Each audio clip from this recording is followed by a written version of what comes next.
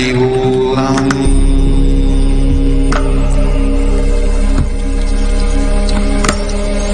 Om Nithyananda Paramashivam.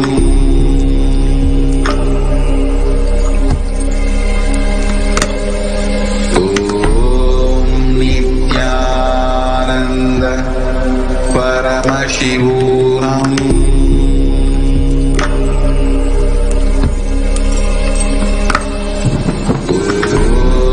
Nithyananda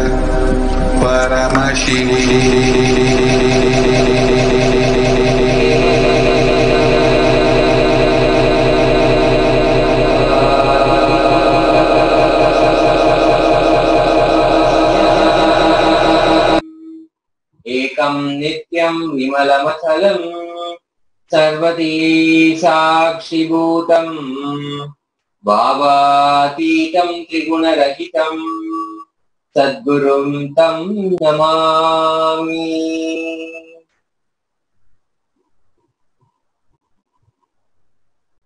With the divine blessings of the Supreme Pontiff of Hinduism, His Divine Holiness Bhagavan Sri Nithyananda Paramashivam, we welcome you all with our love and respect to yet another exciting day of Nitya Satsang, the eternal words received from Master.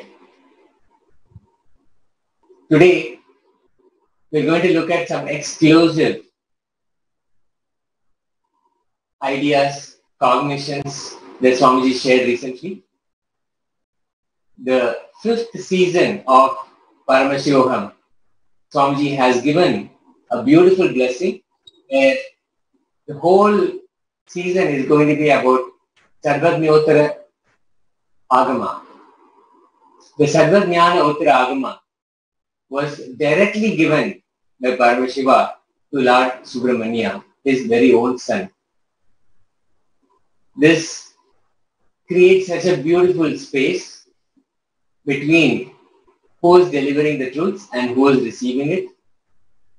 And in the introduction, rather the first session, Swamiji introduced the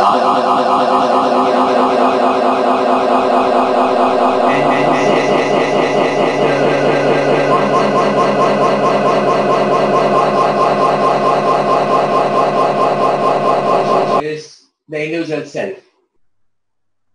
The self, all of us who are bound. Pasha is actually the bondage, the karma, the incompletion, all the samskaras, all of that put together. The pasha is the bondage that ties us. And Pati, of course, is Paramashiva. Now, Swamiji gave a beautiful opening, and he also gave the right technique or the right space to hold when we are receiving the Sarvajnana Uttara Agama. He basically said, Subramanya, when asked, of all the three, the Pasu, Pasha and Pati, what is it that you want to learn about? He very clearly and very immediately says, I want to know about Pasu, the self, which is present in all the beings. And the bondage, the Pasha, how the bondage is stopping, preventing from liberation, from the self attaining its own fruition. And he's very clear. He's not even asking about Pati, not even questioning, because he is Paramashiva himself. But also, he's also very clear. I will not question my Guru. I will not question the ultimate. And Swamiji said, this is the right space to be in. I think this is the right moment. Nithyanandam, Swami. Nithyanandam. Am I audible, Swami? Yes, Swami, I can hear you. Thank you. Yeah. And I just wanted to get your thoughts on this, Swami. So, we go through a lot of things in our life. Life happens to us. Many things we see, many things we perceive, we have to face in our lives. And a lot of times, the first tendency for all of us is to question, why is God doing this to me? What is really happening here?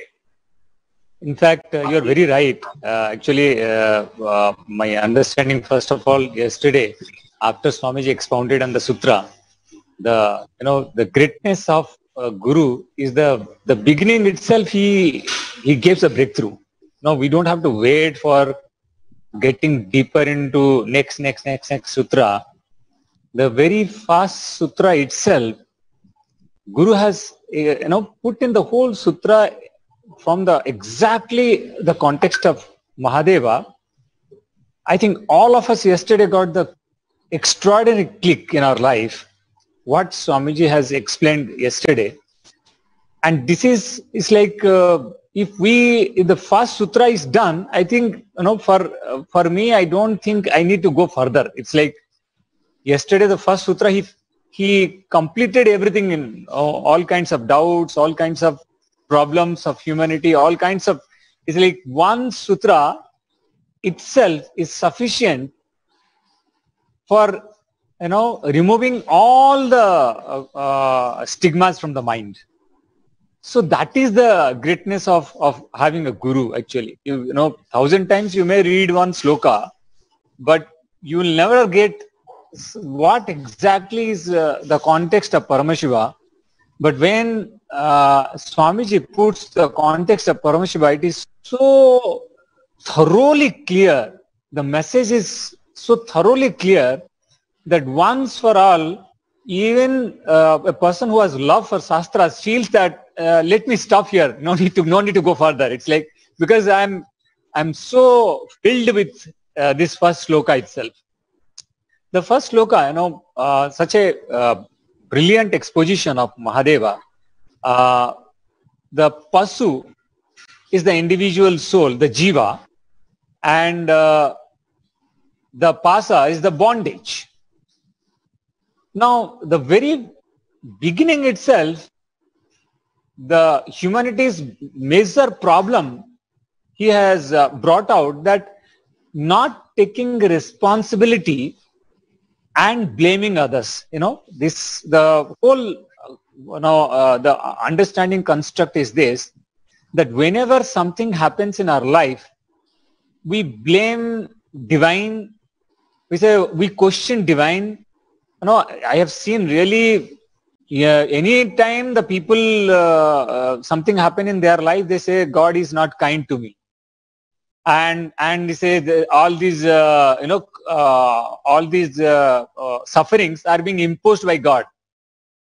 So first, this wrong cognition of not looking within, but questioning the divine, not having the right context of the problem. What is the source of the problem? When we do not know, we can never resolve the source of the problem. Only when we know the source of problem is the bondage, is the pasa, unless we know that, we can never resolve it. But the irony of the situation is that the individual with the problem immediately questions Pati instead of going deep into the pasa. The Pasu means me, the individual soul, the Jiva, instead of getting deeper within into the pasa, the bondage, questioning the very bondage, questions immediately the divine. Actually, divine is the solution. The very trust and divine would have finished the whole thing from there. So very attitude of life, Swamiji is pointing out the very attitude of life. From this attitude, no learning can happen actually. Because the Jiva not looking within, not taking responsibility, not deciding to awaken is the very core reason for his bondage. This is the ignorance of the human mind, is the pasa is this ignorance of not looking within, but questioning God, questioning divine, and suspecting divine which actually makes his life thoroughly miserable, filled with suffering.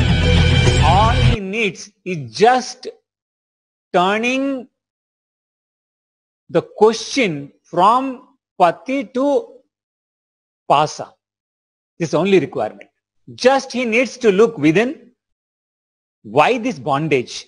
The very moment he looks within, this ignorance will be handled, and the very responsibility for the ignorance will start happening, and the very listening of the Subramanya space happens. Only when I know that I am the jiva, then the pasa is the bondage which is actually binding the jiva, and pati is only the reflection of the cosmic solution. So immediately when the pasu, means the jiva, becomes aware of the pasa, the ignorance part of the pasu, means the jiva, is addressed. So this is such a brilliant exposition. Yesterday, even Swamiji told that all the people, all the Adinavasis, even all the disciples, to look within, because all of us in our life has actually questioned, the divine, the God, that our life, any time, any problem which we have not been able to address, the source, the reason, we always took a negative approach towards Lord, towards the divine. We always thought divine is the reason for my, my situation. And many people complain that, oh, God is not listening to us. That is another,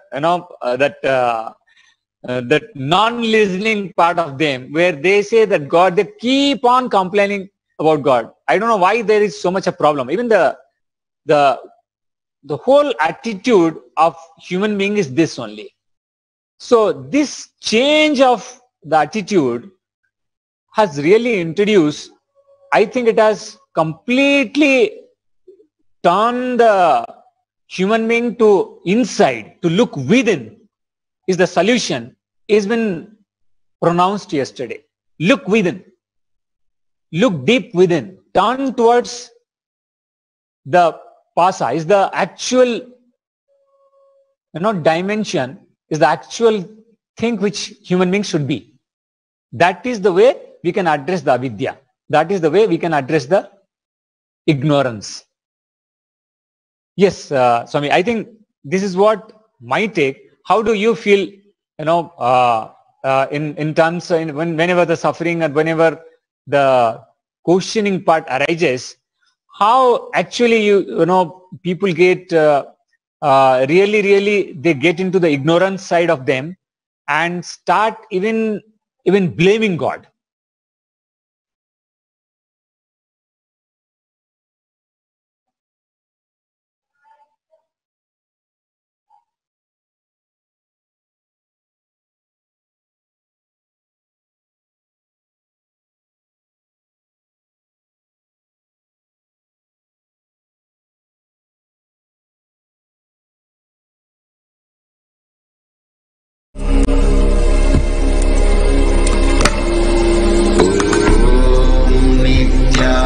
Nithyananda Paramashivam Om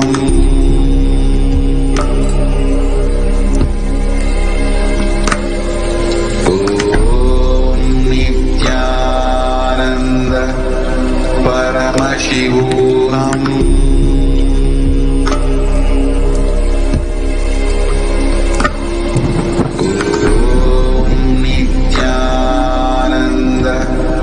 Paramashivam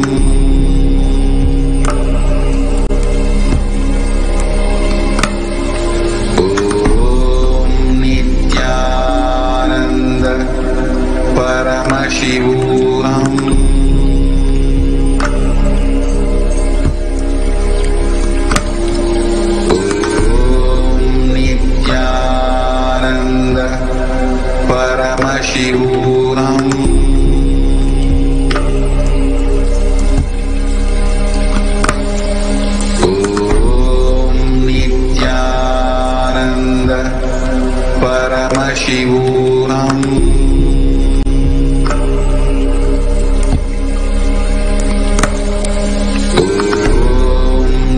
Nithyananda Paramashivam.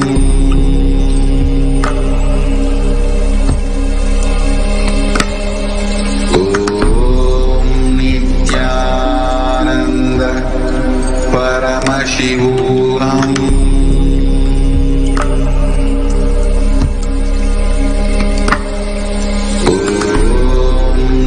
Nithyananda Paramashivam.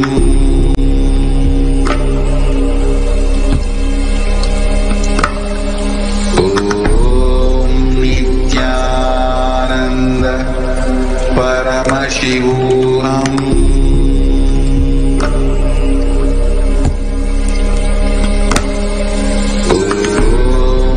Nithyananda Paramashivam.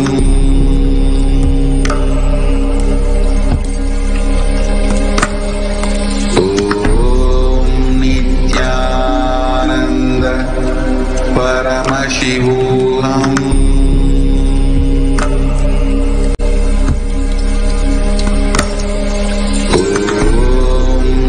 Nithyananda Paramashivam.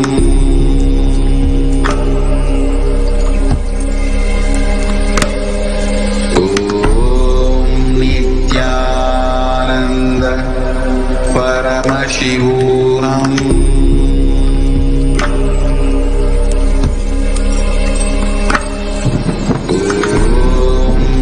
Nithyananda Paramashivam.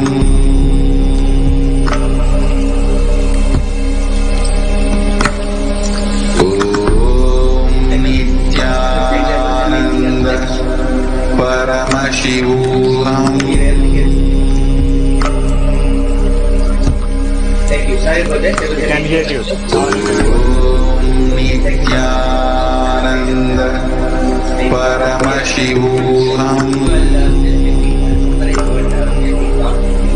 So basically, what has happened is Nithyananda and we have Paramashivam. Paramashiva himself. So when something is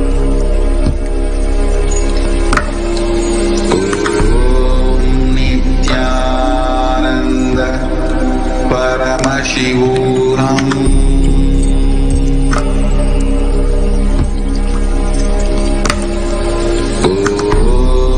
Nithyananda Paramashivam.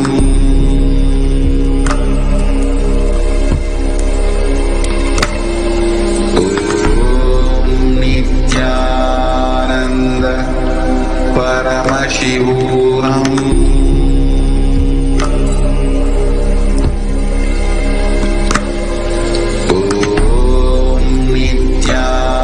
Nithyananda Paramashivam.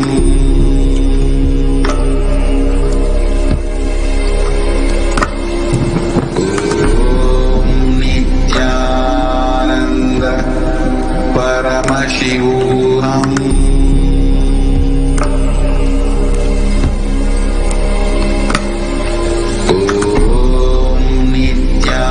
Nithyananda Paramashivam.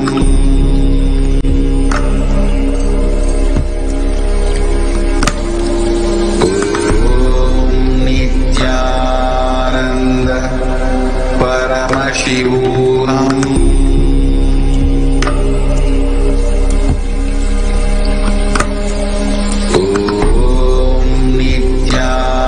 Nithyananda Paramashivam.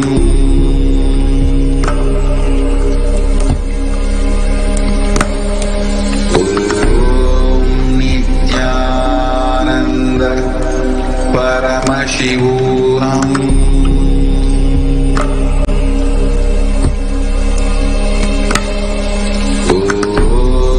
Nithyananda Paramashivam.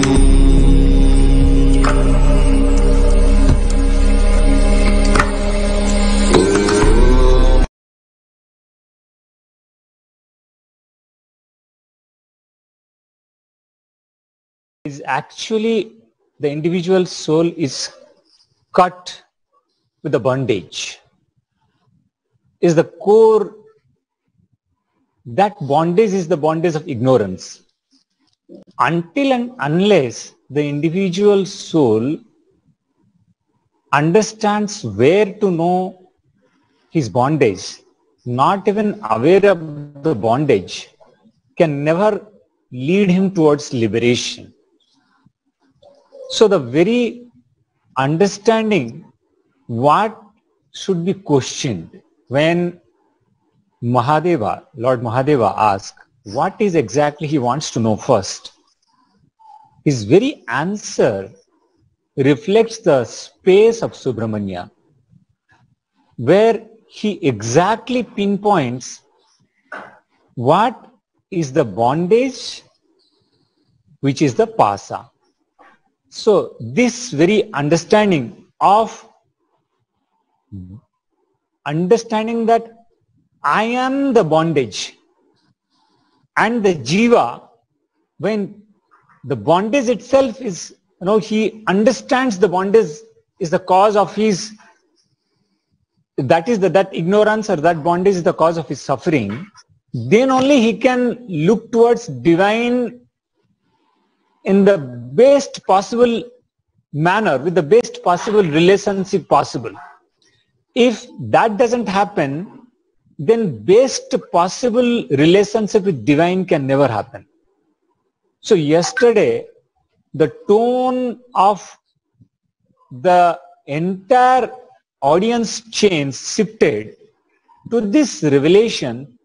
What is the right question? What is the right knowledge? Whom to ask the right question? And what should be the inner space for this Sarvottara Jnana Agama to happen inside us. So, yesterday even Swamiji was actually, His Divine Holiness was actually talking about his own life. Really, whenever, past, if I really compare my life with my Gurudeva's life, ever since I have been with Gurudeva, from the year, I was there for more than 12 years, but I can say from the 2010, the intense, I can say the extreme of, the world has afflicted extreme misery on His Divine Holiness. He has been left and right persecuted. More than 100 attempts of assassination happened on him. So, a being on whom so much persecution has happened, whom everybody used to worship, and tomorrow all newspaper, all media, everywhere character assassination happened. Even during those times, people like us questioning about when everything was going so nicely with our life and our monastery was going so nicely, we were functioning, we had nothing, no complaint in our life. But seeing all this, we started questioning, what is this? But the Divine Himself, His Divine Holiness, never questioned, never had a doubt, never had a suspicion for Paramashiva is the ultimate gift when He revealed that to us, that even in those times, I have read a story actually. I would like to tell about the story. The story even Swamiji only explained. He said one day what happened, one person is telling to God. It's a song to God. Oh God, yesterday, when I was walking on the seashore, I saw the steps, my steps and your steps. But after going further, I saw only two steps, only the steps. I did not see the presence whether you were there or not, when there was really a storm happened, and he's telling you there was a storm happened, and after that I saw only the footsteps of one person. So the divine responded that, dear, those moments when the storm happened, I was carrying you on the shoulder. The moment the storm happened, I was carrying you on the shoulder. That is why only you are seeing one person's footsteps. The very understanding that when the situation is bad, actually the divine is taking care, but in our space we start questioning the divine, that what is happening to us, why this is happening to us, why God is inflicting so much of misery in our life. So the understanding, the attitude towards divine is non-grateful. Non-gratitude is the attitude of human being. No gratitude is the attitude of human being towards the divine, towards Guru. And that is the reason of the fall of the humanity. Actually, that is the, why in the modern world so much of misery, so much of suffering exists. It is because of this very reason, because the modern day Hindus have lost their trust on God and divine. This is the line, the tagline I want to tell. Why the so much of miseries? I think even the Satya Yuga and the Treta Yuga, Dwapar Yuga and Kali Yuga.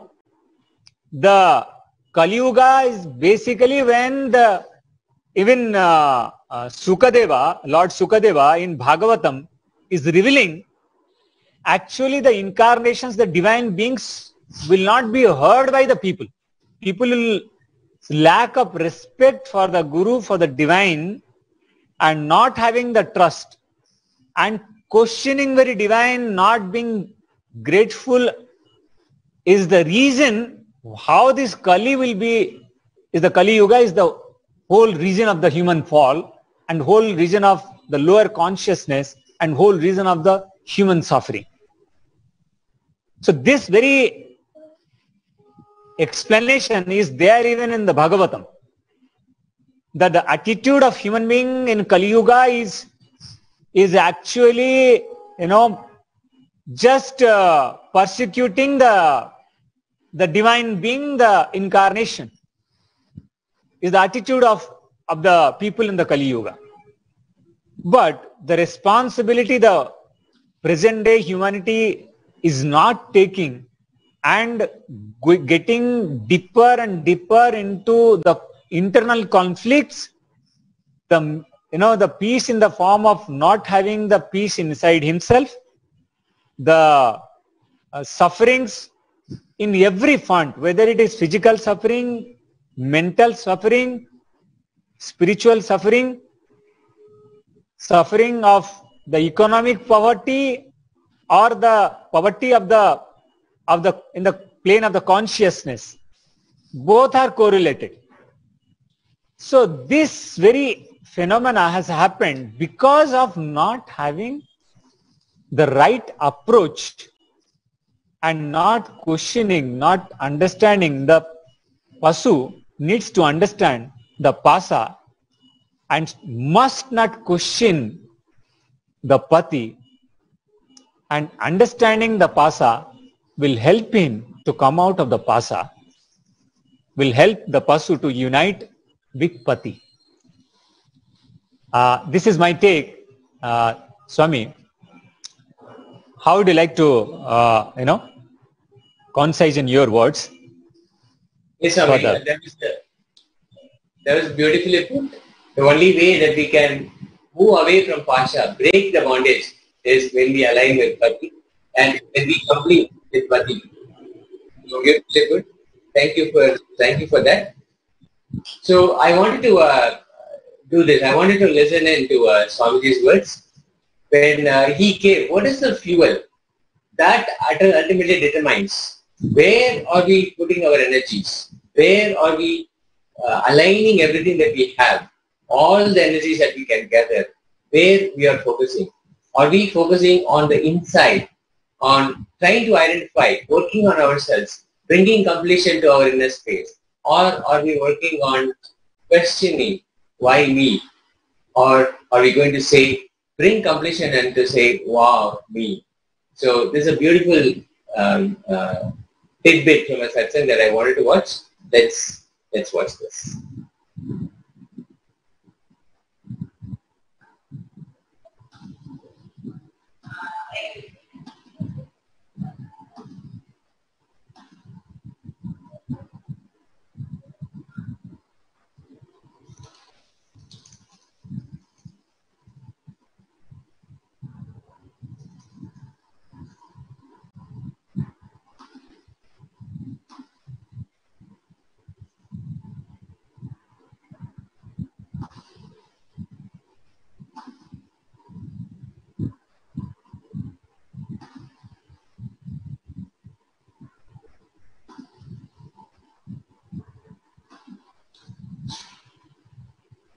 This is a beautiful piece where Swamiji himself, in his own words, gives us the fuel where we focus our energies. As we have been discussing, the three major components of our lives: the Pasu, the Pasha, and the Pati. Pasu being our individual self, our self that is available, that space that is available in all of us, and the Pasha, which is the bondage, the incompletions, the karma, the samskara, whatever we want to call, the bondage that binds the self from expressing in its full potential. And then we have Pati, who is Paramashiva himself. The three components of all of existence. And when Paramashiva asked Lord Subramanya his very own completion, what he wants to know about out of the three, Lord Subramanya is very clear. He says, I want to know about the bonded soul, what it goes through and what really happens there, and how the bondage is inflicted upon the soul. He is very clear. He does not have to question the Pati, because first he is Paramashiva and he is also very clear in his own space. I will not question Paramashiva. Such a beautiful space, and he very clearly has aligned the fuel.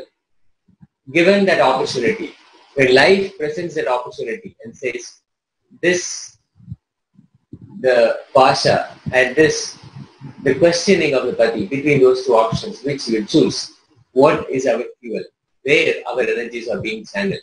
Are we going towards the inner journey, like how Swamiji, given that there is a book written by Swamiji that says, the only way out is in. Are we going to take that journey, look inside and identify the inner framework? What are all the alterations that we have to make? The reinventing of our inner framework, what we are made of, the metal that we are made of, reinventing that so that the space of completion can be beautifully covered and we can connect even more deeper with Paramashiva, Pati himself. So let's now listen into Swamiji in his very own words, the best fuel for our lives.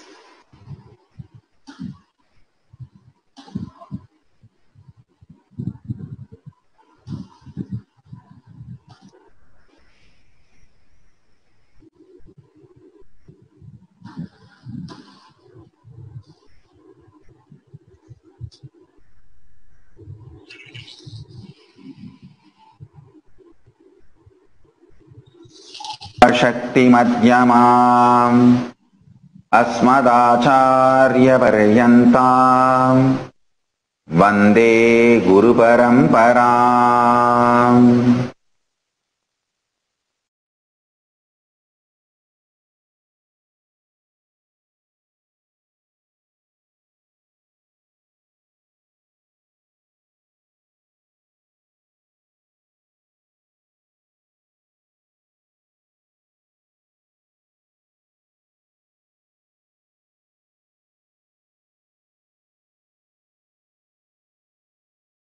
I welcome all the living and practicing Hindus from all over the world. I welcome you all with my love and respect. I welcome all the Sarvanyapita Kartas, Yajamans, Manifestors, Sarvabarityagis, Srimahans, Mahans, Tanedar, visitors, viewers, Kayakalpa Yoga participants, Kailasas, E-Gurukul students, Kailasas, NHU students, thousands of Paramashivam Season 4 participants, everyone sitting with us through Kailasa TV, Kailasas, NTV, Kailasas, HNTV, Kailasas, Enlightened app. I welcome all of you with my love and respect.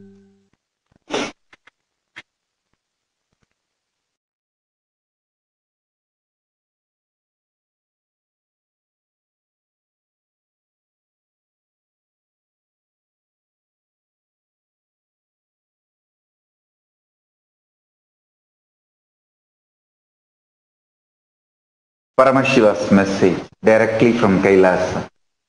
Listen. Purifying the source of your energy, prana, life force, is the goal of human body.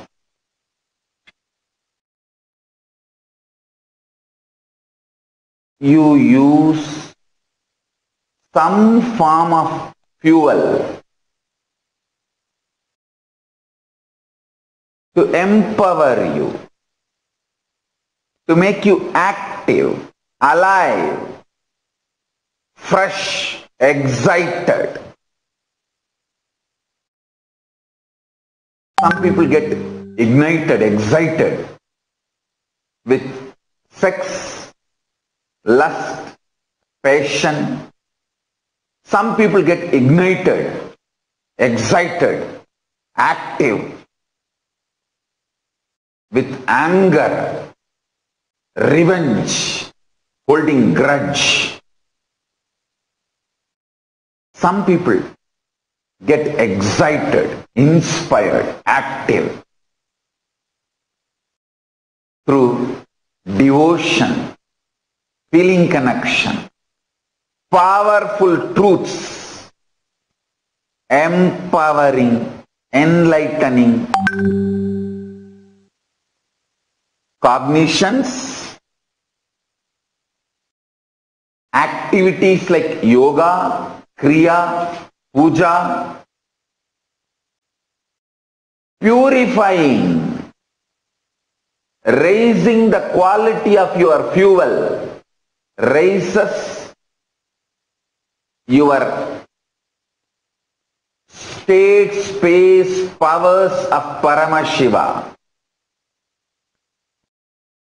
If you raise the quality of your fuel, move from sex, away from anger, move away from revenge, move away from holding grudge, move away from all of this tamasic, rajasic, life negative fuels and resources.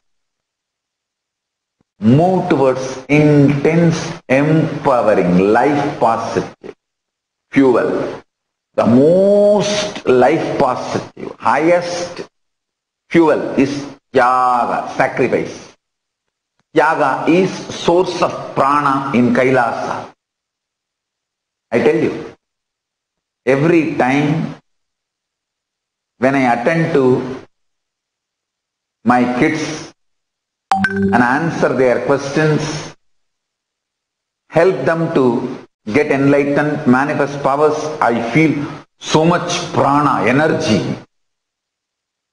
It's not that I want them to get into mood swings and throw tantrum. I want to make it clear. Otherwise my kids will say, oh, I have to give energy to Swamiji, so I have to start throwing tantrum. No, stop. I have enough people all over the world whom I need to attend. I want to tell you all, whenever I do Tyaga, I feel so much energy, excitement.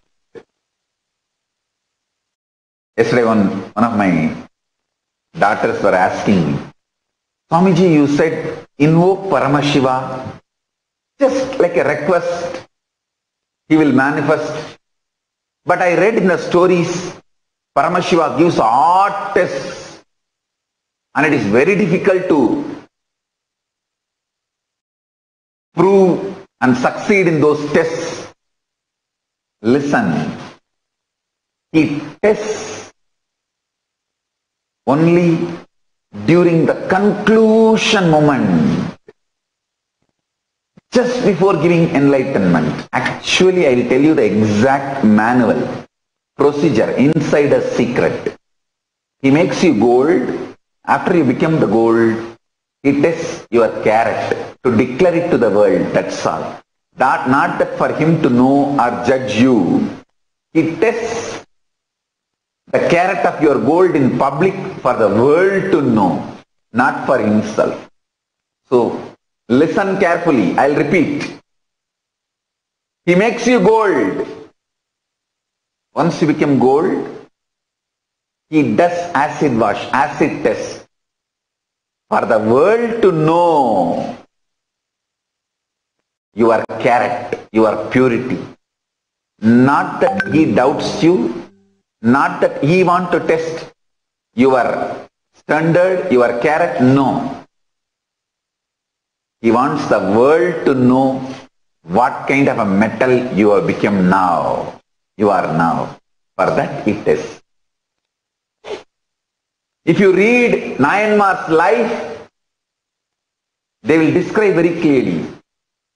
Paramashiva decided to test Ilayangudi Mara Nayanar to show to the world his quality, not for himself.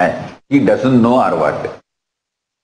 As if Paramashiva doesn't know the strength and the metal out of which Ilayangudi Mara Nayanar made. Paramashiva only made Ilayangudi Mara Nayanar. He wants to test, to show to the world what kind of metal Ilayangudi Mara Nayanar is made of. Raising the quality of the fuel of your prana, your life force, is the purpose of human body. Some people get excited for money. For them, money is the prana. Some people get excited by abusing others, attacking others, destroying others. Listen, if destroying others, abusing others, attacking others makes you excited, you are a Chandala, Rakshasa, demon.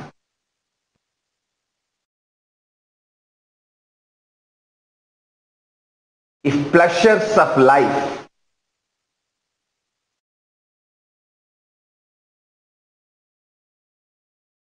like sex, food, all this excites you, then you are Shudra. If money excites you, you are Vaishya. If commanding, ruling, administering excites you, you are Kshatriya. If enlightenment, powerful cognitions about cosmos, Kundalini Shakti, yoga, puja, kriya, if all this excites you, you are Brahmana.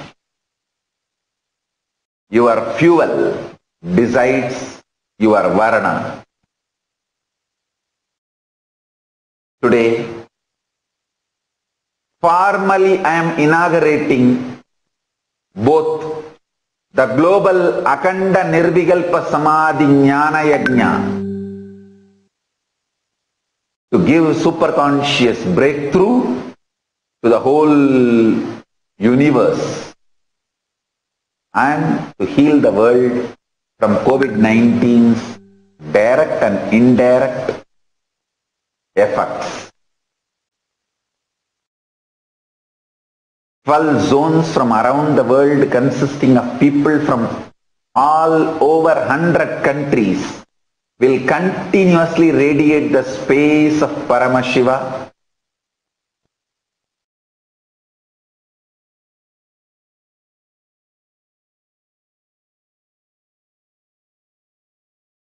Listen. 12 zones from around the world, consisting of people from over 100 countries, will continuously radiate the space of Paramashiva by practicing Nirvikalpa Samadhi, unclutching process meditation. 24 hours a day, 7 days a week.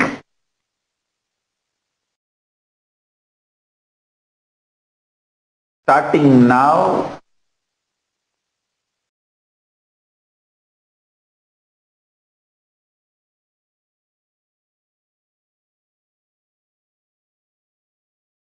I'll continue till I announce further. The goal is to have 10,000 people radiate Paramashiva from the state of Nirvikalpa Samadhi at any given point. We invite the entire world to join us and heal the globe from COVID-19 and give a superconscious breakthrough to the world. Even with people no meditation experience are welcome. We will teach you and we will train you the sacred unclutching process, Nirvikalpa Samadhi process, ultimate meditation revealed by Paramashiva, and we will enlighten you. Sign up at kailasa.tv/minutes for peace. And I tell you, as I said yesterday, if you are practicing all by yourself, if you put 1 hour effort, you will get 1 hour result. But here, if all of us put together, we put the billion-hour effort, every single individual who has put even 1 hour will receive the billion-hour result. That is the beauty of collective meditation process, collective spiritual alchemy process. So now you are not only going to get the billion, I am adding direct Paramashiva component in it. So it just gets like a transformer. Billion become trillions and zillions. You will be showered. And next, the great Pachapatni Vratam completion.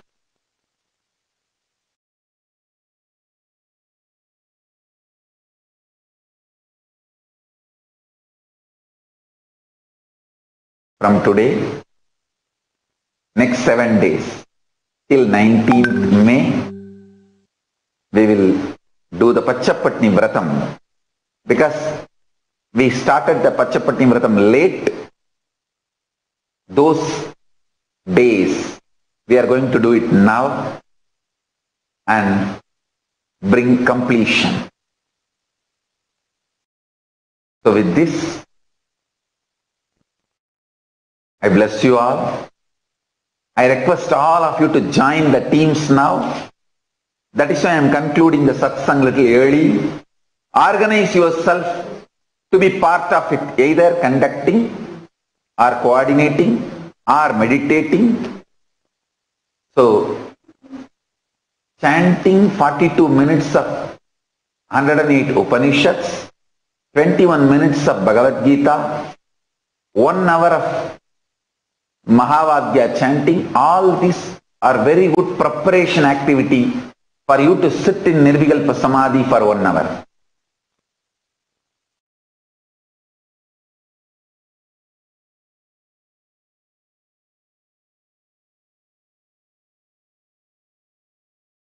So, now the presidential briefing will be done.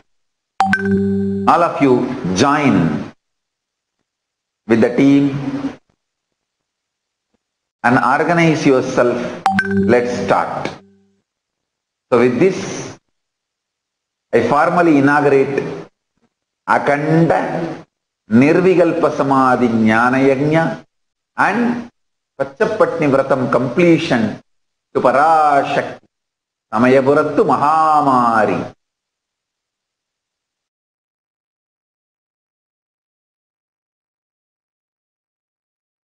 You all, let's all radiate with integrity, authenticity, responsibility, enriching, causing, living Shuddhatvaita Saivam, living and radiating the state, space, powers, being, superconsciousness and Kailasa of Paramashiva.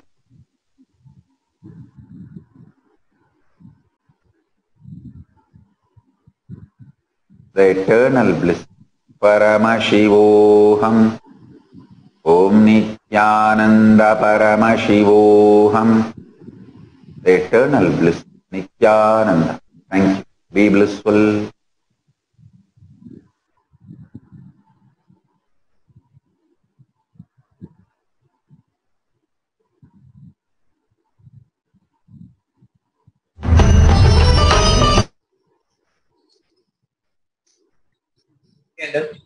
So beautifully, Swamiji shared the fuel for our life.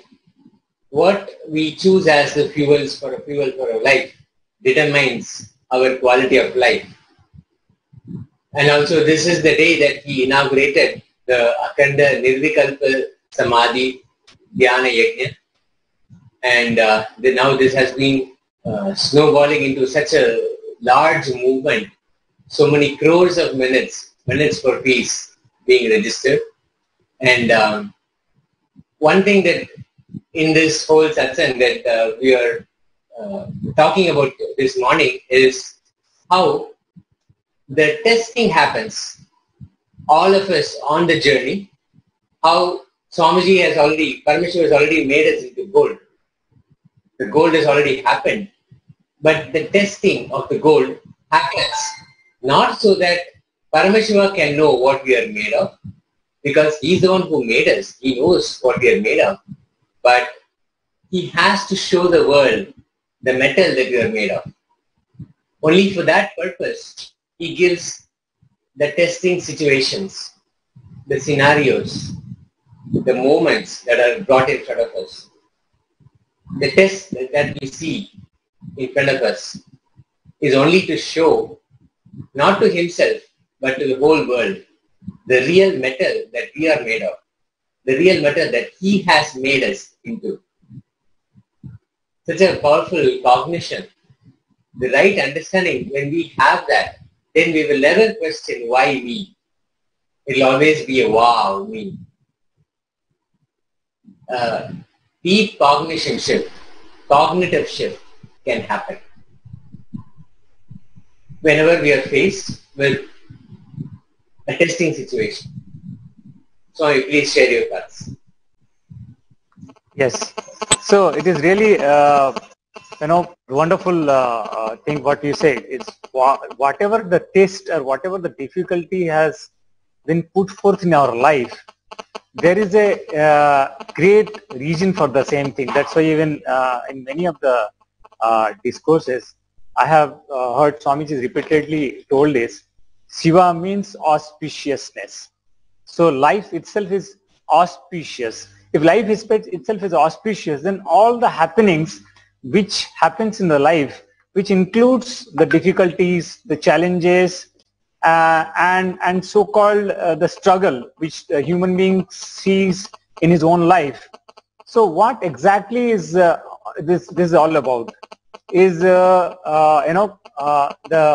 whole thing is that the difficulty is not able to perceive the struggles and the obstacles in the life has a greater reason.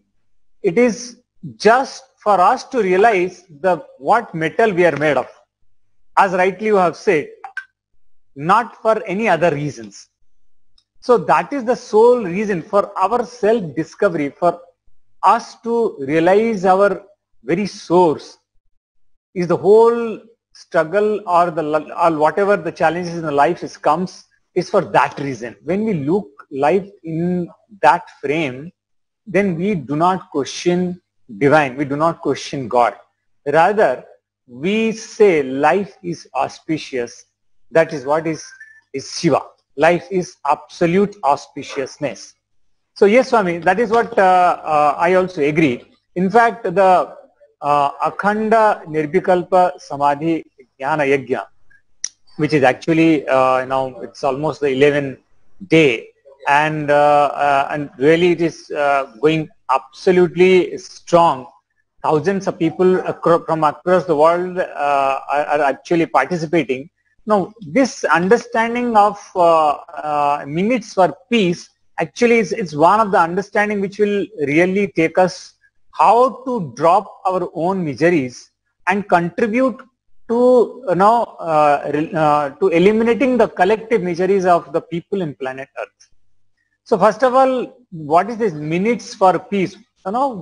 Inside us, we are experiencing either conflict, internal conflict, either excitement or depression or sadness or anger. All these we keep on experiencing inside our inner space. In the inner space, what all of us want, we want to experience peace in our inner space.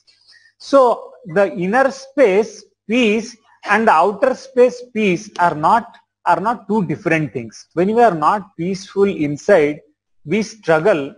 In the outside world, we feel we hang on to people, we hang on to objects, we hang on to situations and keep complaining because we are not peaceful inside us. When we are peaceful inside us, we will absolutely be peaceful outside us also. So because of that reason, when we are saying minutes for peace in the unclutching is a methodology where we remain peaceful inside us. Means this very moment, if I say that right now it is in my watch, let's say 7001 is a minute. If in this very minute I am experiencing turmoil in my inner space, means that turmoil is getting recorded in my inner space, and that turmoil is getting recorded in the collective conscious space. So when I change that minute of recording which is happening inside me at this very moment from turmoil to peace, by adopting this technique of unclutching, then that peace which has happened inside me contributes. When so many people doing unclutching meditation and each experiencing, each turning the present moment from their inner space from turmoil to the peace, so much of peace adds, inner peace adds collectively to the collective consciousness, and that changes the whole collective consciousness. So more and more suffering free world is delivered to the human civilization. So this achieving the inner space, where turning our inner space to peace not only helps us in our health, in our day-to-day life functioning, but also empowers us and gives us tremendous amount of courage to work for the removing the suffering from the world, from which is there in the collective conscious level. So if we understand this, that I can reduce my turmoil in the inner space, I can reduce the turmoil in the collective space in the world, then suddenly, without even stopping for a while, all of us should jump and become a part to this an Akhanda Nirvikalpa Samadhi Jnana Yajna. Because by this, we are creating a wave of peace. The wave of peace and bliss can actually hold this whole planet Earth, where at the present moment there is actually deep turmoil, and people are facing a tremendous amount of challenges in their life because of COVID-19 and several other economic issues.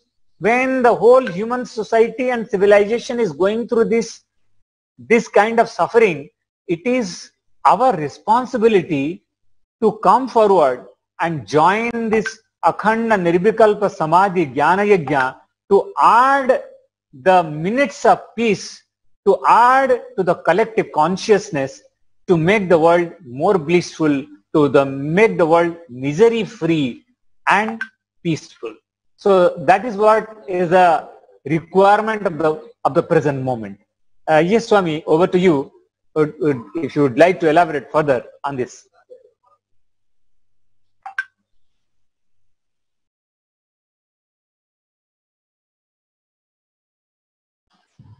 Thank you, Swami. Thank you so much for your thoughts. And again, once again, a deep thought and insight shared with us. Thank you. And I just wanted to quickly chat with somebody who has joined us, Nithyananda. Welcome, Nithyananda. Thank you for joining us. You can please go ahead and unmute. And I understand you're here to share about your experiences from the whole untouching session, how it was. But Ma, before that, please give a short introduction about yourself, where you are and what you do, and your journey to Swamiji. And then you can go ahead and share what you want to do. Please go ahead. Yes, Nithyananda, Tejaswami. Nice to be here. Nice to see you. So yes, absolutely. I've had the great privilege and opportunity to, gosh, where to start? Everything. Swamiji has just transformed my life completely. Right now, yes, I am taking part in the unclutching meditation sessions, which has been one of the most wonderful experiences right now for me. Just to be a part of it and to take part in it. And so now to start my journey, I'm Pushkalananda Nithya. I'm currently in Colorado, USA. I met Swamiji in the year 2009 in Seattle. That was the first time I seen him. Immediately, I knew that I wanted to be with Swamiji. You know, the first quality, the attribution of the Guru, for me was the unconditional love. I had gone through various different experiences in my life as a seeker, and I wanted to experience completion without knowing anything further into what it is that I was seeking for. And when I saw Swamiji for the first time in the physical form in the Seattle, it was something about Swamiji's body language that just radiated so much compassion. I was sitting there in the event that was taking place, and I was amongst one of the people in the hundreds. And the moment Swamiji walked into the hallway, I don't know exactly what happened, but I could just feel overflowing compassion from Swamiji's being as he walked through. And I just started to cry. It's like the tears were just coming out, and I don't even know why I was crying. But it was such a beautiful expression for me. It wasn't a painful cry, but it was a joyful cry. For the first time, I was crying for a joyful reason. So it was a very pleasurable cry that was happening. So at that very moment, you know, I looked at Swamiji and I just knew there was something very, very special about Swamiji. I knew that I wanted to experience that state that Swamiji was in. And I understood at that very moment that there's something called unconditional love. That was exactly my experience, what I felt. It was like I didn't have any, you know, I never talked to Swamiji physically, but the feeling connection that was there. Swamiji came into my life initially through a YouTube video. And ever since Swamiji came into my life, you know, I just started watching video after video, and it was like, wow, this is exactly the solutions I'm looking for. These were the answers that I've been seeking without even knowing too much further into, you know, much about myself. And so Swamiji, when he came into my life, I started to give listening to myself by giving listening to Swamiji. In a sense, I understood, wow, so this is why I'm going through what I'm going through in life. You know, so these are my pain patterns, and this is why I feel stuck in life. So all of that started to come together, and there was a bit of a transformation I shouldn't say a bit of a transformation, but the transformation for me started from those bits of experiences with Swamiji in the YouTube videos. So I could see that my life was already starting to transform in such a positive impact way. I can see that a lot of the depression was losing its power over me. Actually, one of the most profound things that happened was a healing experience. So I just had my daughter in year 2008, and the doctor had already declared me dead. They said that get your family together because you're not going to make it. I had very high blood pressure. I went into a stage called preeclampsia. And so during that time, the doctor had just said, you know, your blood pressure is too high. We've had doctors flew from Texas, from California, from various different states just to come and give me a treatment. But there was really no hope. My doctor had said, sorry, this is it. I have to do this job to tell you, but just get your family together. You know, and during that time, I went through a really low space. And I remember laying there for the long periods of time in the hospital. And I questioned God, you know, and I said, if you're really real, then you must be hearing my prayers. You know, if you're really true, then show yourself. I don't want to die. I was scared and I didn't want to die. So, you know, miraculously, somehow I made it. I was in a hospital for about 4 weeks after I gave birth, and then I was sent home. We don't know what happened, but the doctors was like, this is a miracle, you know, good luck to you. I went home, and then shortly after, Swamiji came into my life, and that night was a very, very beautiful experience for me too, because I would always talk to, you know, I didn't know how to understand God, so I would always talk to God and hey, you know, God, if you're real, show yourself to me. That one particular night, I had an experience where I was doing some research on my laptop, and I happened to fall asleep right when I was doing some research. And what I saw was I had a spiritual experience where I was able to see, it was like a grid that just appeared in front of my eyes, and it expanded. And then I was able to see like a 360 vision. It almost felt like the cosmos. It was just dark. And I could just see that. And the very next day, you know, I woke up and I was thinking to myself, what was that? I've never experienced anything like this before. The very next day, Swamiji showed up on my computer on YouTube. So when I watched Swamiji, I was just so impressed by what Swamiji was saying. It was like, oh my gosh, this is what I've been looking for all my life. So Swamiji I started watching videos after videos after videos, and Swamiji just changed my life ever since then. So much of positive influence was brought into my life. I started to heal. My blood pressure had already gone down by then. You know, and there was a lot of changes. But I still I wanted to attend Inner Awakening basically after that. So in 2013, I made it to Inner Awakening. That itself was a miraculous happening because I didn't have the funds to go to Inner Awakening. And it was about 1 week before Inner Awakening, and I still needed money to make it. And so then again, you know, I was like, well, God, if you're really real, Swamiji, you know I really want to be there, so you'll make it happen for me. And I promise you, I go to work, and there's a check there waiting for me by the IRS, who supposedly told me that they said that they owed me money for back taxes, which was a complete shock. Tejaswami, are you saying something? I'm sorry, I'm not able to hear you. No, ma, please go ahead. Oh, okay, yes, thank you. Yes, so that itself was, you know, a divine intervention. So Swamiji's always supported me in everything, and I can say that just by looking at Swamiji's Murti, I've been able to ask Swamiji for whatever I want, and Swamiji makes it happen. There's not a single time that I can say I asked for something and Swamiji didn't give it to me. So I recognize he was my guru, and he's the person that I'm supposed to be with. And you know, yeah, and so then sometimes when things didn't work out, I also understood that it's because they're not supposed to work out. I'm supposed to learn something from that. So anyway, so fast forward the beautiful journey. I made it to Inner Awakening. That was completely life transforming.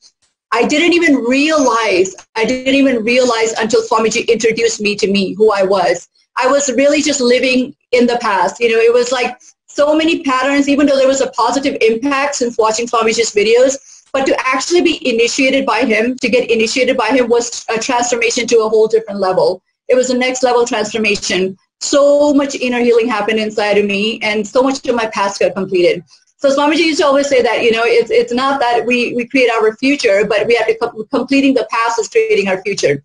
This is a true experience for me because all my pain patterns was because of the past cognitions I was carrying. You know, life is unfair, life is too hard, I'm all alone. All that was, Swamiji was able to give me healing through the Inner Awakening. So everything that we learned in terms of what is completion, how to complete with our past life, how to complete with our parental conditioning, how to complete with the society and the relationship. So in other words, with others, and the completion with ourselves. And then that was just so amazing because it just brought a whole different perspective in my life, and a completion really did happen. Apart from the initiations that took place during the Inner Awakening were just so powerful. I don't even know what was happening, but I know that Swamiji was doing it. I could just feel like, you know, it was like literally the past was erasing. Day by day it was getting erased, and there was just so much inspiration that was flowing in, so much inspiration. And I was literally taking a new conscious birth. I felt like I couldn't even really remember the pain patterns I was carrying with me for so long. All I knew was that I felt like I was alive. You know, I was like, I never felt so good, honestly, when I went through such a period in my life where I was so sick. I even forgot to laugh, you know, and when I was in Swamiji, I laughed so hard for the first time. I laughed so hard. I really felt my being was laughing. You know, I could just feel full of life and colors and inspiration. And I just knew that I wanted to be a channel for Swamiji. And so that's what I asked him. I said, I wanted to be a channel for him. So after the inner awakening, I came back to Colorado, and that's where we started our home center. So this is where we started to enrich people and bring people to Swamiji's activities and the meditation programs and so forth. And it's been just a beautiful journey since then. So thereafter, you know, I decided that I wanted to become an Adi Navasi. And whatever obstacles there were, Swamiji removed it. He took care of everything in such a way that I just knew Swamiji's compassion. You know, there were some obstacles that I was struggling with for some time that were out of my control. I would say that it wasn't based on my decision. But the way that Swamiji works is just, all we have to do is just ask him, you know, and that's what I realized being with Swamiji, is that there's nothing that we need to do or work hard for. Just asking Swamiji for what we want is enough to get fulfilled. And I really, truly felt like his own daughter, because anytime I ask him for something, he just gives it to me. And he did, you know, he removed all the obstacles and he made it possible for myself and my daughter. And so then we became Adi Navasis with Swamiji. Now, living around Swamiji was just another space altogether. You know, I honestly, I could have never imagined that coming down and taking a birth. Of course, it all made sense. Yes, this is the reason why I took a birth, is to be with Swamiji and to live this lifestyle. But it is such an empowering life. To be with Swamiji is the most empowering life, because it's a perfect balance that I've been seeking for all my life. You know, how do I find a balance in between relationship with my parents, find a balance in relationship with my daughter, with my career, with myself? Well, what do I do? What's my purpose? Everything to the maximum potential and the optimum, Swamiji manifests that for me. So living with Swamiji in such a beautiful enlightenment ecosystem of Kailasa was the most beautiful experiences, you know, and just to see Swamiji, to be there with him, take his initiations, it was the most beautiful experience. It was like being on a different plane altogether. So then thereafter, so now here we are. And, you know, and then Swamiji is so compassionate. We missed him so much when he wasn't in the Adinam, and we just wanted to be with him.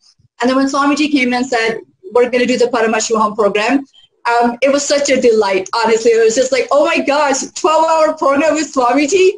So this took me to another level of a transformation, honestly, because I'll tell you what happened. When I came back from the Adinam, of course, I started to implement this lifestyle in the Maya Matrix back.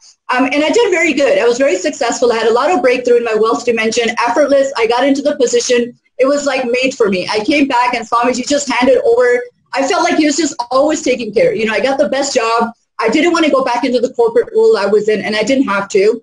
But I went into the management position, and then I got honestly, so even my salary, there was like, I've never had so much salary before, and it was just given to me without any experience in the background or anything where I needed to feel like I needed to work hard for it. So that was going all great. But with the schedule being the way that it was, I started to develop bad sleeping habits. So I was starting to notice that I wasn't able to wake up in the morning to do yoga. I wasn't integrated to my spiritual routine. I was doing puja when I would wake up, and then if I missed my puja, I felt bad about missing my puja. And so then I was like, you know, I felt like I was missing something. I wanted to get integrated, but I didn't know how to. How do I align my world, my life, my work environment, and how do I, you know, my spiritual world? How do I bring the two together in a balance? So when Paramashivam 2 started, the first thing that happened was, it was such a beautiful thing because it was a 12-hour program, but it was full of so much inspiration. Oh my gosh. So the first day we started, I think it was the very first day, the host asked us, she said, if you were the avatar and you came down to heal people from COVID-19 that's going on right now, what would you do? How would you deliver if you knew the answer, if you knew the solution to this problem, how would you deliver that to people? That very moment, I received a cognitive shift. And I thought, I was just thinking, like, up until now, you know, because when we started Paramashivam 1, of course, this is the 5th batch that I'm joining now. But in the first Paramashivam, this is when all of this, the COVID-19 had come in, and you know, there was so much of a turmoil around. Even with my job, there was a lot of insecurities. Am I still going to have my job? You know, do I still have to go to work during this crisis? I don't want to be part of that. I don't want to catch COVID-19, all the stuff that was going on. But when the host asked us to answer that question, there was a huge click that happened in me, and I realized I don't want to be part of the problem. I want to be part of the solution. So I knew that I was supposed to be in Paramashivam. I just knew that, yes, this is where I'm supposed to be. So I just felt so much gratitude, overflowing gratitude for Swamiji for making this happen for all of us, for making it available for me, coming from all the unknown uncertainties, the anxiety, the people that I was working with. There was a constant anxiety about it. Even the environment, like the grocery stores, people were going really upset about this entire situation. You couldn't get into the grocery stores. There was long lines outside. People were hoarding everything. During those crises, during that time, Swamiji made Paramashivam available for us. So sitting there doing 12-hour program with Swamiji, I was feeling so inspired. I mean, the darshan, the very first darshan that happened, I felt such an upsurge of energy. I felt so uplifted, so healed. And I just knew, yes, this is where I'm supposed to be. So what happened after the 12 hours was that I couldn't go to sleep. I was so wired with energy. I felt so excited about life. I just forgot what was going on in the outside world. I just yes, this is what I want to do. This is what I'm supposed to be doing. And the introduction to the program was just so amazing. I couldn't wait for the further initiations. And so then after the 12 hours, I couldn't go to sleep till the next day. And so I thought to myself, and I wish the program was longer than 12 hours because 12 hours is not enough. The next day, I think it was, the Swamiji declared the program is going to be 16 hours. And I was like, yes, Swamiji, this is so wonderful. I can do this all day long. And ever since then, so it broke my sleeping patterns, by the way. I was going into, basically what was happening was that I would sleep in various different hours, and then I always had this fear that I would lose out on sleep. So in the morning, I wouldn't wake up until literally it was time for me to go to work. I would just feel like I need to get my rest. But when I started doing the Paramashivam program, it was so much inspiration. There was no driven force of greed for something or to work under fear for something. It was pure inspiration. And so I was like, I didn't even want to go to sleep. I was just waiting for the next day. So right there, it broke my sleeping pattern. And I was just I couldn't believe within 2 days, I didn't have sleep anymore. And then I could say the next thing that happened was the food pattern. I realized that in such excitement, I even forgot about so much paying attention to the food, when to eat the food, what time to make the food, is it lunchtime, dinner time, and so forth. And so I just felt like there was so much energy. It was I felt like an energy bag, just expanding with so much inspiration and so much feeling light in the body and just feeling so much bliss, darshan after darshan, initiation after initiation. And then we got into the teachings of the teachings of the Veda Agamas. So all the teachings that's being introduced in the Paramashivam, be it the teachings about the cosmology, be it the teachings about the Ishta Devatas, so the different gods, the different planes, the initiations into the Bhairavas or the Matas, the Ishta Bhairavas and the Matas, all the various initiations, learning everything about it. It was just so exciting. It was gosh, I felt like this is what I want to do all my life. This is all I wanted to learn. So that itself was such a special gift. Everything that was being taught in Paramashivam, it was just complete excitement. And then we went into the power manifestation, which then again took us to a whole different dimension. What I can say about power manifestation is after the initiation from Swamiji literally told us, all of you will manifest now. And that's exactly what happened. Literally after the initiation process, we were paired up with people around the globe to do the power manifestation. Now, there were a lot of new people that had joined Paramashivam that have never manifested the Shaktis before. And this was the first time getting initiated. So when I would pair with a person that have never done the Shaktis before, I remember few of them were telling me, I don't know how this works. I've never done it before. So we just chanted the Mahavakya Swamiji initiated us into, and we got right into it. To my shock and to my surprise, these guys were able to look into my past and give me exact incidents that took in my past. And they were able to catch the thought. They were able to do remote vision. And why do I say so surprised? Because I've been, being initiated into power manifestation with Swamiji, I've been doing power manifestation for a couple of years now. We started in the Adinam and so forth. Of course, every time it's a new initiation to the next level. But to actually see the new participants manifesting for the first time, it was just such a great joy. It was such a bliss. And the participants themselves were so shocked. I can't believe it, and I couldn't believe that they were manifesting. And even for myself. So some of the breakthroughs that I had, I was finally able to feed my Ganesha. So that was one of the things that I really wanted to do. I wanted Ganesha to drink what I was feeding him. And, it happened. Swamiji says it's going to happen, and it really did happen. So power manifestation was taken to a whole different level. The feeling connection, Swamiji just goes on pouring. Anything we want to manifest, anything, just through feeling connection, Swamiji makes it possible. And Swamiji introduces this as the Ishta Devta lifestyle. So it's just been wonderful. So what happened during this time with all this great empowerment is that I got into the batch 2, and then the batch 3, and then I just started to feel like, this is really nice, this is really wonderful, but I want something more. What is it that I'm seeking for? What is it that I want to do? I want to do something more. And so then there was an opportunity for Apat Sannyas that came up.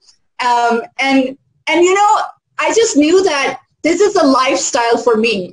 As I mentioned, the moment I saw Swamiji for the first time in my life, I knew I wanted to be with him. And I knew that I wanted to be part of Swamiji's mission. I wanted to take Swamiji's teachings to the world. And I just knew that this was the opportunity. And it's so funny because I said, yes, I want to do it. So I signed up for the Apat Sannyas the first day. The second day, we went into the meeting. The third day, I was in the training for Apat Sannyas. And the fourth day, we were already conducting the classes for unclutching. So what happened during the unclutching is that I found myself, it was just so amazing because I know that all my life, all I wanted to do was enrich others and enrich others through meditation. This was one of the things that I always wanted to do all my life. So I just found myself so fulfilled. I couldn't believe he had taken me to. It's like he fulfilled, making that one decision after Paramashivam to do Apat Sannyas. I felt like everything that I was doing in that moment, we're actually holding the unclutching with people around the globe. So meeting people in every zone, going from one zone to another zone around the world, meeting people, guiding them, supporting them. It was exactly what my being felt fulfilled by doing. So I couldn't be more grateful. I just feel like, I don't know what I've done. Yes. Yes, Manav. What you're talking about, the Akada Nirvikalpa Samadhi Dhyana Yajna, Srimati Atma Pujananda Swami has the complete report of the whole happening of this event, this grand movement that Swami just started. He has a report. Let's listen to this and then we'll come back to you. Yes, actually, it was really great to hear from Puskalananda how she was sharing and from the space of Apat Sannyas.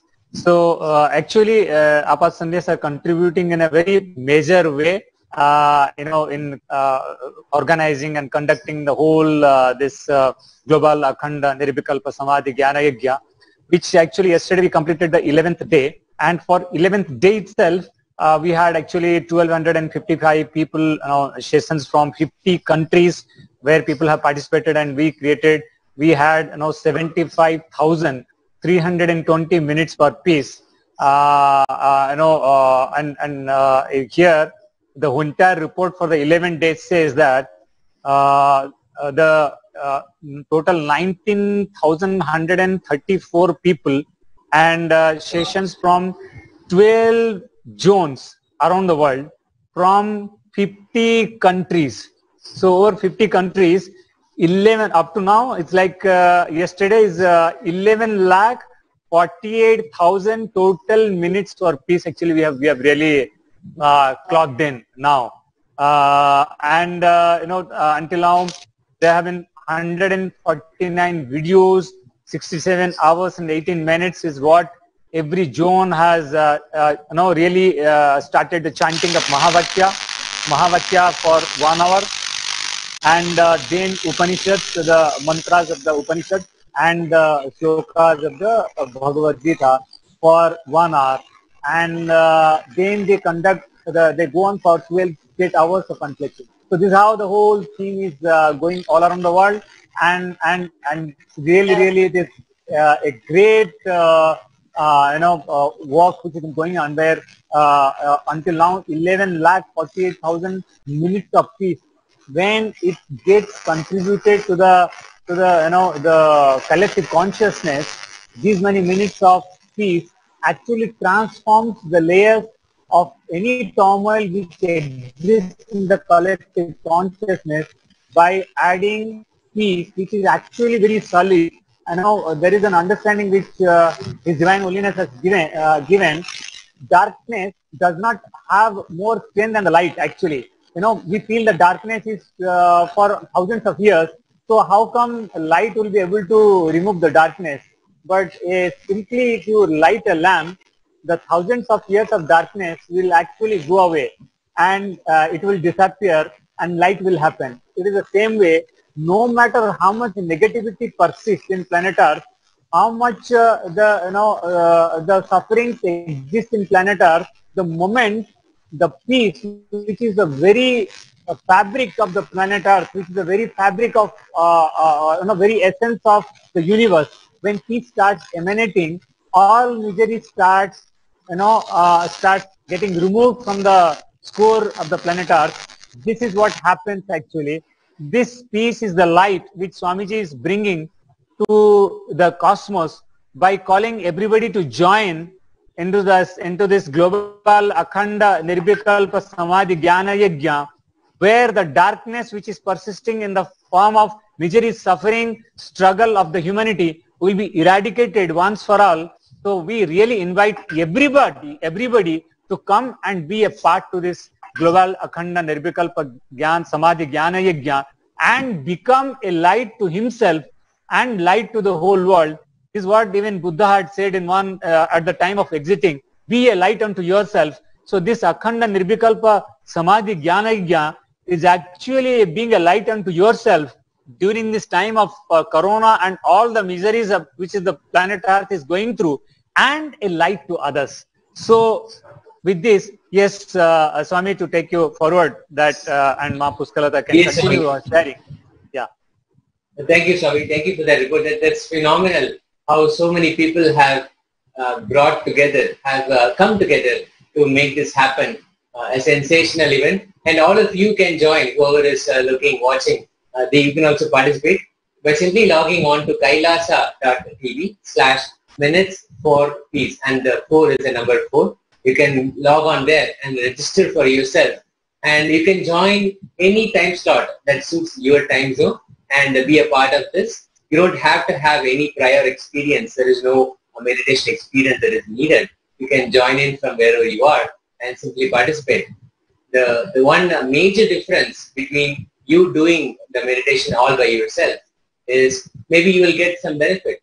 But if you do it along with thousands of others at the same time, all over the world, doing the same process with the same intention, then all the benefit, I can say the awakening, the conscious awakening that is happening for all of them, the whole benefit actually reaches you. So a beautiful way to contribute for both yourself and others.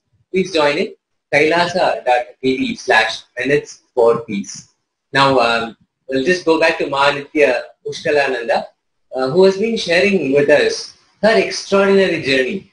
Such a beautiful journey with Swamiji, and we've been talking about, of course, the guru-disciple relationship, and specifically the relationship that we can develop with Swamiji, with Paramashiva himself, when we are receiving the ultimate truth. We have been discussing that. But before that, I just wanted to have Nithyananda continue with what she was sharing. She was talking about the unclutching, the experience, getting all that together and making sure that people are joining in. And also personally, what has been your experience, Ma, with the unclutching? Please go ahead and share. Yes. Thank you. Thank you, Tejas Swami. So yes, that's what I was sharing here, is that so experiences with unclutching is so fulfilling, and like you just said, it's such, I'm so grateful that I get to be part of the most wonderful, impacted, global life positive happening. And to take up a sannyas and to actually contribute towards that in the way that Swamiji has initiated this entire global process is such a blessing. Such a blessing to even know that Swamiji holds us in that space, to actually participate and to hold us in that space. Just knowing where the avatar himself, where Guru himself holds us, that's such a joy to be part of. and to be a cause for a greater contribution. Swamiji is bringing Hinduism to the world, and Hinduism is for the whole planet. It's the goodness, it's the welfare of every single human being. Everything is inclusive in Hinduism, and that's what I find is so appealing, is that there's answers for everything. For every personal issue, to every global issue, to everything related to the nature, everything related to the infrastructure, everything related to every particular dimension of it. So becoming part of an Upper Sannyasis and taking up that aspect of the contribution of Swamiji is the greatest blessing, because it's for the greater cause of humanity and for ourselves, of course. So I feel really good about it. The unclutching experience has been so wonderful. I feel so blessed because not am I only going and conducting or holding the space in the different zones, in the 12 different zones, but also having that experience for myself, unclutching experience for myself. It's such a blessing, because coming from a lifestyle where I barely had any time to actually sit and do meditation or to even think about unclutching, to going into a space where now I just have to unclutch because this is all we're doing, it's had a wonderful positive impact. I can say that, just not too long ago, I received a phone call. This is a personal experience from a family member, my brother, who said that my mom wasn't doing well. And I have to tell you, it's like, when you get that phone call from someone you don't expect it, and you're just like, oh no, what's wrong? Why did I get a phone call from him? And so when my brother, he normally would never call and say something like that, but if he calls and says something like that, it must be serious.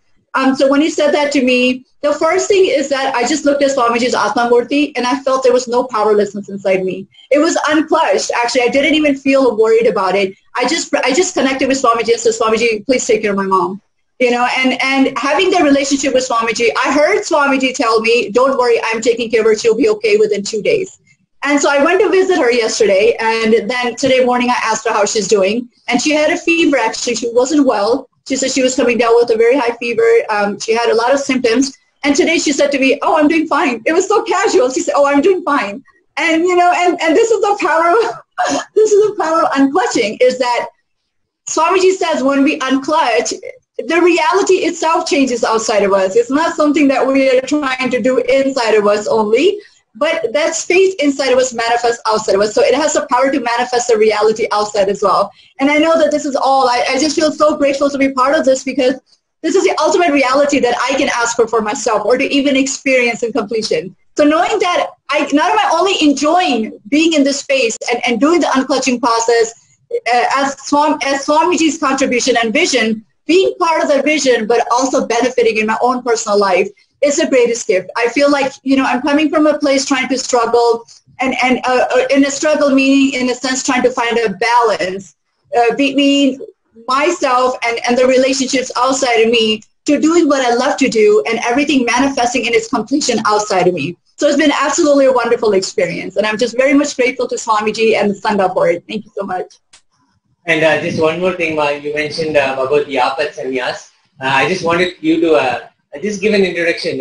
Some of us watching may not know what it is. If you'd like to give a brief of what it is and what it meant for you, and especially for you to create the Kailasa space wherever you are, the same enlightened ecosystem that you mentioned that you experienced in Virdi, to actually have that same happen in wherever you are in Colorado. And what does that mean to you? Please go ahead and share. Yes, Charlie.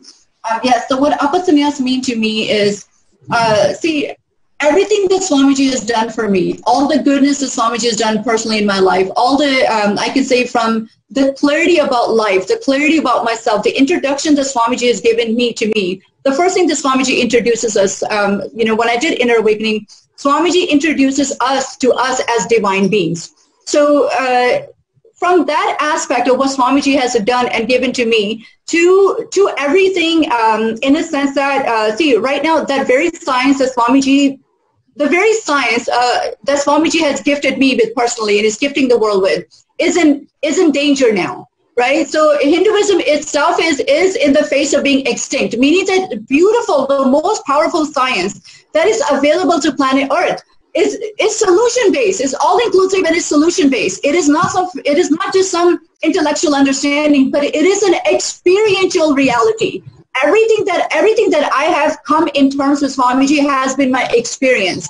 And it's, you know, so it's really important to me. So when Swamiji is bringing Hinduism to the world, the need to protect that science of Hinduism is so important, especially right now, when we are undergoing so much around us. See, whether we want to accept it or not, the world outside impacts us. If everybody's in utter turmoil, what are we going to do? We have to somehow manage our life amongst what's happening outside. Hinduism has solutions to everything. Swamiji, throughout his life mission, has given so many solutions from various different scriptures of Hinduism. So as far as I can remember meeting Swamiji in 2009, Swamiji was teaching the Yoga Sutras at the time. So he was basically delivering the science of enlightenment. And you know, one thing that really touched me about Swamiji was that Swamiji always says that there is a solution for all type of human beings. It does not mean that you have to be someone under the criteria of spiritual to actually get benefits of spirituality or benefits of Hinduism. Hinduism is for everybody. It doesn't matter who we are, what type of lifestyle we're living in. It is to make us successful in every aspect as a human being, to live our very potential of a successful human being. So to me, it's really important to understand that why, if Hinduism is the best gift that's given to the world, if Swamiji is the best thing that's happening to us as an avatar on planet Earth, why is this under threat right now? So it goes to show a lot of the, I would say, it goes to show a lot of the interest out there that is against the very welfare of people that, of course, obviously impacts me personally and those around me. And it's important to me to be part of the cause to help protect Hinduism and to take Hinduism to the world. And so when Apasanya situation came up, I know that, you know, there's so many beautiful Sangha members who've taken Apasanyas. And the choices that they made, you know, the declaration that they made, it was just heart-fulfilling and inspiring for me. I just know that I can't sit here and not do anything about what needs to be done. I want to be part of that. And what better way to seek for how to help the world and help myself than be here where Swamiji is actually providing the opportunity. Swamiji has a greater vision for an enlightened ecosystem for the world. There's no need for us to struggle for an idea of peace when he's giving it to us. So why not take part of it? And that's actually exactly why I decided that I want to be part of something that's greater, to contribute towards the humanity and towards myself by being part of Swamiji's vision. Yes, ma. And I remember Swamiji mentioned, all we need is just simply 10,000 individuals, 10,000 of us coming and sitting together and working for that cause. All we need is just simply 10,000 people in a world of close to 7.8 billion the population is, and just a fraction, not even it's about a negligible amount of fraction, and it just takes that much. 10,000 people taking the vow of sannyas and sitting together and fulfilling this purpose, restoring the peace that is happening in the planet. The conscious breakthrough can beautifully happen if all of us can sit in the Nirvikalpa Samadhi. And that's all it takes. That's all it really takes. And as much as 50 people are now involved, who have taken the Apat Sannyas are now involved in connecting this global movement of Akhanda Nirvikalpa Samadhi Dhyana Yajna. And it has been attracting more and more people, and so much of positivity has been infused into the universe, the cosmos. And if you look at the last, let's say, 6 months, what we have been going through, the news and everything that's been happening, the pandemic, the lockdown, so much of, but the need of the hour has been infusing positivity, and only sannyasis can actually do this. When the sannyas, the space opens up inside you, then automatically just being in that space automatically spreads out that positivity, and it is imperative that others will also catch it. It will be a snowball effect.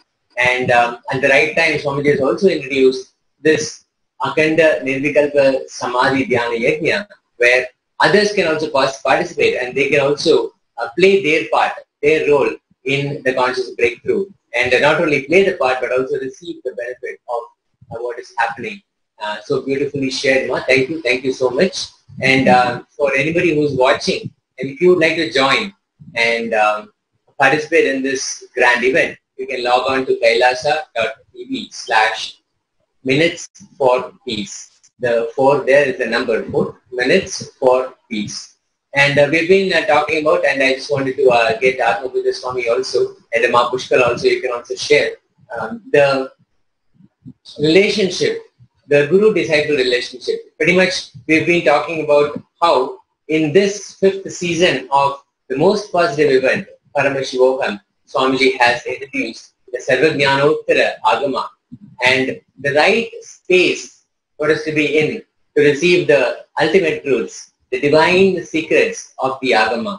And Swamiji has given the clues already, and I can't even say the clues, he's actually laid it all down. He has said you have to be in the space of Subramanya. And what it is simply not having to question the Guru, not having to question Paramashiva. When asked by Paramashiva which of the Pasa, Pashu and Pati that he wants to ask him about, Subramanya is very clear. Lord Subramanya is very clear. He says, I want to know about the bonded soul, the Pashu, and the bondage, the karma, the incompletions, the all of that binding, the bondage, the pasha. He doesn't even question the Pati, Paramashiva himself. That is such a beautiful space. And all through Swamiji's life that we have seen how the relationship that he has had with his Guru, and he himself said, whenever he remembers Paramashiva, he only remembers the Guru component, because that is how he very sweetly, very fondly remembers Karnagiri Yogeshwara. So I request Atma Puja Swami to also share his side of how he sees it, the whole relationship, how that beautifully develops and flowers. So the right space happens for us for the ultimate truth to be received. In fact, the whole relationship between the guru and disciple, actually, it's a blessing. It's a privilege. It's a, you can say, life is really a tremendous gift.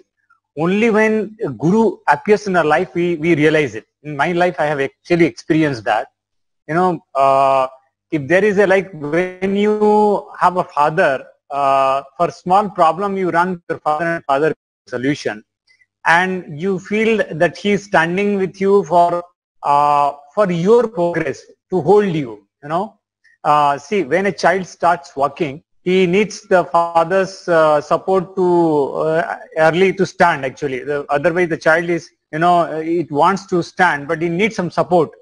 Same way, in our life, when we go through different turmoils, psychologically or physically or in any dimension in our life, in our career, in our personal relationship, in the society, anything happens which it's a kind of shock to us, which is a kind of raises a question and doubt inside us.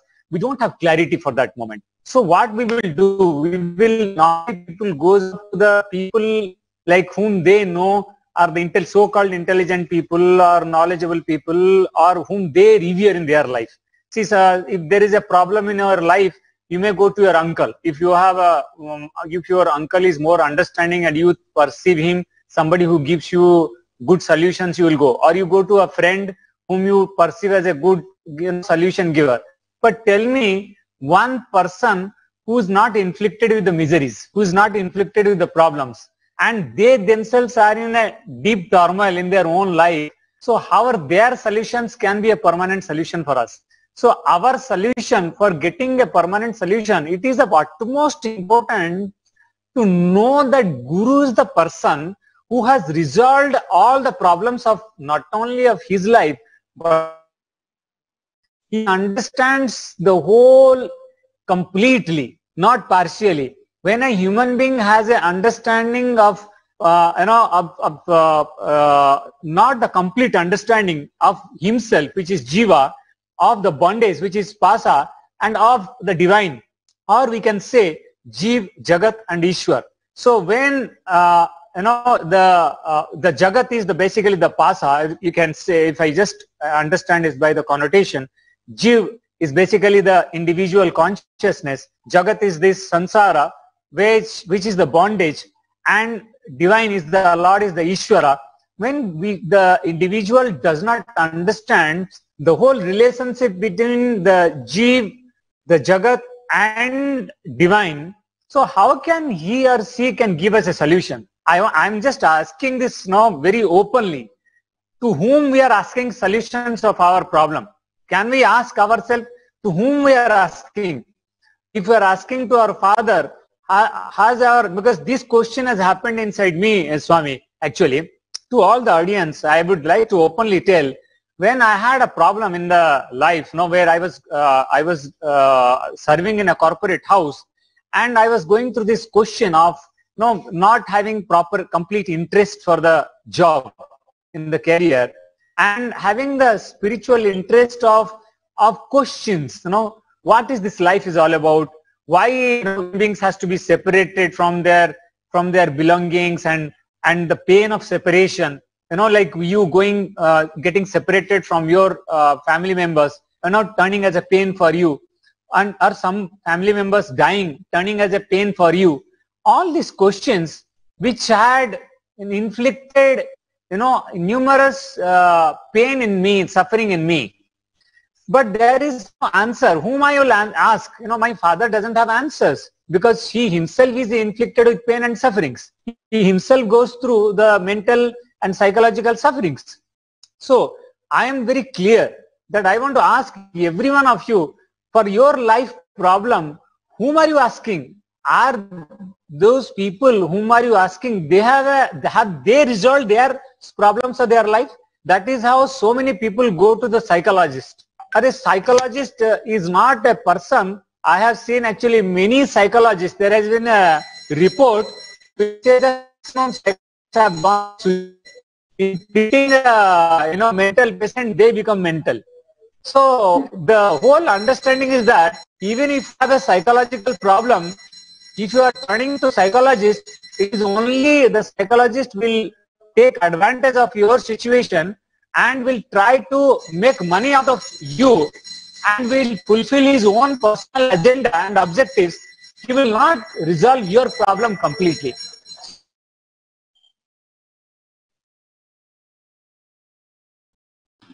Yes, Swami, absolutely. Being who has resolved. I feel there is some technical glitch that we are experiencing. Pushkala, please go ahead. What is your take on this? How you have experienced the sweet relationship with Swamiji? Especially, Swamiji recently shared probably one of the most famous episode with Adringiri Yogeshwara, where he was sitting, and there was this one moment of Sami Onnada, that moment that he shared with all of us. And I think all of us were able to connect with that. And pretty much every one of us disciples and the devotees of Swamiji also have that same Sami Onnada moment.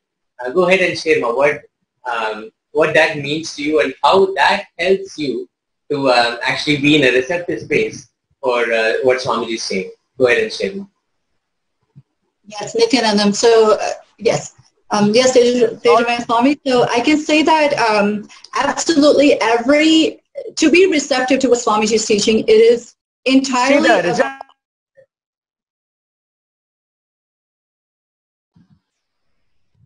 Go ahead, ma'am. Okay, yes.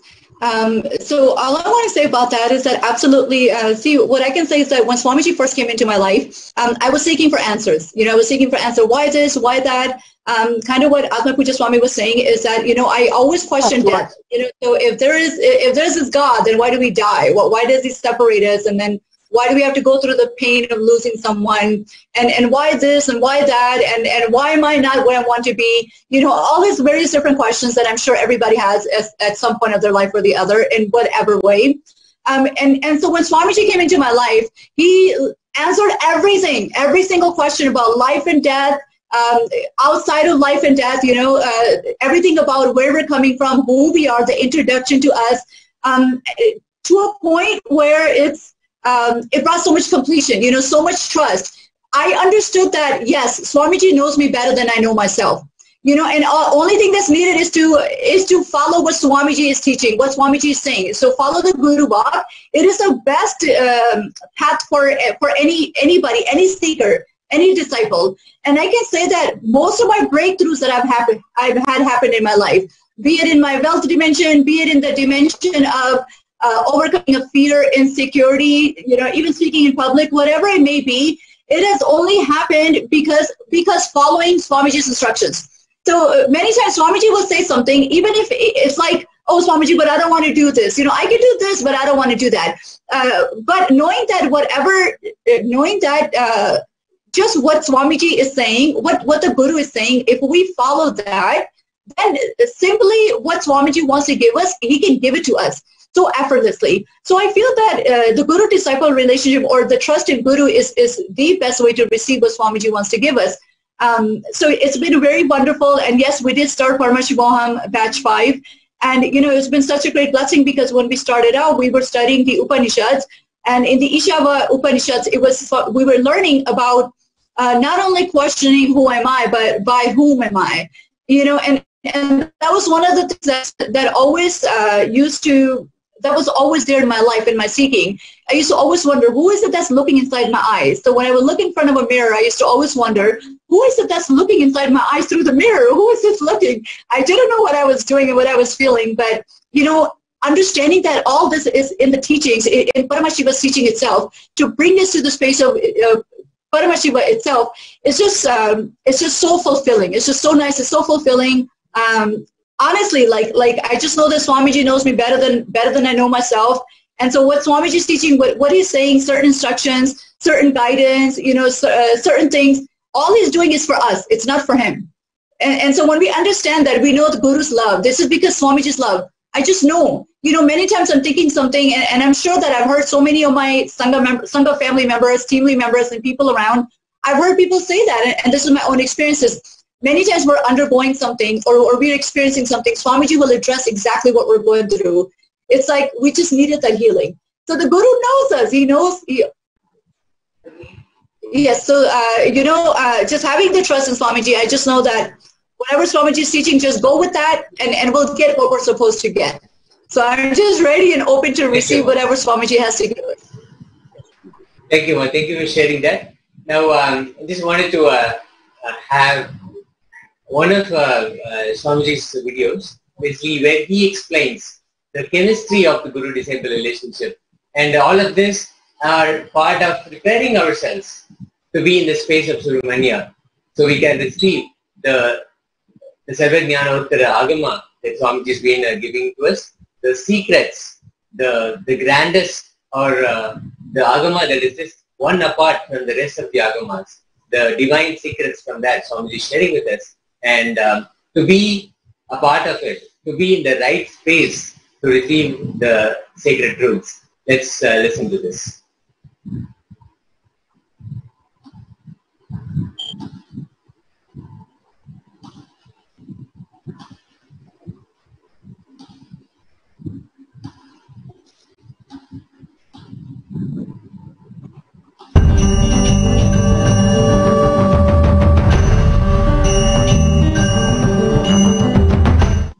Nithyanandeshwara Mahasannidhanam Samarambam Nithyanandeshwari Adi Shakti Madhyamam Asmadacharya Paryantam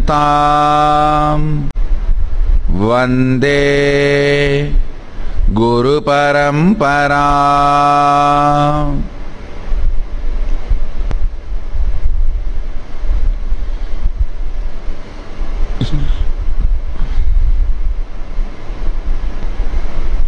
I welcome you all with my love and respects. Listen, it's fresh, today's download, latest.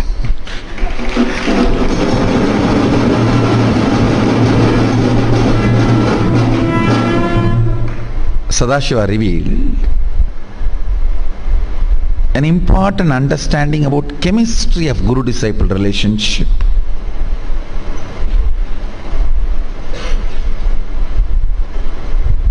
He also showed me the beautiful verse from Agama where he talks about it. I'll explain the principle, then I'll give you the reference. You go and spend a little time studying the original verse and I'll give you the understand. Handful of clay can never be separated from all the clay exists in the cosmos.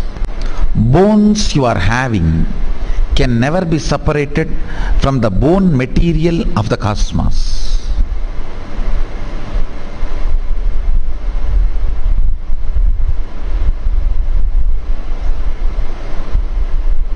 Listen carefully.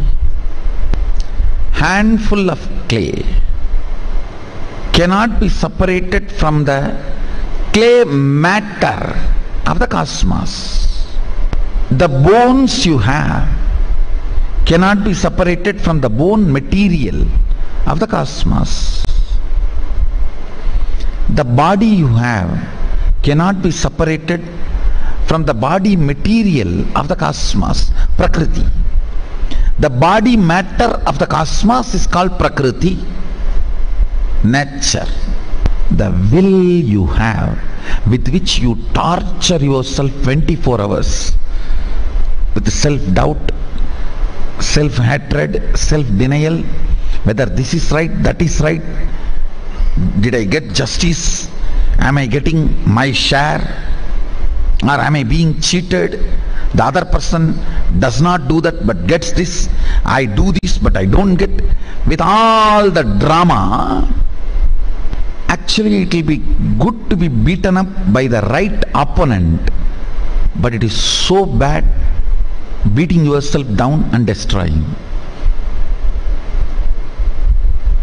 Mostly, I can say 99.99%, you beat yourself and destroy. If you are really beaten up by the good opponent, you will become eternal like a Ravana, Kumbhakarna and Hiranyakasipu, Hiranyaksha.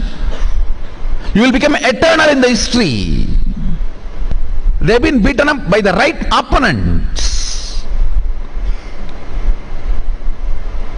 You are not going to become part of the history, don't worry. Because you are beating up yourself. Now listen to the truth. Even though you are using your will 24 hours willfully to beat up yourself, it cannot be separated from Sadashiva's will. Listen. Even if you throw tantrum, you can't be kicked out of the house. Even if you throw tantrum, you can't be kicked out of the house. Akbar can kick somebody out of his kingdom, but Sadashiva cannot kick anybody out of his kingdom. Listen, the identity you feel about you,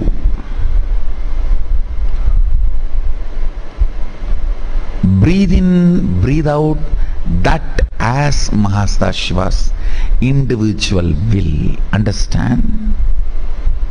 Remember, his will is only vibrating as your will.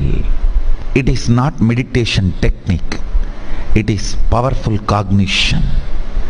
All meditation techniques are stupid. You don't get stupidity in Adi Kailash. We don't sell stupidity in Kailash. We may be ferocious with you, but we will never cheat you.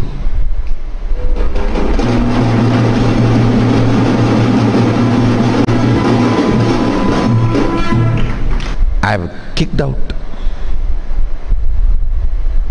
this soft style cheating once for all from the Sangha, long before. I have decided I'll be right. Along with right, if I can be pleasant, great. But if that is not possible, right is the right is the right.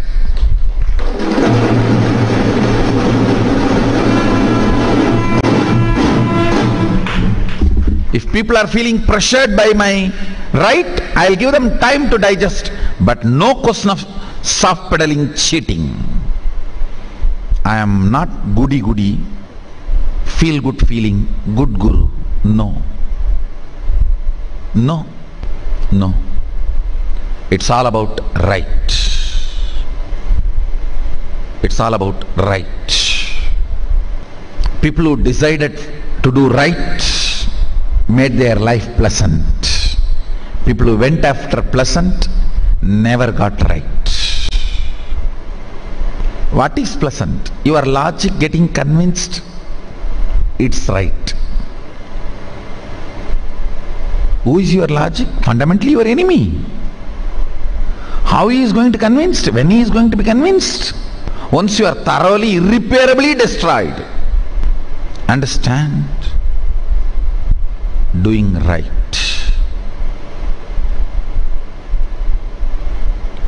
Doing right.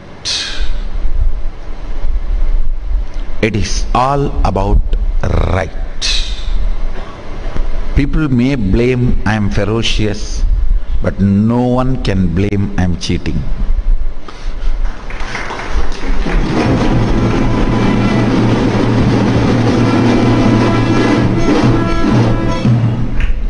Yes, I am ferocious. What can be done? That is the way.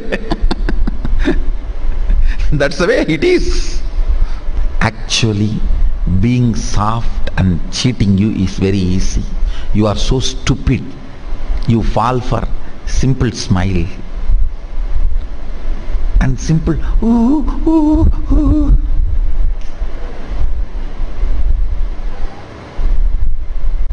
You are such a stupid. Being ferocious to the right is honest job of the guru. People who care for you will be ferocious.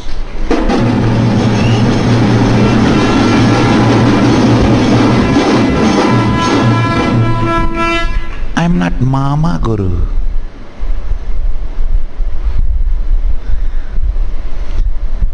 Aunties and uncles will always be sweet, pleasant, but only father and mother will be right. I am Ammayappan.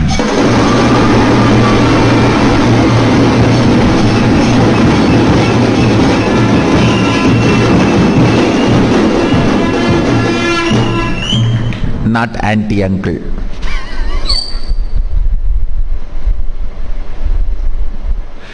Auntie-uncle will be very pleasant because they are going to be spending time only with you for few days and few hours. They are not going to be responsible for you.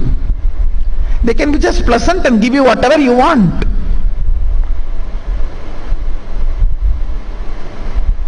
But only people who are responsible for you, father and mother, will be right. I am not Mama Guru. Listen. Listen the logic with which you beat yourself. I'll give you a simple understanding. Slow down coming to conclusions. If morning coffee is missing, I know my Rahu has changed, my Ketu has gone out and my Buddha is standing upside down and my Guru is turned back on me and my Shade Shate started. That is why coffee is not right. Stop coming to self-beating conclusions constantly. Reduce the speed of being stupid. No, really. Most of you, you don't need much big problems. Coffee is not good, is enough. You will call, I think my Surya has gone out, my Chandra is turning upside down, my Rahu is standing bus bus bus, my Ketu is coming near me, My Shani! My Shani went to the cow and spoiled the milk.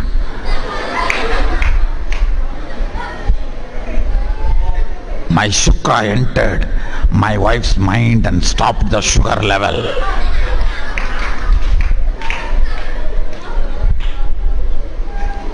See,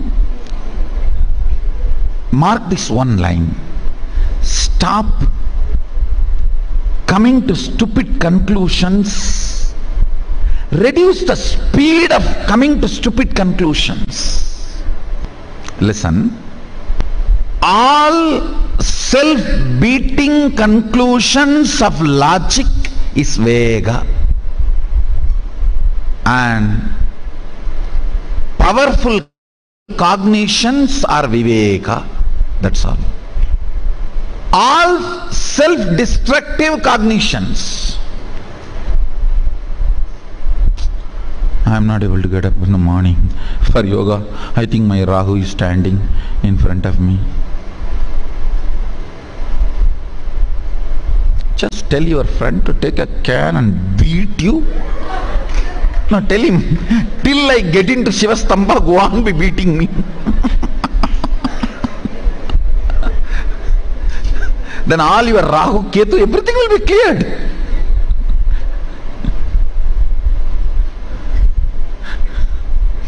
Shadeshat, Ashtama, all Shani, no Shani can stop your growth. Self-destructive conclusions, beating yourself by yourself. Reduce the speed of it. Reduce the speed of stupidity. You can reduce.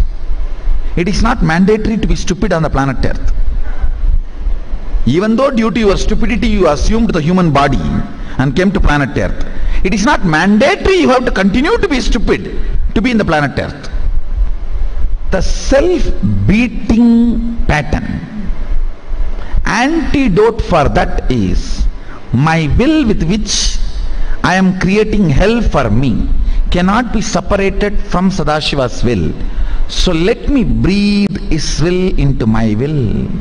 And such grand will, in front of his will, this will cannot play big game. Breathe in and breathe out the individuality of Parashiva. You will see your will just withers away into his will. It is not technique, no, it is powerful cognition. Understand? Yes, how can my will be separate from his will? No, it cannot be. He is a Yagabhoga Swarupi. He is the only man alive in the cosmos. Everyone else is Prakriti, matter. He is the only Purusha. He is the only Swayam Prakasa. Nothing else can be Swayam Prakasa. Nothing else can be independently illumined. No. Then if something is alive in me, that is he. Listen to today's satsang again and again. Whenever you come to this powerful cognition, if something is alive in me, it is he. He is alive. Then you will stop doing this self-beating exercise. That is what Manikavasagar says beautifully. Vehangeduttanda vendan adivelga. Vendan means Lord. Vehangeduttanda vendan adivelga. Pirapparukkum vinjagandran peigazhalgal velga. Purattarku seyondran poongazhalgal velga. Karangu vivar ulmagizhum kongazhalgal velga. It's a beautiful verse in Tamil on Mahadeva, Sadashiva. If you are new to Sangha, I want to tell you, when I use the word Shiva, Sadashiva, Mahadeva, Mahasadashiva, all mean one and the same. The Parashiva, the ultimate. Mahadeva, the ultimate source of everything. The Parabrahma, the Paramborul, the Para. The speed with which you beat yourself up, reduce it. It is not necessary that you need to be stupid. That is not prerequisite to be on the planet Earth. In Kailasa you can't be stupid. You should not be. It's actually anti-requirement. It's very clear, no? You just need to be ferocious with yourself. You just need to be ferocious with yourself. Understand, even this. If you are just ferocious with yourself, you will realize, hey, if something is alive in me, that is He. It can be realized, this powerful cognition can be realized not by, ooh, no, but by ferociousness. Yes. If something is alive in me, it is the only Purusha, Mahadeva. Everything else is Prakriti, matter. Parama Purusha, Paramadama, only He is alive. If something is alive in you, that is He. If still the chemistry of converting blood into blood, air into prana, breathing into life happening in you, then that life is He. Remember, He is living through you. His will is the source of your will. It is not something to be meditated upon. Oh, my will is Mahasannidhanam, Shiva Sankalpam. No. It is ferociously to be manifested. Yes. Only His will is my will. Then I cannot beat myself with my will. No. If His will is my will, that will is just my staff, ruling staff, Sengol. I cannot use that as a Todapakate and beat myself. No. If you are using your will and putting yourself down and destroying yourself, self-sabotaging, then you are using your will only as your Todapakate. No. Todapakates are different. Sengol is different. You cannot destroy yourself.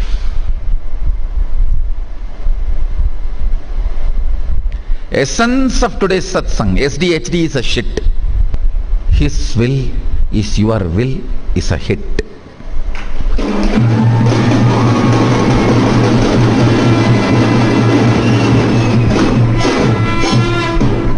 Don't practice this, ferociously manifest it. All practicing is a shit. Postponing it without ferociously hugging the truth. All technique, all ideas I will practice is nothing but when you understand something without hugging it ferociously, without entering into that fire ferociously, saying, tomorrow I will touch you, you just sleep now, you leave me, let me be as I am, let you be as you are. Slowly, slowly, slowly, I will heat my butt in you. Then once I am slowly comfortable, I will put my finger in you. Then I will stretch my hand in you. No. When you know this is the truth, enter into that fire.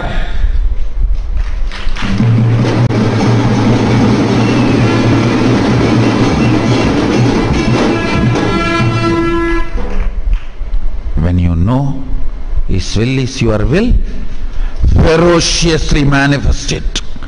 The first step of manifesting is you will not use your will anymore to beat yourself. No self-sabotaging. No self-destruction. No powerlessness. No. Vendan means Lord. Vehangeduttanda vendanadivelha Pirapparukkum vinjagandran peigazhalgal velga Purattarku seyontran poongazhalgal velga Karanguvivar ulmagizhum kongazhalgal velga. It's a beautiful verse in Tamil on Mahadeva, Sadashiva. If you are new to Sangha, I want to tell you, when I use the word Shiva, Sadashiva, Mahadeva, Mahasadashiva, all mean one and the same. The Parashiva, the ultimate. Mahadeva, the ultimate source of everything. The Parabrahman, the Paramborul, the Para. The speed with which you beat yourself up, reduce it. It is not necessary that you need to be stupid. That is not prerequisite to be on the planet Earth. In Kailasa you can't be stupid. You should not be. It's actually anti-requirement. It's very clear, no? You just need to be ferocious with yourself. You just need to be ferocious with yourself. Understand, even this. If you are just ferocious with yourself, you will realize, hey, if something is alive in me, that is He. It can be realized, this powerful cognition can be realized not by, ooh, no, but by ferociousness. Yes. If something is alive in me, it is the only Purusha, Mahadeva. Everything else is Prakriti, matter. Parama Purusha, Paramadama, only He is alive. If something is alive in you, that is He. If still the chemistry of converting blood into blood, air into prana,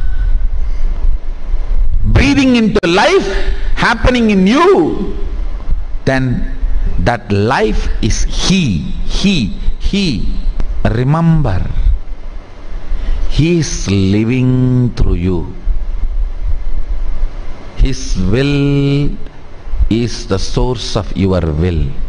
It is not something to be meditated upon. Oh, my will, His will, Mama Sankalpam, Shiva Sankalpam. No. It is ferociously to be manifested. Yes. Only His will is my will. Then I cannot beat myself with my will. No. If His will is my will, that will is just my staff, ruling staff, Sengol. I cannot use that as a Todapakate and beat myself. No. If you are using your will and putting yourself down and destroying yourself, self-sabotaging, then you are using your will only as your Todapakate. No. Todapakates are different. Sengol is different. You cannot destroy yourself.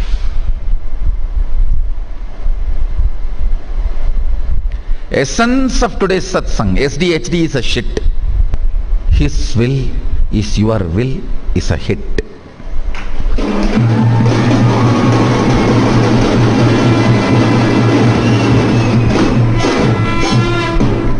Don't practice this ferociously manifest it.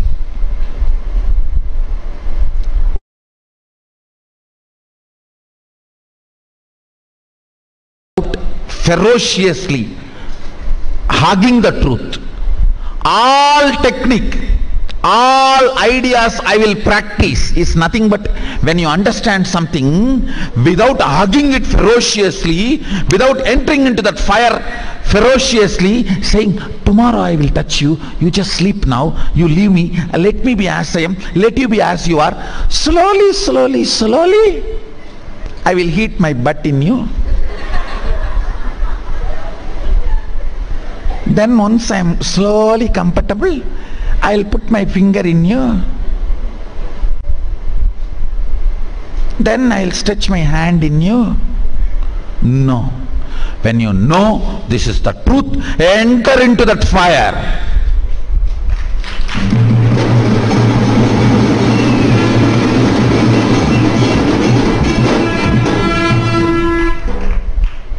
When you know His will is your will, ferociously manifest it. The first step of manifesting is you will not use your will anymore to beat yourself. No self-sabotaging, no self-destruction, no powerlessness, no self-destruction. His will is my will means it's a single ruling staff He has given me. I have to manifest the powerfulness, not the todapakate He has given me to beat myself. No. His will is my will. So using His will, I will not do the self-destruction anymore. I'll only manifest He as me ferociously is the essence of today's satsang.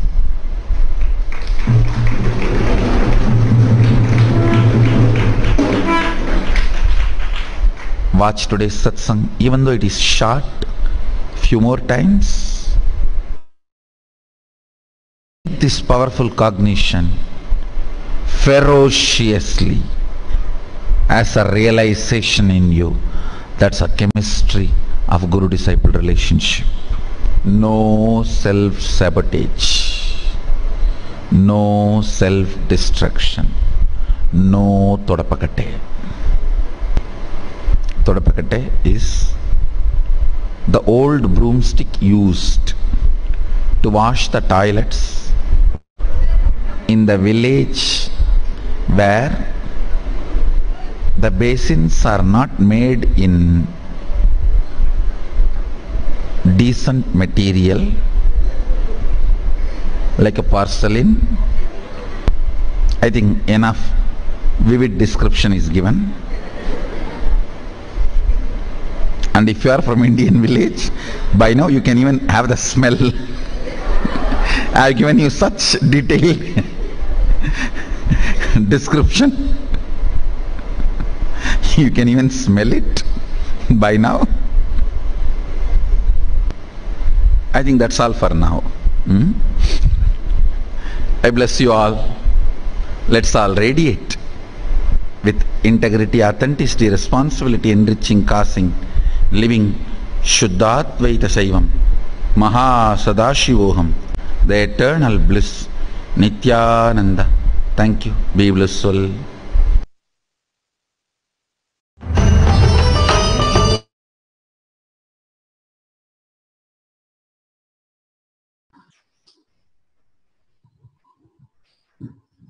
So beautifully Swamiji said about having the will, his will becoming our will. So Atma Pujananda Swami, I'd like to invite on the panel and share his thoughts about this. Please go ahead, Swami.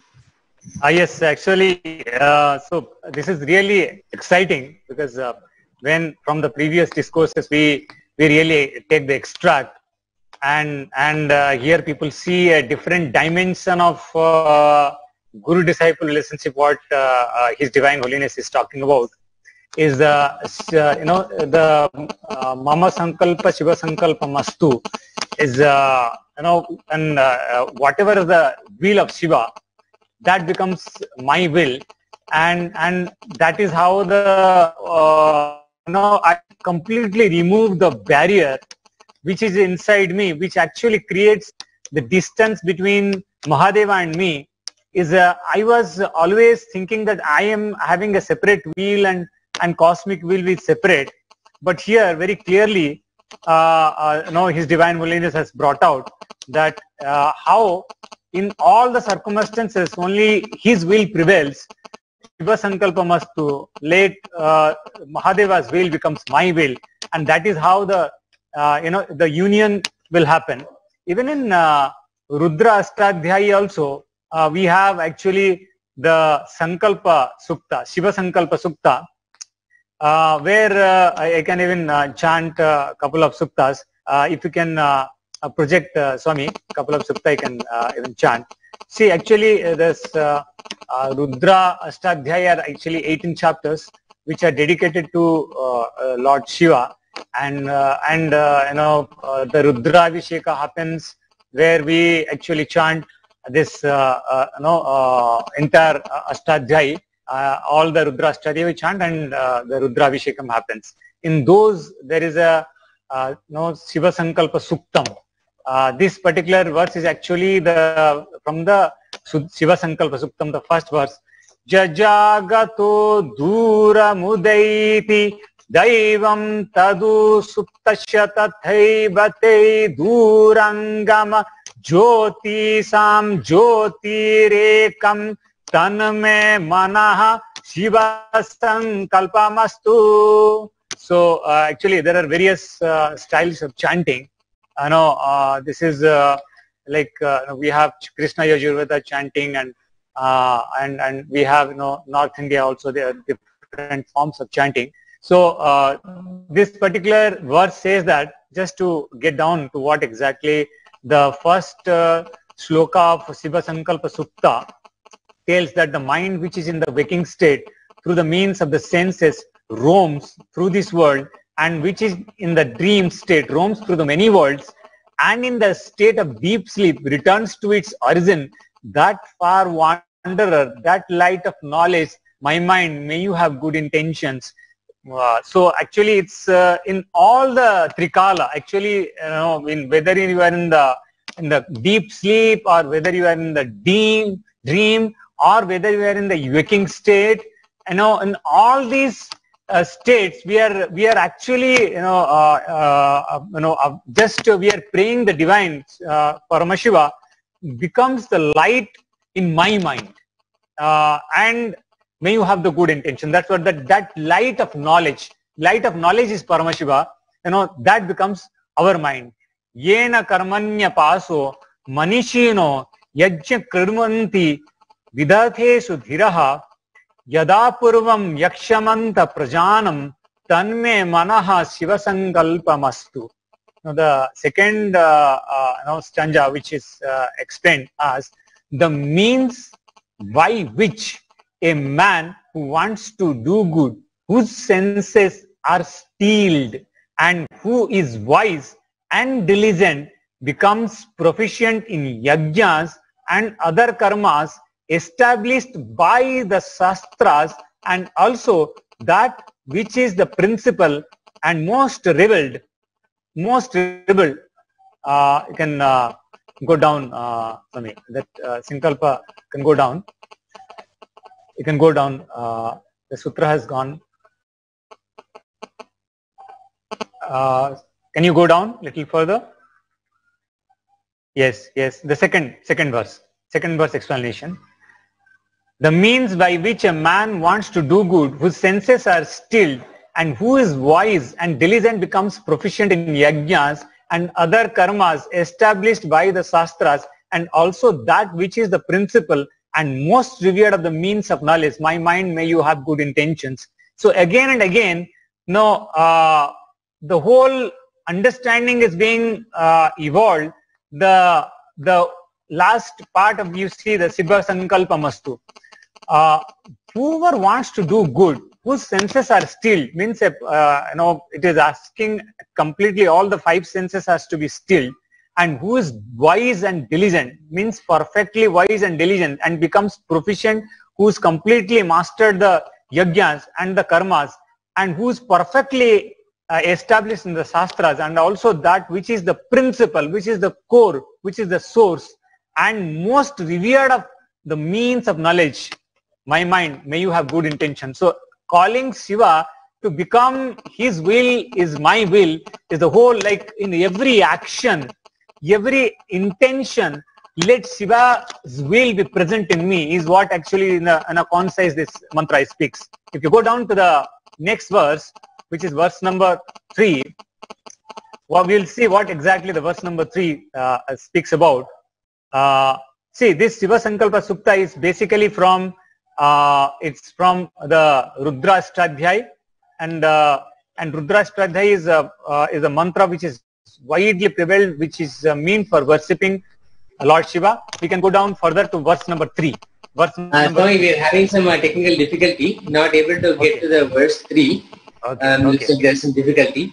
I'll find if there is another way to do it, but meanwhile we can continue to speak on this. So, yes, great. So, especially, all the verses, they actually especially tells more about this, the Sankalpa, that Sankalpa which is Shiva's Sankalpa becomes Lord Shiva's Sankalpa, becomes our Sankalpa, and when we attune to that Sankalpa, we come to the state of oneness with everything, with Gurudeva, and that should be our closeness with the Guru-disciple relationship. It is a completely a very depth dimension.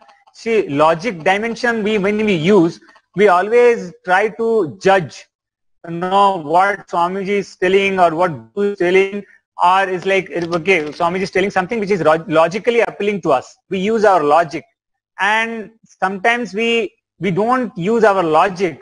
We use our, some people, they have really tremendous, attachment with Swamiji from the point of view of they've completely connected with Swamiji. They just see Swamiji's, mukuta, which is, like what he's wearing, the pagdi, whatever his attire and how he presents, how he speaks. People are so, so connected with, through that, they don't bother about the logic. So there are people who are connected through logic. Means they every statement of Swamiji, they feel, okay, this statement is how, this statement is really convincing, this statement is doing good to me. No, that is one way of associating with our Gurudeva. Okay. Now another way of associating is some people, they just see Swamiji and then they just start feeling, oh, Swamiji is wearing a really nice mala and Rudraksha mala, and really, he is looking because all gems and the Singhasanam which is actually he's sitting on, and the stick which is holding in his hand, and the snake which is holding in his hand. So everybody, there is a group who actually cherishes all the appearance of Swamiji's, and those dynamics makes them so connected. They don't bother about the logic. But there is one kind of people who are even go deeper, who just unites with Bhagwan from the space. They as if like Bhagwan is sharing their inner space. If the Guru is sharing the disciples' inner space, there is been a sloka actually in Bhagavad Gita where Arjuna is asking to Lord Krishna.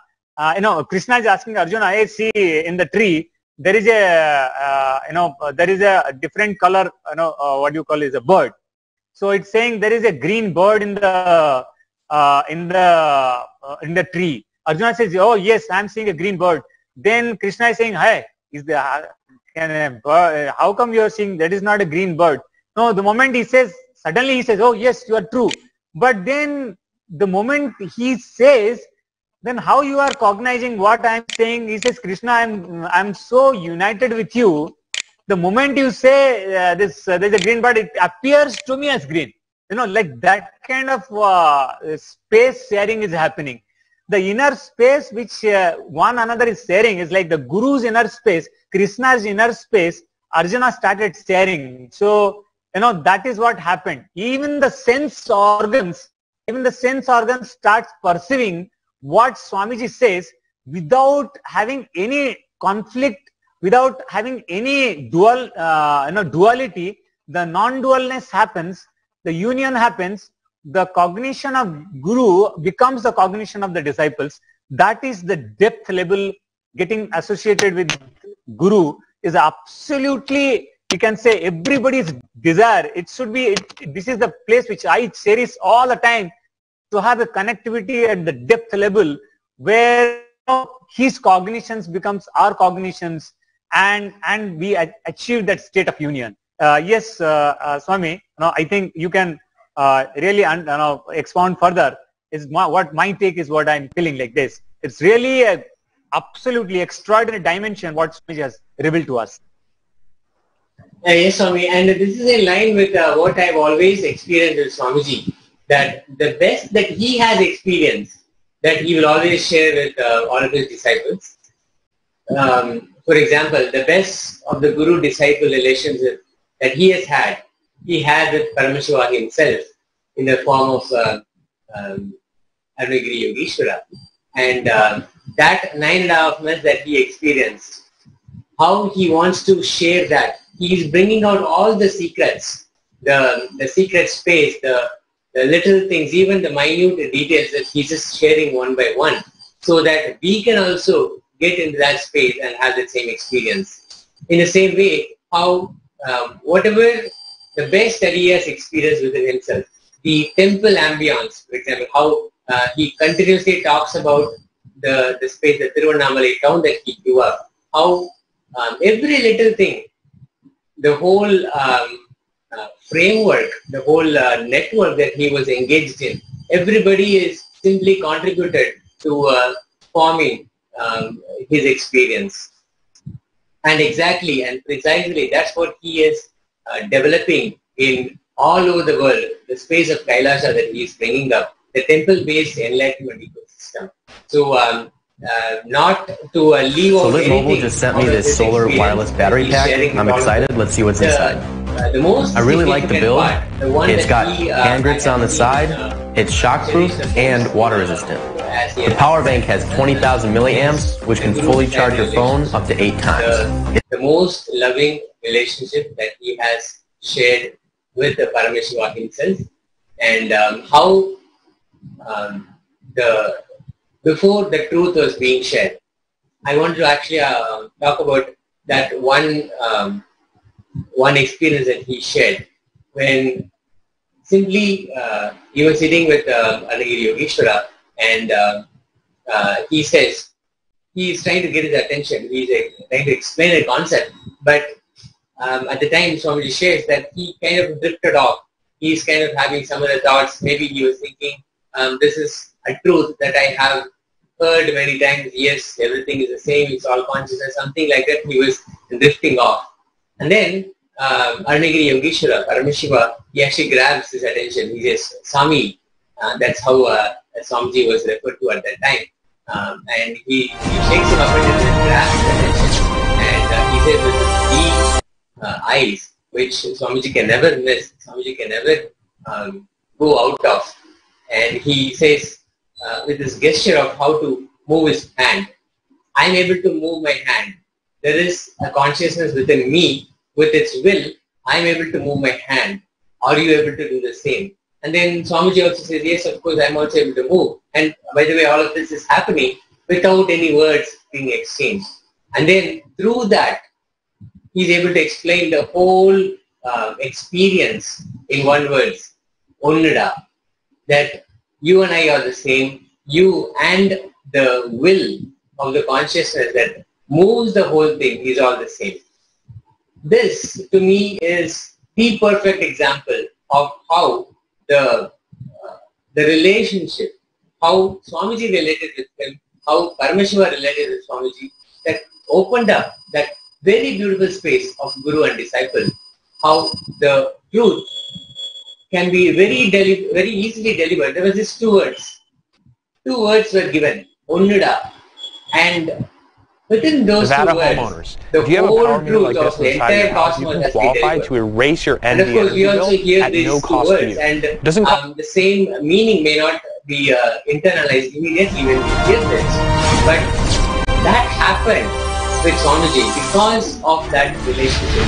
Swamiji was in the right space of listening. He was willing and open to receive the ultimate truth. And Paramashiva was there. He was also ready to give that ultimate truth. And the communion simply happened. And this is precisely, exactly the same experience that Swamiji wants all of us to have through this fifth batch of Paramashivam, of course through everything he does, but through this fifth batch of season of Paramashivam, how he is giving the Shivajnana, the Parama Uttara Agama, how the delivery is happening right now. Basically, he's going to create that same space. He wants us all to receive the secrets of the whole science, the Charya Pada, the Kriya Pada, the Yoga Pada, Jnana Pada, all those divine secrets he wants to deliver. And for that, before that truth is delivered, he wants to create the right space between the Guru and the disciple, between Paramashiva himself and all of us. And for that, he also has prepared us. He said, come to the space of Subramanya. Come to the space of listening of Subramanya. Very simple integrity. Not much is needed. Very simple integrity. And he's also given a beautiful anecdote in the way of the first sutra itself, where Subramanya is only asking about the Vastu and the Pasha, the bound soul and the bondage, but not about Pati. He does not question the Pati at all. In the same way, how all of us can take a deep look inside us and understand wherever all of those places where we have questioned the Guru, we have questioned Paramashiva in our lives. And let's complete with all of that. That brings us to the right space of listening. So then Swamiji can simply deliver. He can simply open up his space and share the divine secrets with all of us. So how every step of the way, Swamiji is recreating that same ambience, that same experience that he enjoyed with Arunagiri Yogeshwara, with Paramashiva, with all of us. He is opening all of that now to us. So all we need to do is this, to decide to be in that space, to imbibe and internalize the space of Subramanya, so that we can also achieve, we can also receive the same secret, the same truths. So beautifully, this is opening up. And if you have still not registered for the Paramashivam, do not hesitate, do not wait any longer. Please visit paramashivam.org right now.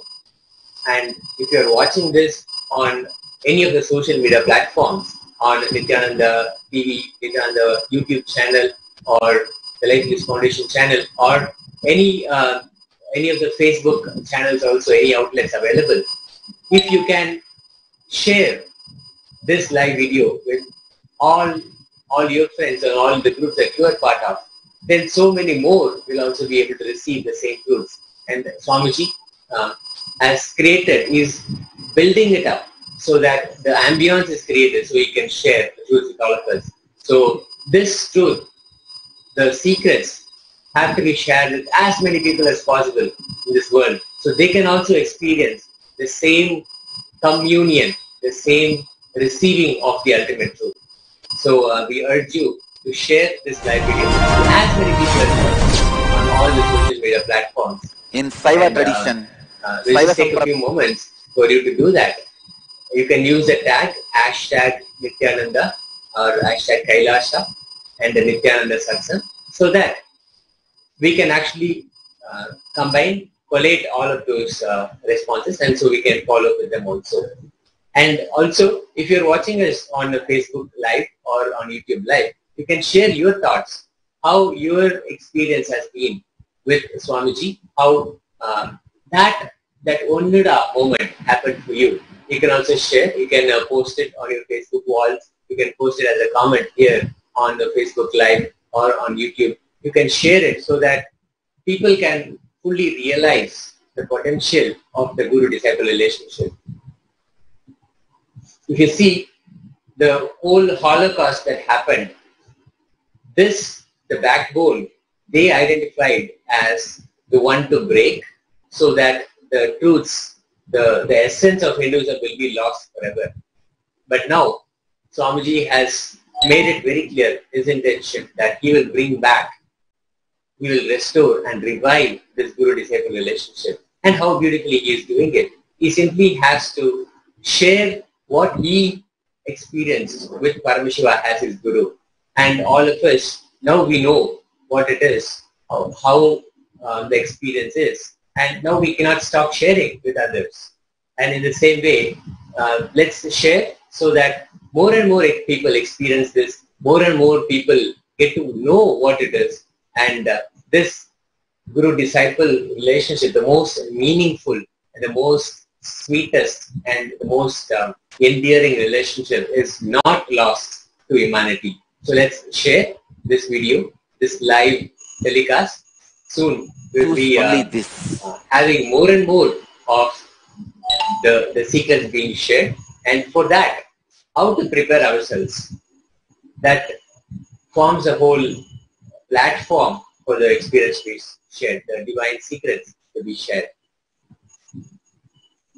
I'll invite Nithyananda also to chip in and see, as a Apat Sannyasi, you have been in the Vedadi Adinam, in the Adi Sarvanipita. So you can also share how it was for you, just the ambience, and specifically what it means to have the Guru-disciple relationship, that component of Hinduism to be preserved. Go ahead.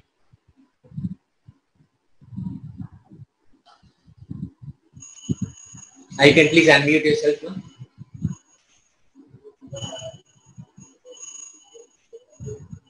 Yes, Nithyanandam. So I would just say that for me, the Guru-disciple relationship means everything. I just know that even when I'm not there for myself, Swamiji is there for me. You know, and it is so true. Swamiji says that your will is rooted in Paramashiva's will. So whatever I want to experience is because that's what Paramashiva wants me to experience. And I just know that every step of the way in my own path and my own journey to enlightenment, it's only his grace. So when we say yes to Swamiji, he takes the responsibility to make it happen. He is the mom, he is the dad, he is the friend, he is in all relationships. We can relate with Swamiji in any way that we want to. We can have a casual conversation with him. We can look up to him as a guru, as a teacher, whichever level we're in. I can tell you through my own transitioning period, you know, meeting Swamiji and immediately recognizing him as my guru, and then, you know, understanding that this is a teacher that I want to learn from. And then feeling the motherly love. Oh gosh, Swamiji, I'm feeling this way. And him holding me in his space and making me feel it's okay to go through this. Holding my hands as a father, you know, and then seeing him as my Ishta Devta, knowing that he is Krishna for me, knowing that every experience that I am going through for my own growth and my own expansion to experience for my purpose here, Paramashiva coming here, landing and incarnating as Swamiji is the best opportunity. We're so far beyond blessed. I don't even know how to understand it, and I really don't know what I did to deserve it. But no one should miss him. No one should miss him because he happened for us only. You know, and despite of everything Swamiji and the Sangha has gone through over the period of course of time in the past, you know, which I've experienced since 2009, I can say that Swamiji's love is the ultimate, because Swamiji's love never lessens. It only increases for us.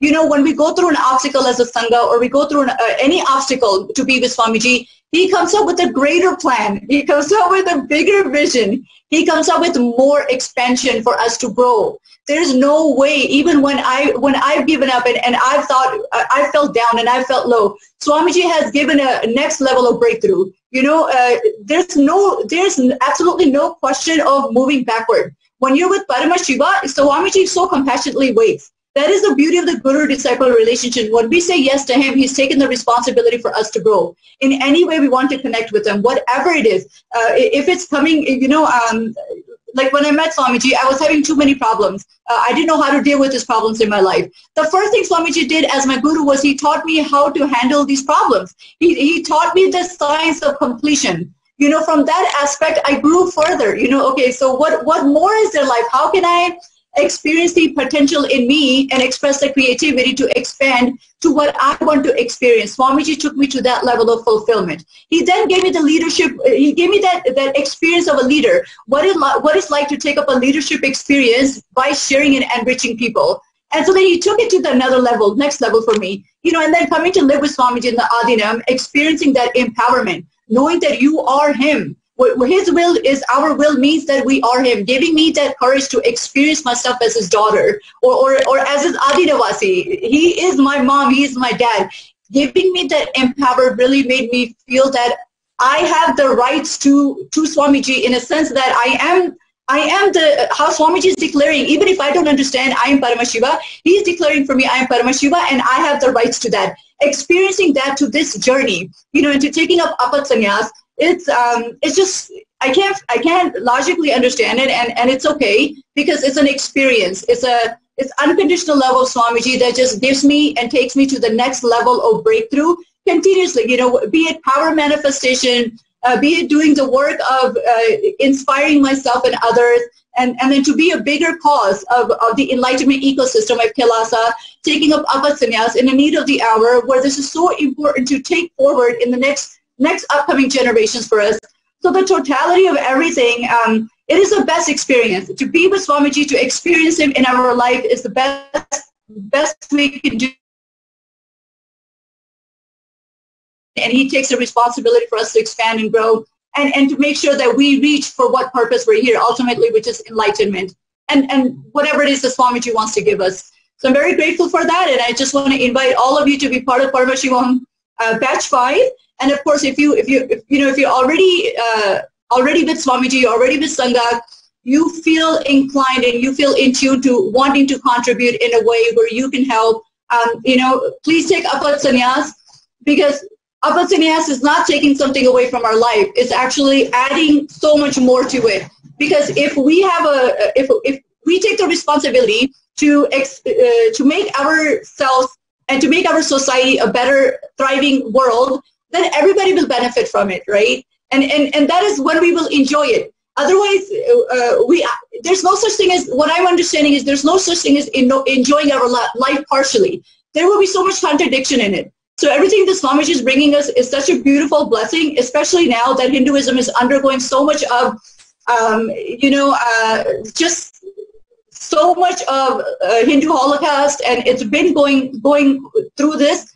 And Swamiji is now bringing it forward. Unless we bring this awareness to the world, we will not even be knowing what's happening behind the door before it's too late. So I think it's the most wonderful opportunity to actually stand for a good cause, to become part of the positive happening on planet Earth with Swamiji. And I just want to invite all of you who feel like you want to be a part of this. Thank you. Great. It's really great. In fact, to have few words where, you know, from the Shastric references also, and this is the right time to take a decision, right time to go forward, right time to join. There is a verse I would like to tell. Om asatoma sadgamaya tamasoma jyotirgamaya mrityurma amrutangamaya Om sante sante sante. The meaning is, O Lord, keep me not in the phenomenal world of unreality, make me go towards the reality. O Lord, keep me not in the ignorant state of darkness, but make me go towards the light of the spiritual knowledge. O Lord, keep me not in the world of mortality, but make me go towards the world of immortality, of self-realization. Om, peace, peace, peace. This is the meaning of this verse. So, if you are really tuned, this is the time to go for this peace, peace, and peace. So, for that, join this program. We have two options. You can join the Paramashivam program, which is going on right now, and you can absolutely enter into this zone of come out of the darkness and go towards the light. get united with Paramashiva. If you can join the Akhanda Nirvikalpa Samadhi Jnana Yajna, join, but do action, take a decision and work on it. This is what is going to take us forward. Thank you so much. Thank you so much. Yes, over to Tejomaya Swami.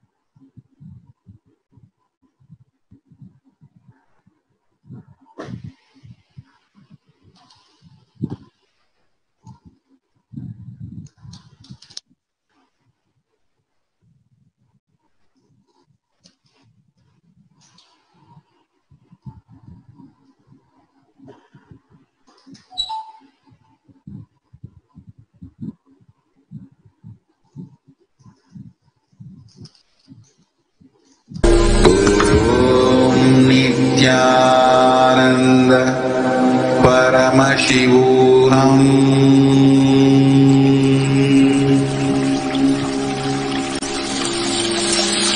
I bless you all. Let you all open all your three eyes.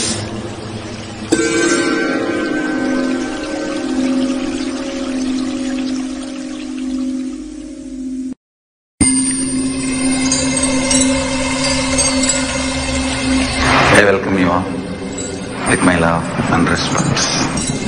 Let you all open all your three eyes. Om Nithyananda Paramashivam.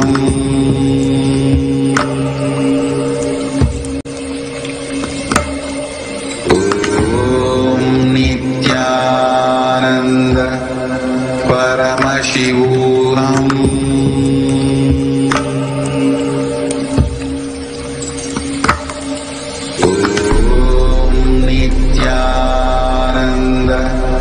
Paramashivam.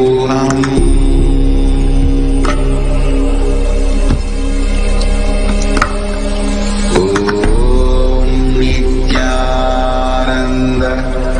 Paramashivam.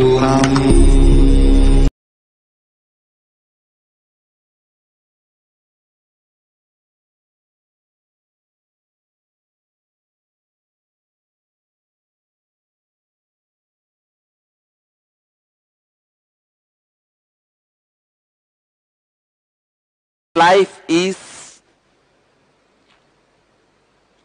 What is life? What for life? These questions raise the intensity of life in you, brings authenticity to your living. I discovered answers to these questions inside me. But I will not do the mistake of giving you answer. I'll give you the process through which you can discover the answer within yourself. Please understand, if I give you the answer, it will not be your own answer. Any philosophy given ready-made, like a teaspoon feeding, is not going to become part of you, is not going to be enlightening you. It may be a philosophy, it may be a bookish knowledge. Maybe you can be like a librarian, sitting with it, but it is not going to become part of your life. My answer to this question, what is life, what for life, will no way be useful for you. You need to find your own answer.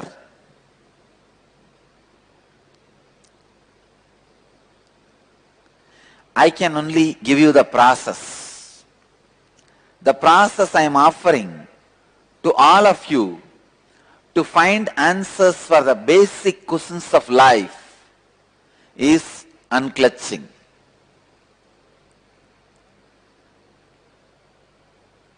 Understand this word unclutching. This word does not exist in Oxford Dictionary. Please understand, this word is my contribution to the English language itself. For the English language itself, this word is my contribution, because this word does not exist in Oxford Dictionary. It does not exist.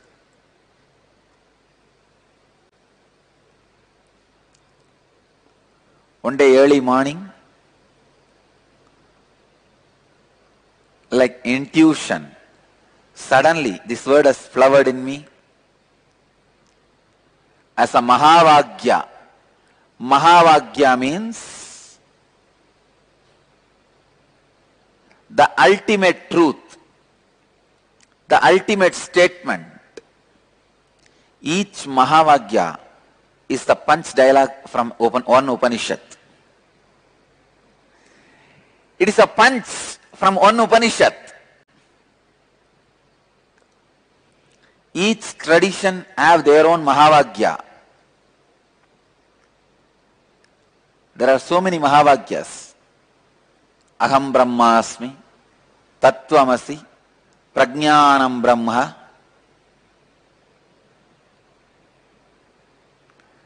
Brahmaivahamasmi, Ayamanma Brahma. In Saiva tradition, Saiva Sampradayas, Shivoham. There are so many Mahavagyas.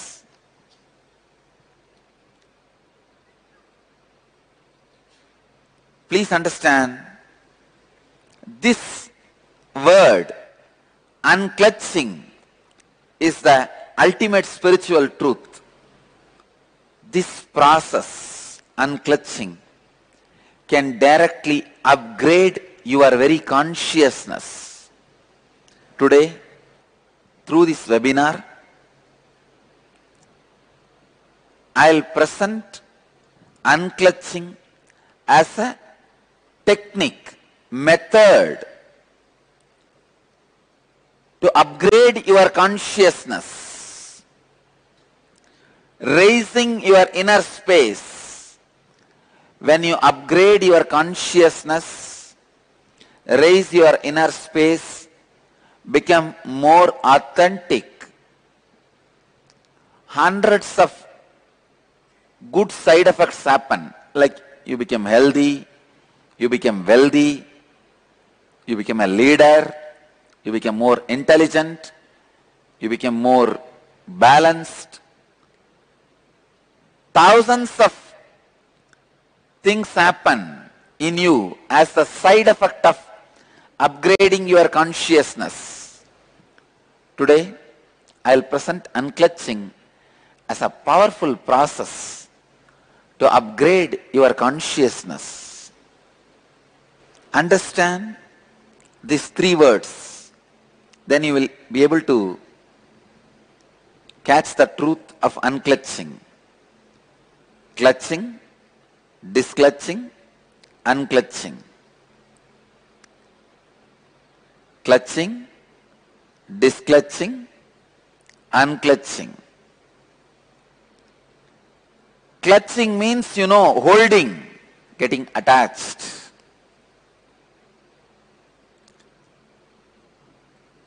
Disclutching means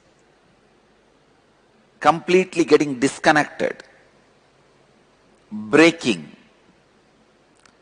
Unclutching means moving back to clutch any time when it is needed. Understand? When you shift your gears, you need to unclutch. Disclutching won't work. Disclutching means it can be breaking. Even if the gearbox breaks, if the gears break, if the shaft breaks, disclutching can happen. But after the disclutching, the possibility for clutching again may not exist. Here, with unclutching, you move out. But to unite again whenever is required. Continuously, you are clutched to your body, to your mind, to your emotions, with so many things. Now, I can say even with your Facebook identity, Twitter identity, even with your Twitter name, you identify yourself, clutch yourself. With Facebook identity, you clutch yourself. You clutch yourself with thousands of things.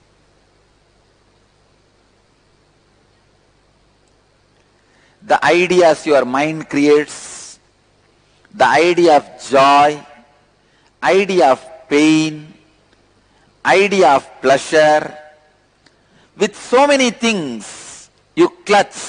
Unclutching, even if it is practiced sincerely in a very small level, brings so much of awakening in you. Please understand, even very little level, if you can practice unclutching, it brings so much of awakening. What is unclutching? Let me describe just in few statements. I have described about unclutching for hundreds of hours in my various discourses. Everything is available in the YouTube. I sincerely recommend all the seekers to spend little time in YouTube, in my channel Live Bliss Foundation. You can hear hundreds of hours of my descriptions and discourses on unclutching. I have given thousands of definitions of unclutching. Even in the Twitter, I have defined 55 definitions of unclutching.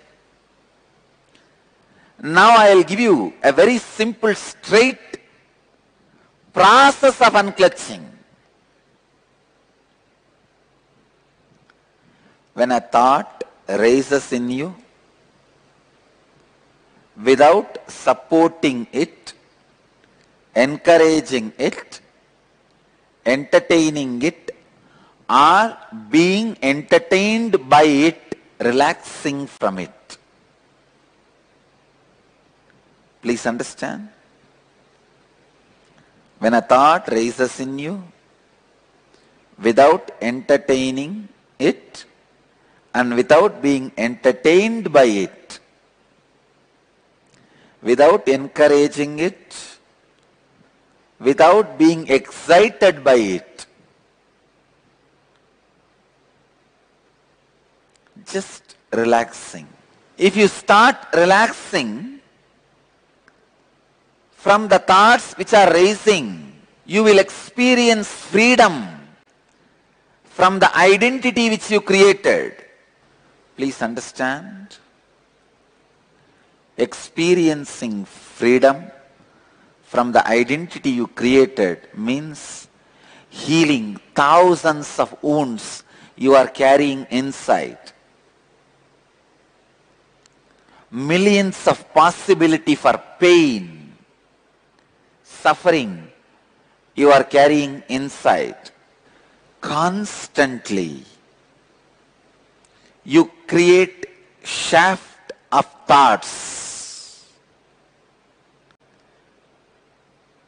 with thoughts of pain, joy, pleasure, shaft of thoughts. Please understand. The center, each block is an independent thought.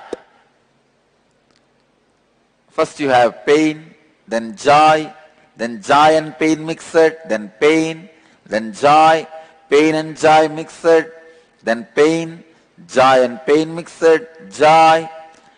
Kind of a different thoughts. Please understand, in the center, each block is considered as one thought. I am trying to visually describe. Each block is one thought, each block is one thought. By putting all these blocks continuously, you create the shaft. You can name that shaft as a mind or ego or identity, whatever you want you can call it.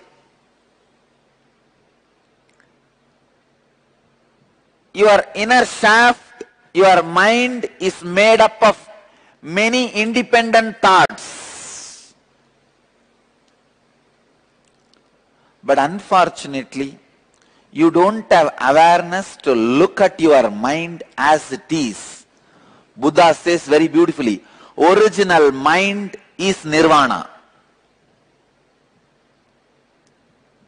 Mind as it happens is already unclutched. But unfortunately, you pick up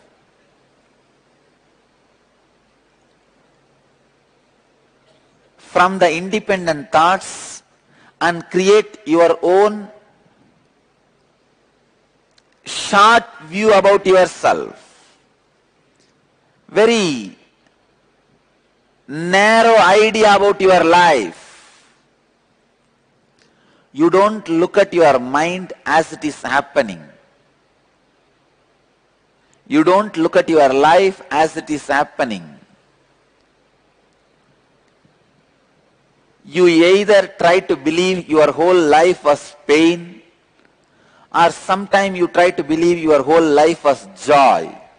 One of the biggest achievement, I feel pride and happy, is whenever I look back about my past, I don't have any idea about it.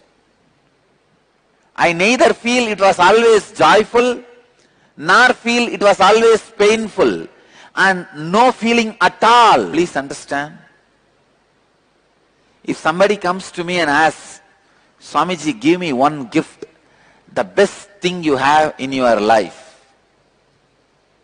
If somebody asks for it, I will choose only this.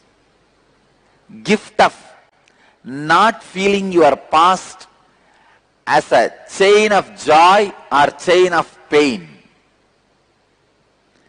Because I do not feel my past as a chain of pain or chain of joy, I just know my future is also free, just like my past.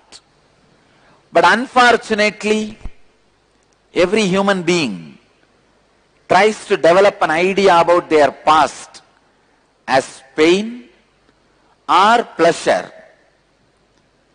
When you talk to others, you try to create a shaft. Sometime, if you are in that sad mood, you say, from the birth I was abused. You tell all your stories. Continuously, you connect the pain memories, pain thoughts, and feel your life as a pain. Please understand, one of the biggest danger in the life is when you believe something and repeat it again and again, that becomes your reality. I can give you one small example. If you can walk 3 kilometers without gasping for breath, for 10 days, go around and tell all your friends, family, everybody, strongly, authentically, I can walk up to 10 kilometers without gasping for breath. First 2 days you will feel it is a lie. Try 10 days. Repeat the same thing. You know you can only walk 3 kilometers, but go on repeating. I can walk 10 kilometers. Tell your friends, family, everybody, just brag. It's very easy. See, after a month, you will really be able to walk more than 8 kilometers. Your capacity drastically increases. Please understand, whatever you repeat again and again and again becomes your reality. That is why again and again I am insisting, don't repeat your life as a pain. Don't write your biography as a long pain shaft. No, because if you repeat your life as a long pain shaft,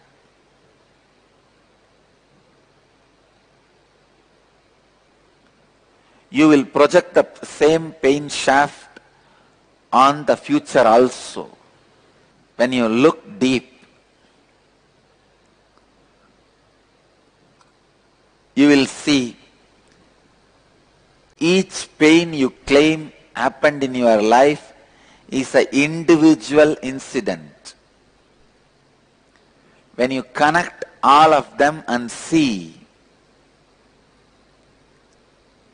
you create tremendous suffering for yourself. Stop connecting and creating that shaft.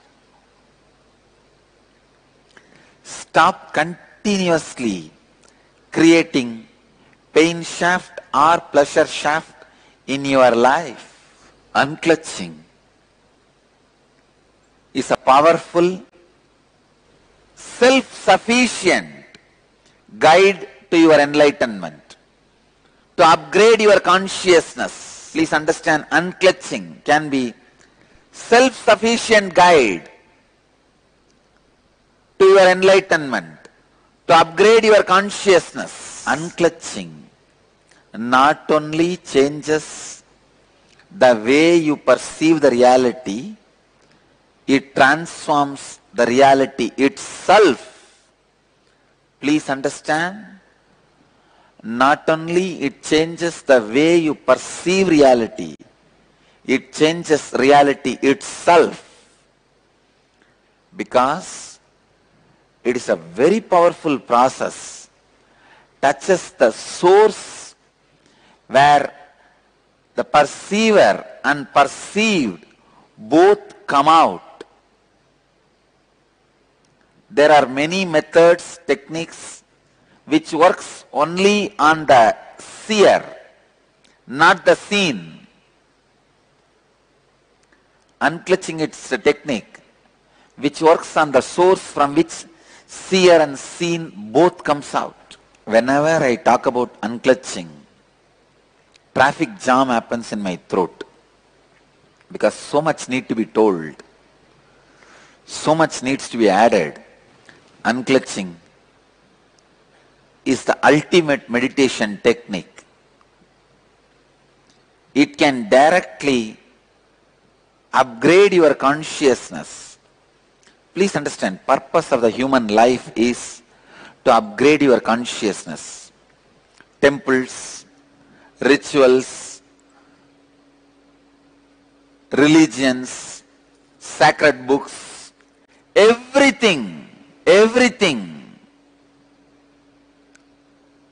is just for upgrading your consciousness, raising your consciousness. The very reason of your human body, existence of your human body, is to raise your consciousness. See, when your consciousness raises, automatically you become leader of your life, Lord of your life. You become God for yourself, Ishvara for your life. Becoming Ishvara of your own life is the basic necessity for every human being. You need to become Lord of your life. You need to raise your consciousness. Unclutching liberates you instantaneously.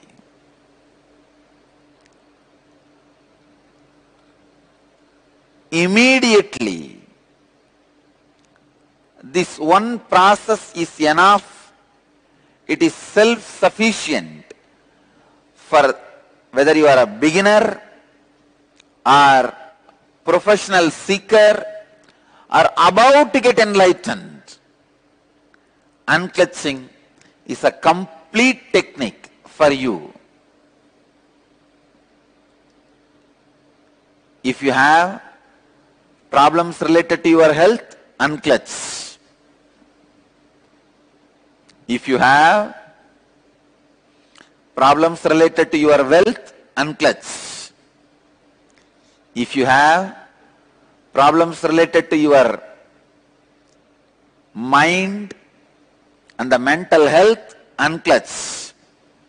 If you have problems related to your relationships, unclutch. If you have problems related to your emotions, unclutch. If you have problems related to your consciousness, again the solution is unclutch.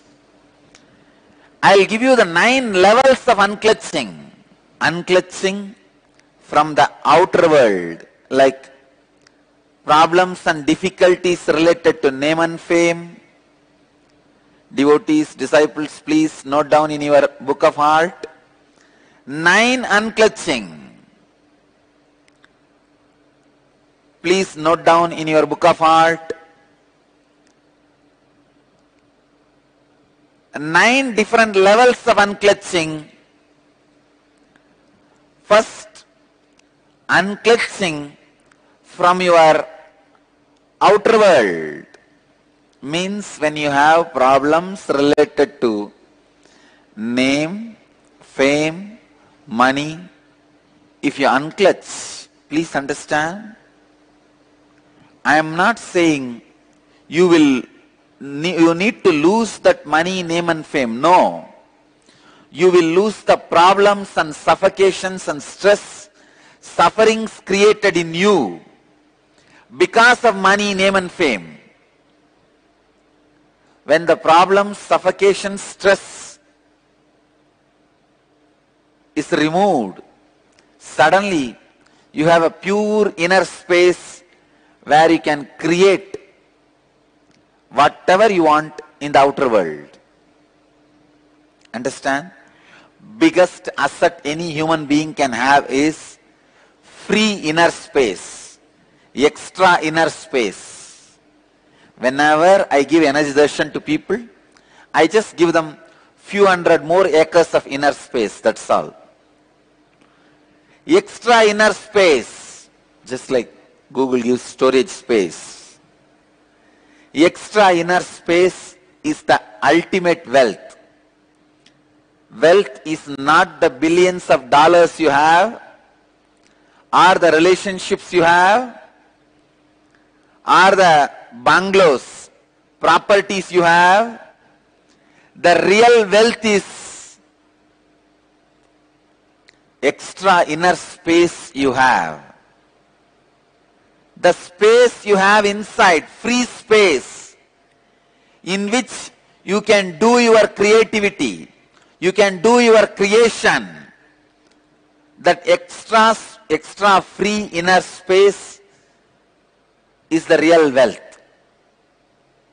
When you unclutch from the difficulties, stress, sufferings, suffocation created by money, name and fame, you achieve that ultimate wealth, extra free inner space. Second, unclutch from the outer world identities. The identities you carry, social identity, professional identity, racial identity, national identity. Sometimes you think you identify yourself based on your religion, your country, your race, your caste, your community, your creed. Please understand, this racial identity, national identity is responsible for millions of people dying every year in the planet Earth. World's worst terrorist on the planet Earth is racial and national identity. Please understand, largest number of deaths on the planet Earth is caused by racial and national identity. The moment you feel you belong to certain geography, you are ready to sacrifice your life for that geography. People die, especially youngsters. Millions die in the war fields. And without any guilt, without any even second thought, people kill people just because their national identity. Identity you create because of your geography. I tell you, most uncivilized act is killing people because of your racial and national identity. It is so unfortunate still human beings have not evolved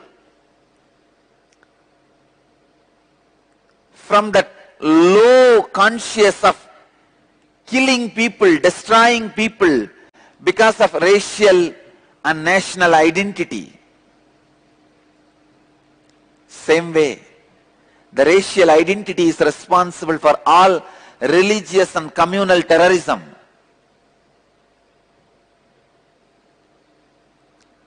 Unclutch from social, professional, racial, national identities, you will see so much of peace, joy, bliss happening in you. Universal intelligence awakens in you the moment you unclutch from low-level identities. The moment you unclutch from racial, national identities, immediately the universal intelligence awakens in you. Third, unclutching. Unclutching from thoughts, verbalization and visualization happening inside.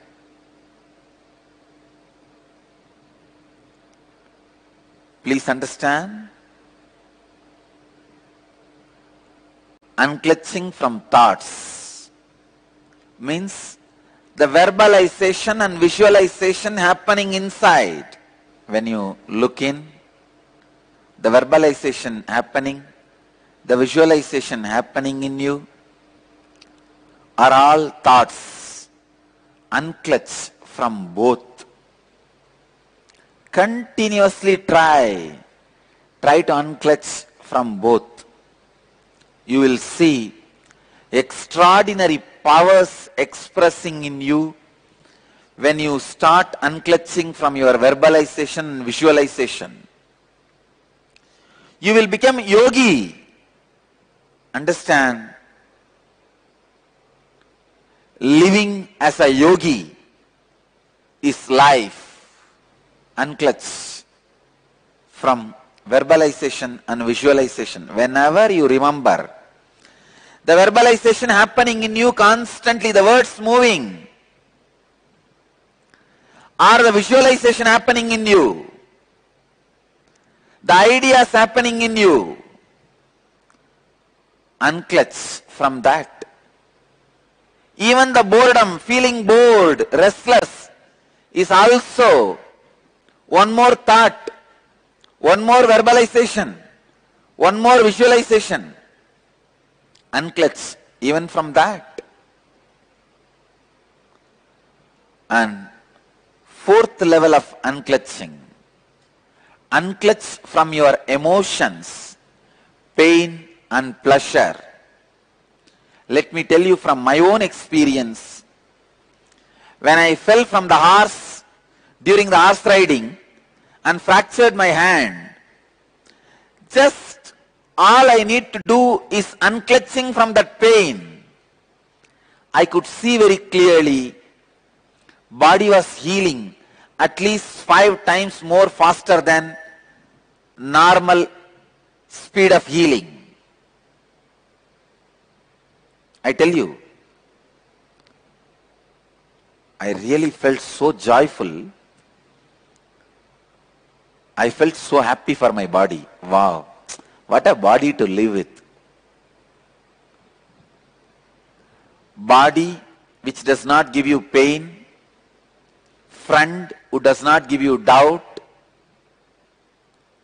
wife who does not give you instability, are all rare blessings.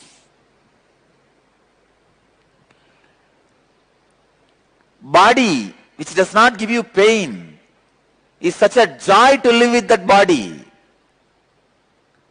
I know I don't have pain because I received the blessings of many yogis and did many techniques, but when you see that literally in your life as experience, I felt, oh God, what an achievement.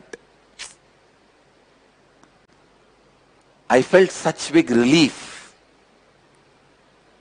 I tell you, when you unclutch from pain and pleasures, not only you are free from it,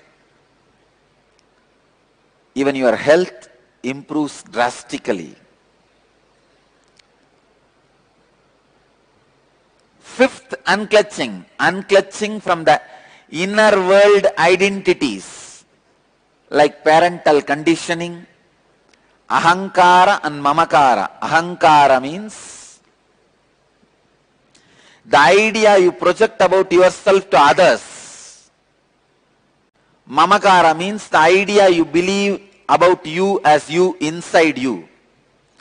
See, always the idea you project to others about you will be more than what you are. Mamakara, the idea you believe about you in the inner self is always lower than you. Idea you project on others, an idea you project on yourself. This ahamkara and mamakara,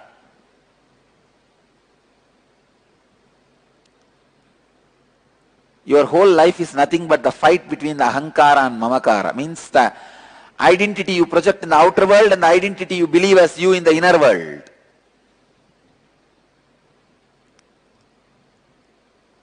Unclutch from inner world identities, both the identities.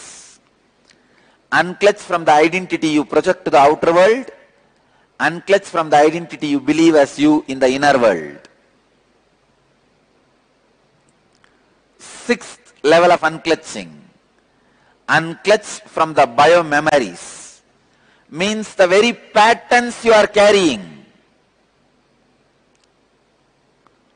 Pattern of depression, pattern of pain, pattern of irritation, patterns of suffering, patterns of your own ideas. You need to realize the truth. You are not even orphan. Orphan means what? You are alone. Everybody else is your enemy. Here you don't need to realize that. You are alone. There is no enemy. You are alone, but there is no enemy. If you are alone, how can there be enemy? Only if there is somebody else, there can be enemies.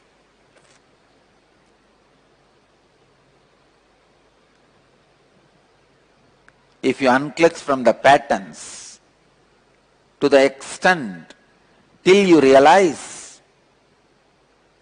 there is no patterns in reality. In reality, you are alone. In reality, you are just existing. Kevala. Next, unclutch from body. Unclutch from body itself. Please understand.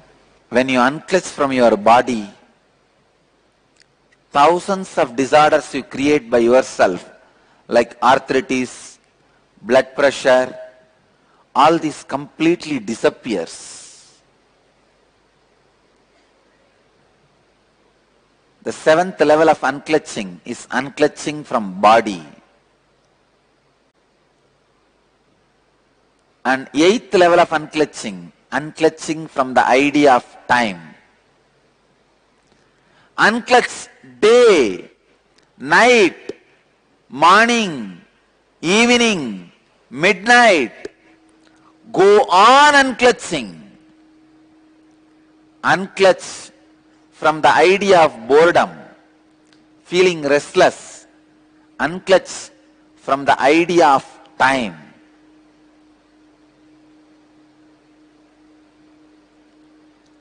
I tell you, time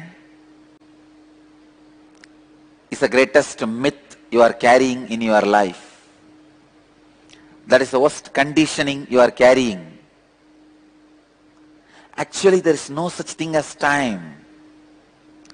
Sun rises and sets, moon rises and sets, stars move, planet moves, life moves. That's all. Where is time? You rise, live, disappear. That's all. Where is time? Time is one of the myths like a clothes. You forget human body does not come with clothes. How many of you remember? I tell you, none of us remember. Human body comes to planet Earth without clothes, goes out without clothes. We think human body comes with clothes and goes with clothes. Just like a cloth, cloth is the illusion which has become part of your biomemory. Time is an illusion which has become part of your very consciousness itself. So unclutch from the idea of time. Ultimately, the ninth level of unclutching, unclutching from the very idea I. Unclutch from that very idea I. In every level of unclutching, in every aspect of unclutching, you will experience some new free dimension of you. You will experience some extraordinary experiences or expressions. I tell you, all the auspicious things of life and beyond life is achieved just by this one process, unclutching. Just by this one technique, unclutching. Just this one technique, unclutching. These 9 levels of unclutching. The 9th level is unclutching from the very idea I. The I. The very idea I is the source of everything you experience, you perceive. Unclutching from that very source, the idea of I. You can start in these 9 levels, any one level. Because of the benefits and experiences you will have, simply you will move to next level and experience all 9 levels.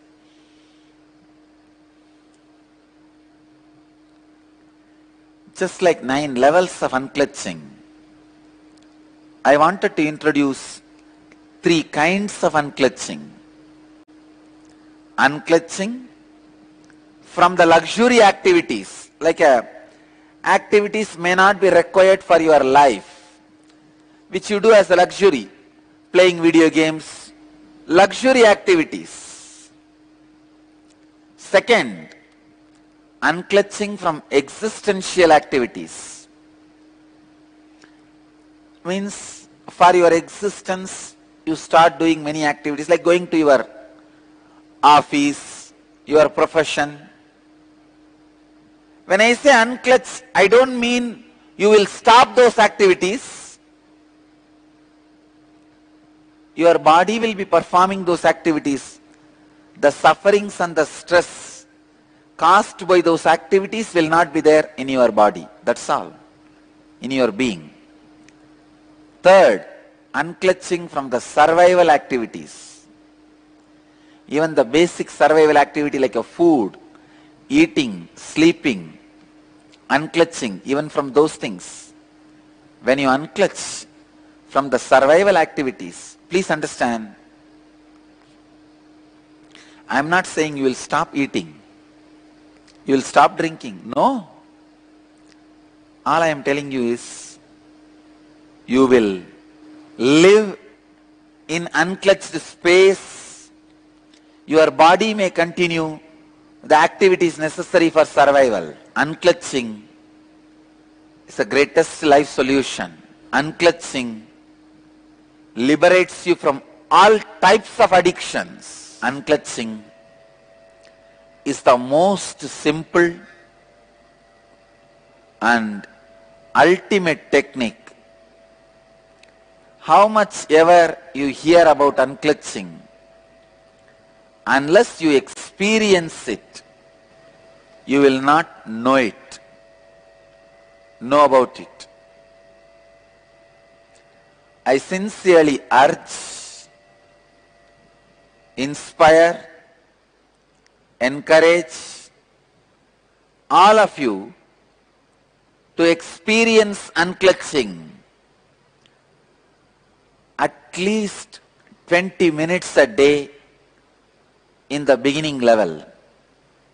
From today, sit unclutched at least 20 minutes a day. You will see within next few days, unclutching helps you so much. It frees you from so many sufferings. It makes you matured so many ways. It upgrades your consciousness so much. You will start spending more and more time in unclutched space. Ultimately, your whole life will be in unclutched space.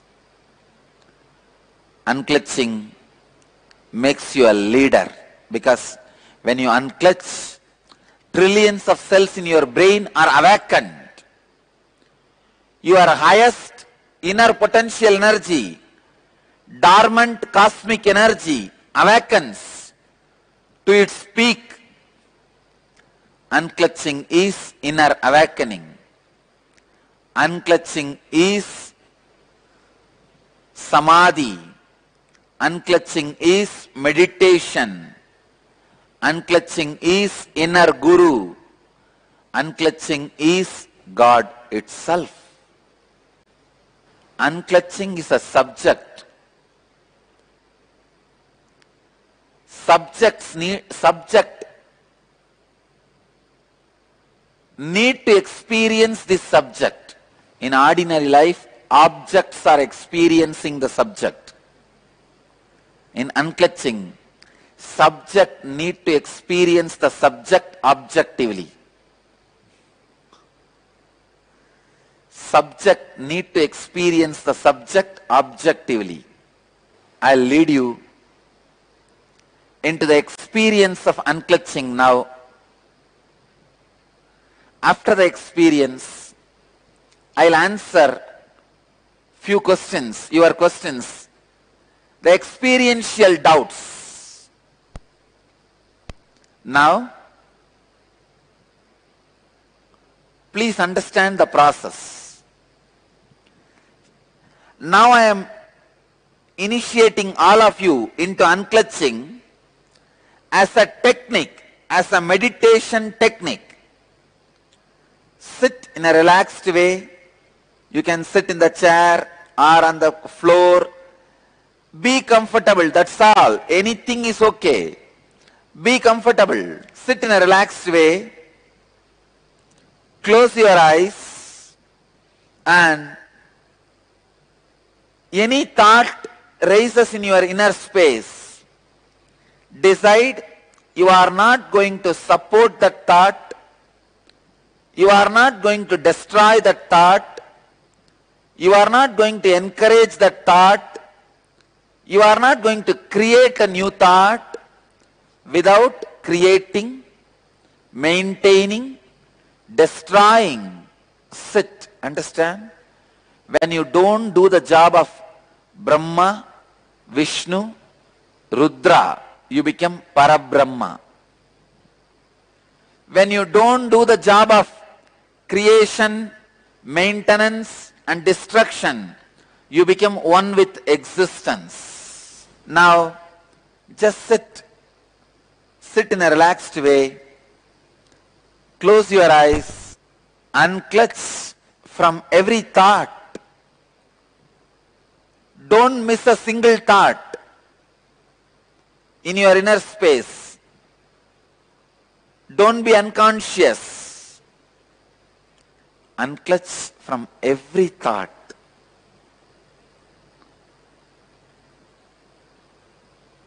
When thought rises in you, just decide, I am not going to support it, encourage it.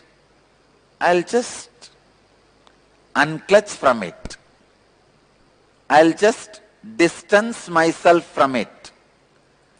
Just a simple will. I will unclutch is enough. The thought will lose power over you.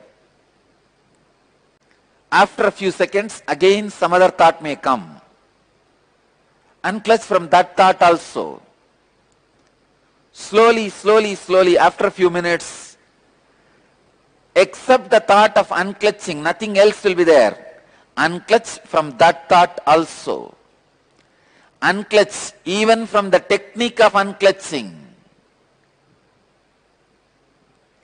When you unclutch honestly, authentically, automatically your Kundalini energy rises, your Kundalini is awakened, and your body may levitate.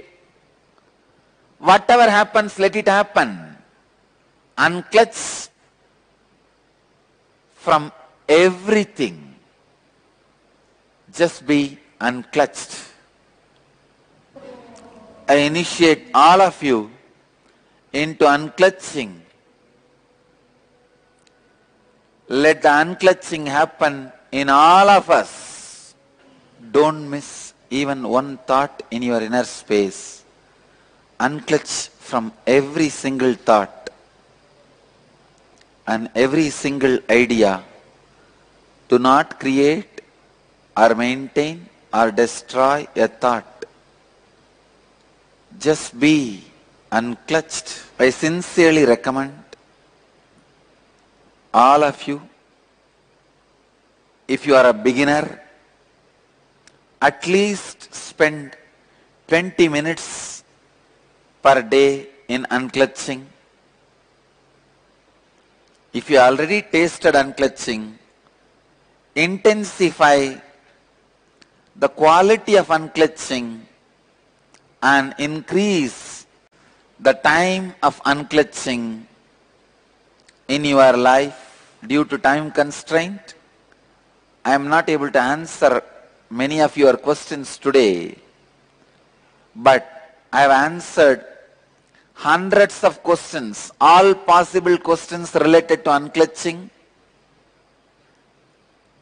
and all those answers are available in our Life Bliss Foundation's YouTube channel. There is a separate playlist called Be Unclutched in our YouTube channel.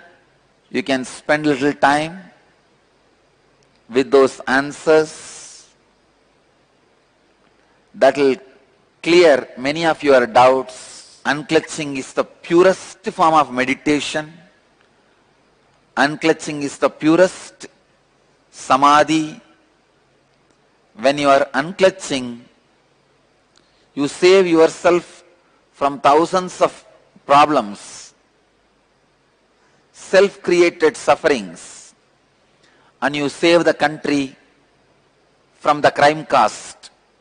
When you unclutch, you are neither violent towards yourself nor violent towards others. When you are not violent towards yourself, you bring peace and bliss to you. When you are not violent to others, you save crime caste of the country. So, every 5 minutes of your unclutching saves $1 for your country's crime caste. And I have a statistics I can give you. Minute for a Peace, Minute for the Peace website, which I inaugurated today, gives you the clear statistics. When you meditate for a minute, how much of crime cost you save, how many violent crimes you stop when you unclutch. You bring the best things to your life, and you bring the best things to your country, you bring the best things to your society, you bring the best things to the whole humanity. So I invite all of you to meditate, unclutch, save the planet Earth. Studies done on crime reduction around the world show that each minute of meditation reduces the cost of crime by 20 cents and reduces the incidence of crime by 0.0015%. So based on these calculations, our group of people, 3,000 people sitting with me every day meditate morning, 40 minutes, saves $17,000 in crime cost and prevents 12 violent crimes all over the world. Please understand, every day we are saving $17,000 and 12 violent crimes. We are stopping 12 violent crimes by our morning satsang and meditation. Now already all of you saved $17,000 in crime costs and prevented 12 violent crimes. So please meditate every day. Enter your meditation minutes in the website minuteforpeace.org. minuteforpeace.org. Enter into that website. I bless you all. Let you all be unclutched and bring all the auspicious things to your life and to others' life. Please understand, teaching unclutching to others is the best service you can do. This is the greatest contribution you will make and make the difference in others' life. So I bless all of you. Let you all achieve, experience, live, express, radiate, share, explode in eternal bliss. Nithyananda.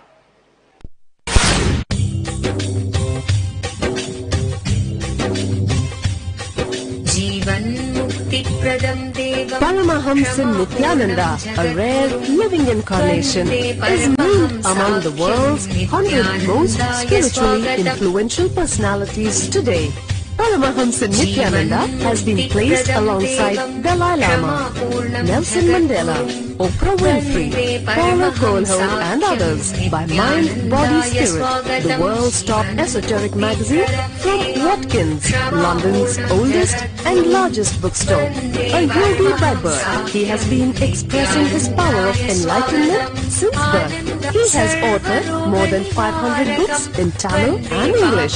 Translations of these books are available in 26 languages in Telugu, Kannada, Malayalam, Hindi, Sanskrit, Gujarati, Oriya, Bengali, Marathi, French, Malay, Polish, Portuguese, Italian, German, Danish, Spanish, Russian and Chinese. He is also an exemplary speaker with over 10,000 hours of profound life solutions through his discourses. Social services such as Annadan, free medical care, free educational services with ashrams, schools, temples, hospitals established in more than 140 places around the world, offering exceptional services. A powerful spiritual healer who has healed millions of people of diseases from migraine to cancer. A Kriya Yogi who has formulated Kriyas for physical health and mental well-being,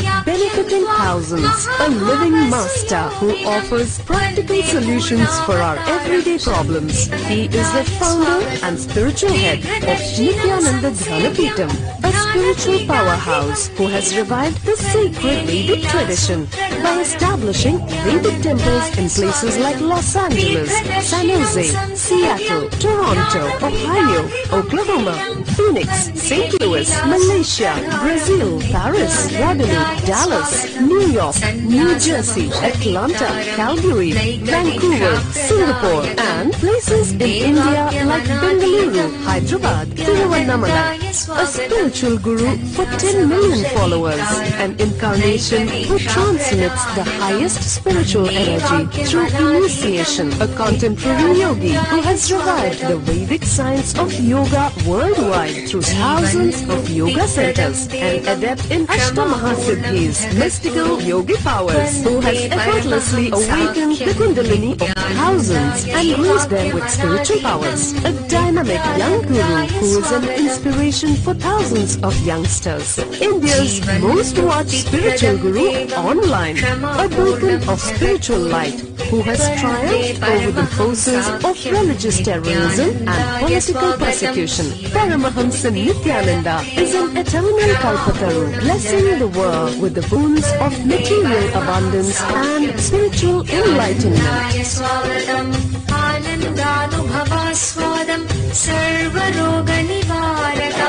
वन्दे पापविनाशक्तम् नित्यानन्दाय स्वागतम् नित्यमुक्तम् निर्विकल्पम् ज्ञानलोकप्रदीपकम् वन्दे शान्तमयम् बन्धम् नित्यानन्दाय स्वागतम् आनन्दगन्धसञ्चारम् सर्वोपाधिविनिर्मुक्तम् वन्दे ज्ञानालयम् नाथम् नित्यानन्दाय स्वागतम्. Let you all achieve, experience, live, express, radiate, share and explode in eternal bliss.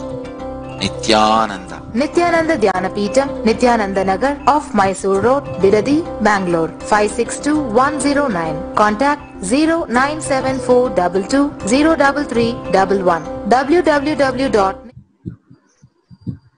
Thank you so much, Swamiji, for yet another breakthrough satsang, Vinitya satsang. Thank you so much for sharing the highest truth with all of us and also creating that right ambience within all of us so we can be available, become ready and be receptive to receive the highest truths. The fifth batch, the fifth season of Paramashivam is going to be all about Sarvajnanottara Agama, which was delivered by Paramashiva himself to Lord Subramanya.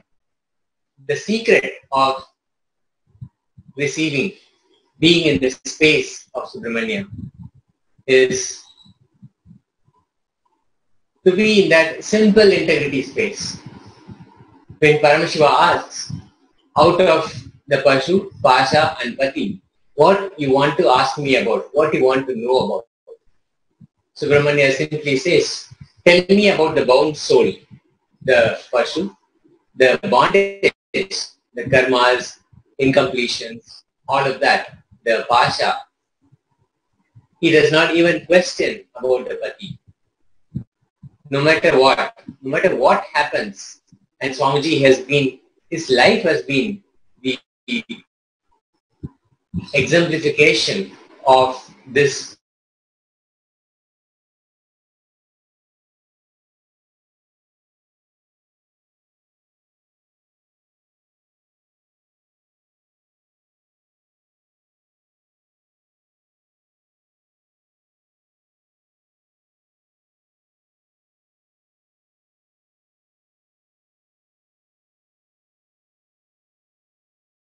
Paramashivam.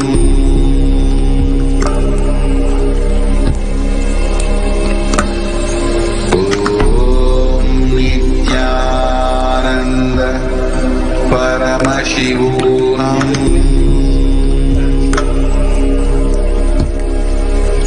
That's the right space for us to be in, to be able to receive the ultimate truths.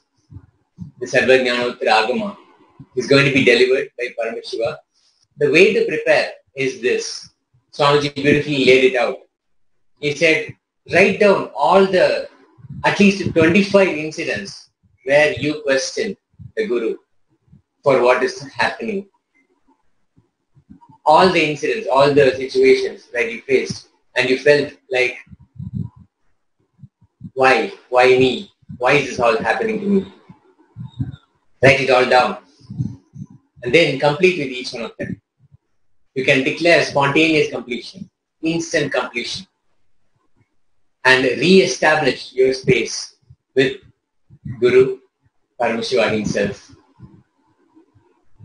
Simply by doing that, you create the communion to beautifully happen. So the experience of the ultimate truths, the divine secrets, can be shared without any effort. So let us become prepared. Let us do the completion process given by Swamiji and become ready for the Sarvajnanottara Agama to become a part of us, to receive all those secrets and experience that oneness with Swamiji. Now, as you know, recently the big buzz in the Nithyananda Sangha has been the courtyard sessions. Swamiji again has made himself available for power manifestation, and in a much more explosive way, people have started manifesting powers simply by his presence, he initiating and making it happen, making Paramashiva manifest in all of us, all the powers manifesting in all of us. So with that, riding that on our back, let us enter into the power manifestation. Let us allow Paramashiva to express and manifest through all of us.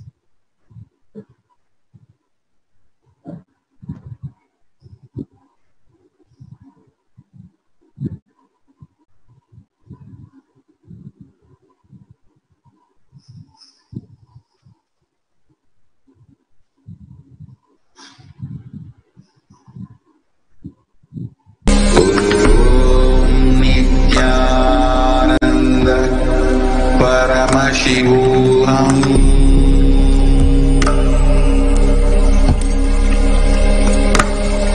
Om Nithyananda Paramashivam.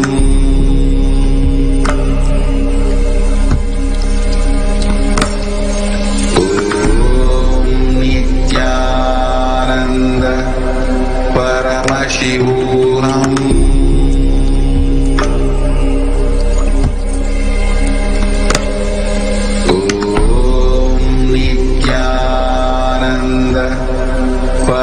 Paramashivam.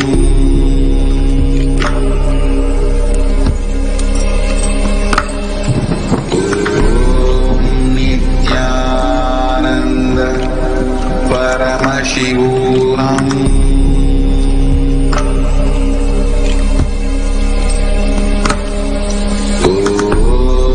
Nithyananda Paramashivam.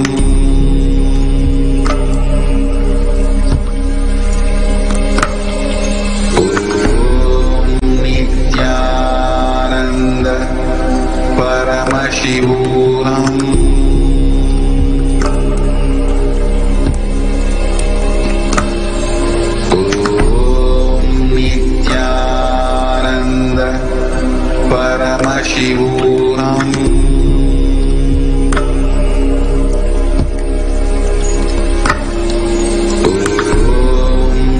Nithyananda Paramashivam.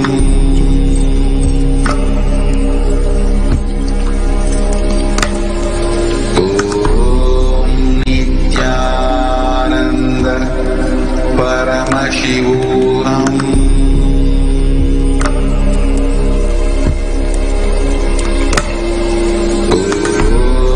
Nithyananda Paramashivam.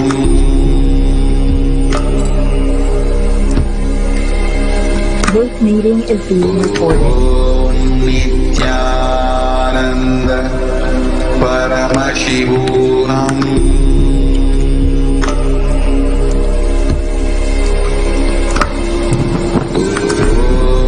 Nithyananda Paramashivam.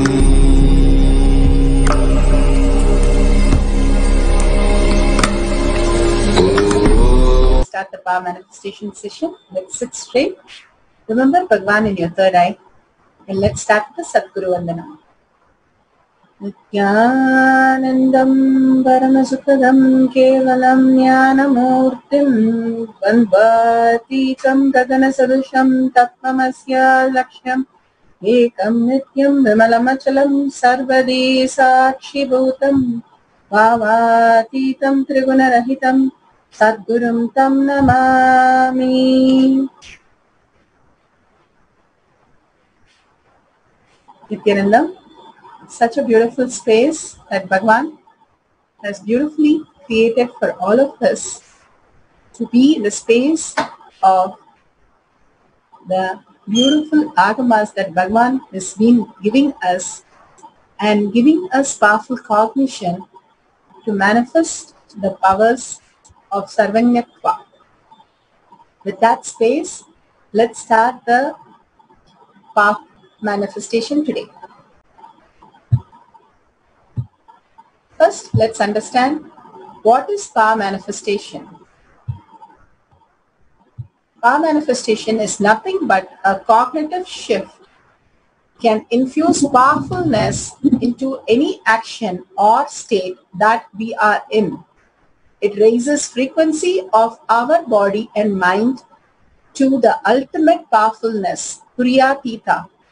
We know the state that we are in, the deep sleep, the dream state, and the waking state. Bhagwan beautifully says how these are like painting on a canvas. The canvas itself is what we need to realize, and that is the Turiyatita state, the ultimate happening which infuses to many states of consciousness. Raising to the Turiyatita state, ultimate powerfulness, simply we'll be able to live as superconscious being. Here, Bhagwan beautifully talks about Paramashiva. Who is Paramashiva? Paramashiva is Ryomoha, beyond the form and formless. The 5 phases of Paramashiva, Satyojata, Vamadeva, Agora, Tatpurusha, and Ishana, doing the Panchakriya of manifestation, sustenance, regeneration, delusion, and pulling us out, delusion and liberation. Beautifully, the whole Big Bang and black hole continuously happening, manifesting our reality. Bhagavan himself, Paramashiva himself, has come down as our Guru. His Divine Holiness Nithyananda Paramashivam is a reviver of Kailasa, the ancient enlightened civilization. Living Spaces is here to help with safe and stress-free shopping. During our Memorial Day event, you'll find great deals for every room of your home. Plus, get free 2-day shipping with minimal contact on select purchases. Visit livingspaces.com for more great deals. Living Spaces. Lit Mobile popped over this wireless battery bank for an unboxing. Let's check this thing out and see what we got inside. This thing is solid. It's got nice grips on the side, it's shockproof, and it's water resistant. This battery bank has 20,000 milliamps, which can give you 8 full phone charges. It's also got this convenient loop for carabiners. My favorite feature about the device so far is that it charges my phone wirelessly. So there's a red light indicator there at the top, and when you put your phone down to charge, it turns green to let you know that you're charging. It's got a lot of solar panels here on the back, and it only takes 60 minutes to charge the battery completely. There's 3 USB ports underneath a rubber cover on the top. 2 of these are fast chargers. So when you push the power button once, it turns on the LEDs that let you know how charged you are. If you click the power button twice, it turns on the LED panel. There's a micro USB port on the side here for fast charging.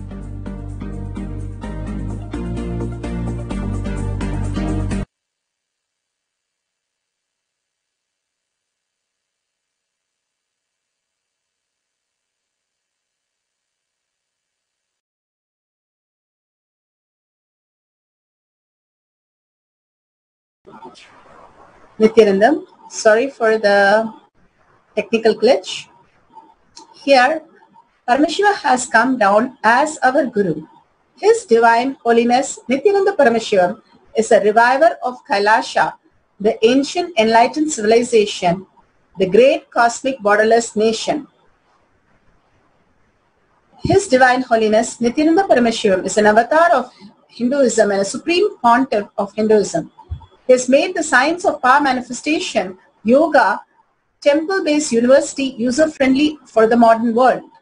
His Divine Holiness Nithyananda Paramashivam survived the worst prosecutions in multi-level by anti-Hindu elements. Kailasa, led by His Divine Holiness Nithyananda Paramashivam and his Hindu diaspora, are working towards continuously 24/7, 365 days for global peace. His Divine Holiness Nithyananda Paramashivam is a founder of Nithyananda Hindu University, which has extended campus in 150 countries. He is 293rd Guru Mahasannidhanam of Shamala Pita Sarvanya Pita and Swaragapura Adinam and present Maharaj of Suryavamsa Surangi Samrajyam. Bhagwan has come down to make the Hinduism, all the Adinams, all the Sarvanya Pita alive again, reviving the whole Hinduism culture and reviving the whole world into the new humanity of superconscious beings. He has given the science of power manifestation, which is authentic, time-tested, scientific and foolproof. Shastra Pramana. Shastra Pramana are the Veda Agamas, the Upanishads, the eternal unchangeable truths revealed in the Hindu source scriptures. Apta Pramanas are the experience of the result of Aptas or authorities of Hinduism, who are the Rishis, Nayanamars, Alvars, the Siddhas, all the great Rishis who have scientifically manifested the powers and time-tested and verified. Atma Pramanas are the avatars who land on planet Earth to revive the humanity into a new conscious level. Here, His Divine Holiness Nithyananda Paramashivam, the Millennium Avatar, personal experience of each power manifestation. Bhagwan himself has initiated millions of disciple, devotees, followers who have experienced the science of power manifestation. We'll be going to the Shastra Pramana. Shastra Pramana, all the Shastra Pramanas are from the Veda Agamas. The Shastra Pramana for the power of quantum memory is taken from the Sarvajnanottara Agama, verse 15. Evamekatma bhavena samtitasya tu yoginaha sarvajñatvam pravatteta vikalparahitasya tu. एवमेकात्मभावेन संस्थितस्य तु योगिनः सर्वज्ञत्वं प्रवर्तेत विकल्परहितस्य तु. Beautifully, this is in the Sarvanyatma Tara Agama, verse 15. Within such yogi who established himself in the absolute non-dual oneness with Lord Shiva and who keeps himself free from all sorts of differentiating notions, the exalted supreme superpower of all-knowing Sarvanyatvam gets unfolded in all its fullness. Bhagavan beautifully says how he beautifully gives us the translation where he says the first thing, Pashu, Pati and Pasa.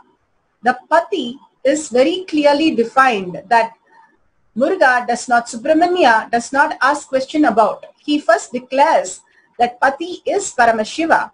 Paramashiva is real, he is Pati, he is Paramashiva. Then he asks question about the Pasu and Pasa.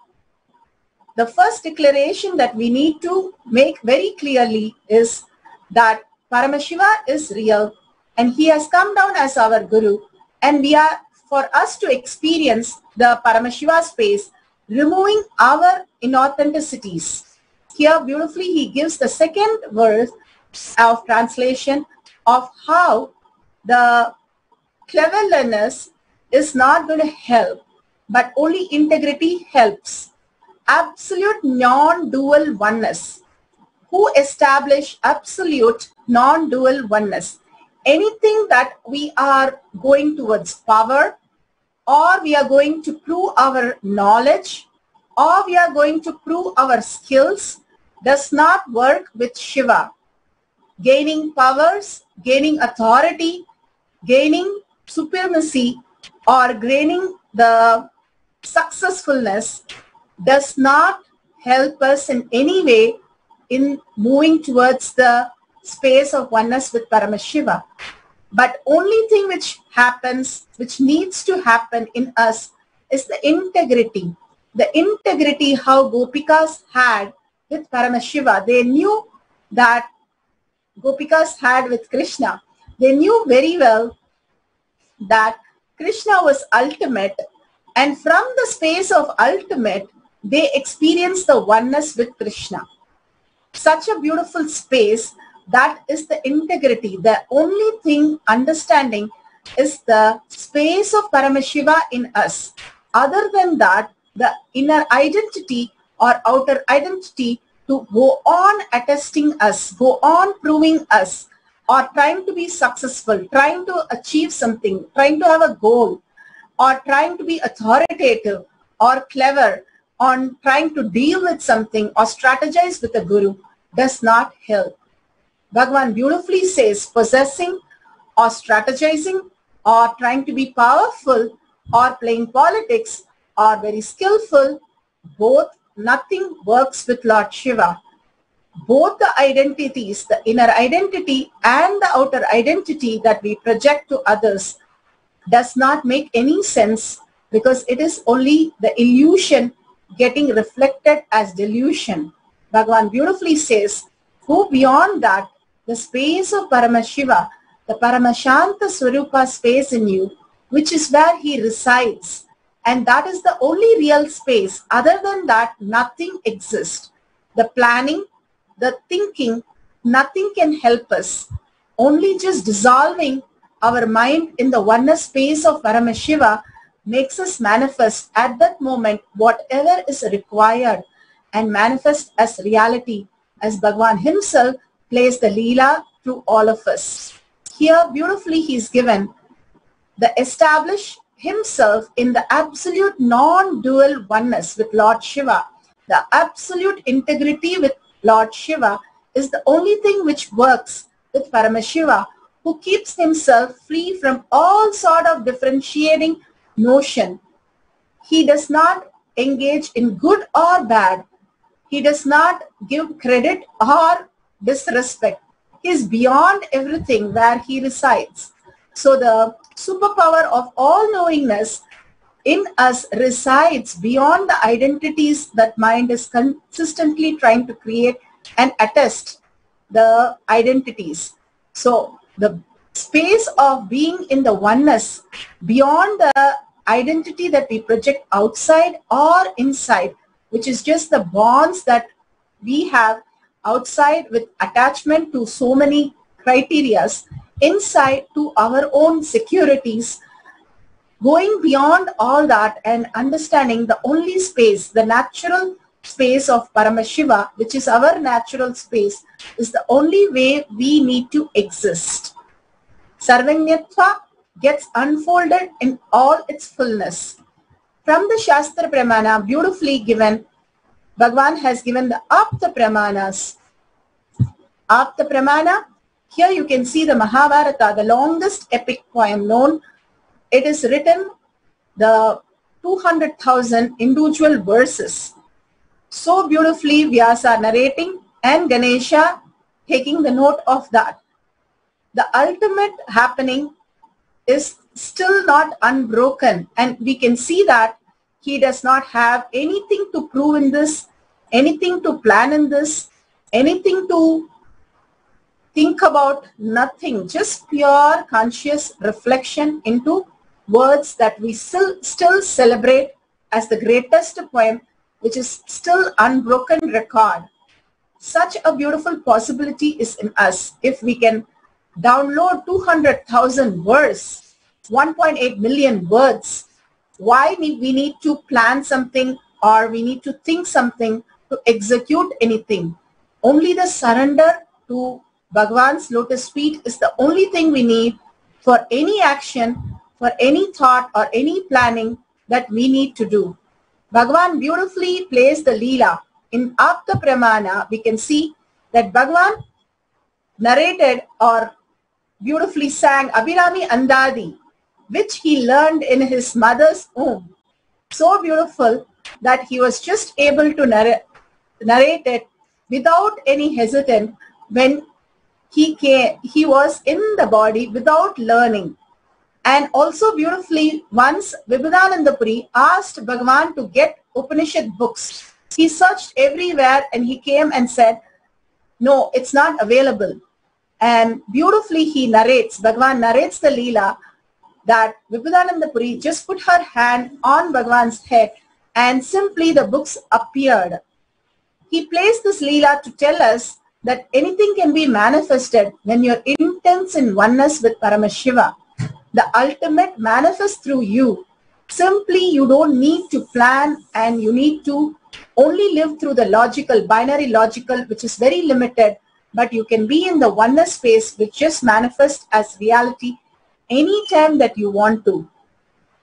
So beautifully, you know, that so many pramanas, the Apta Pramanas, the Guru Namashivayam, he came to the temple of Tiruvannamalai and Paramashiva did not allow him inside till he had to chant a poem in Tamil, and he was from Karnataka.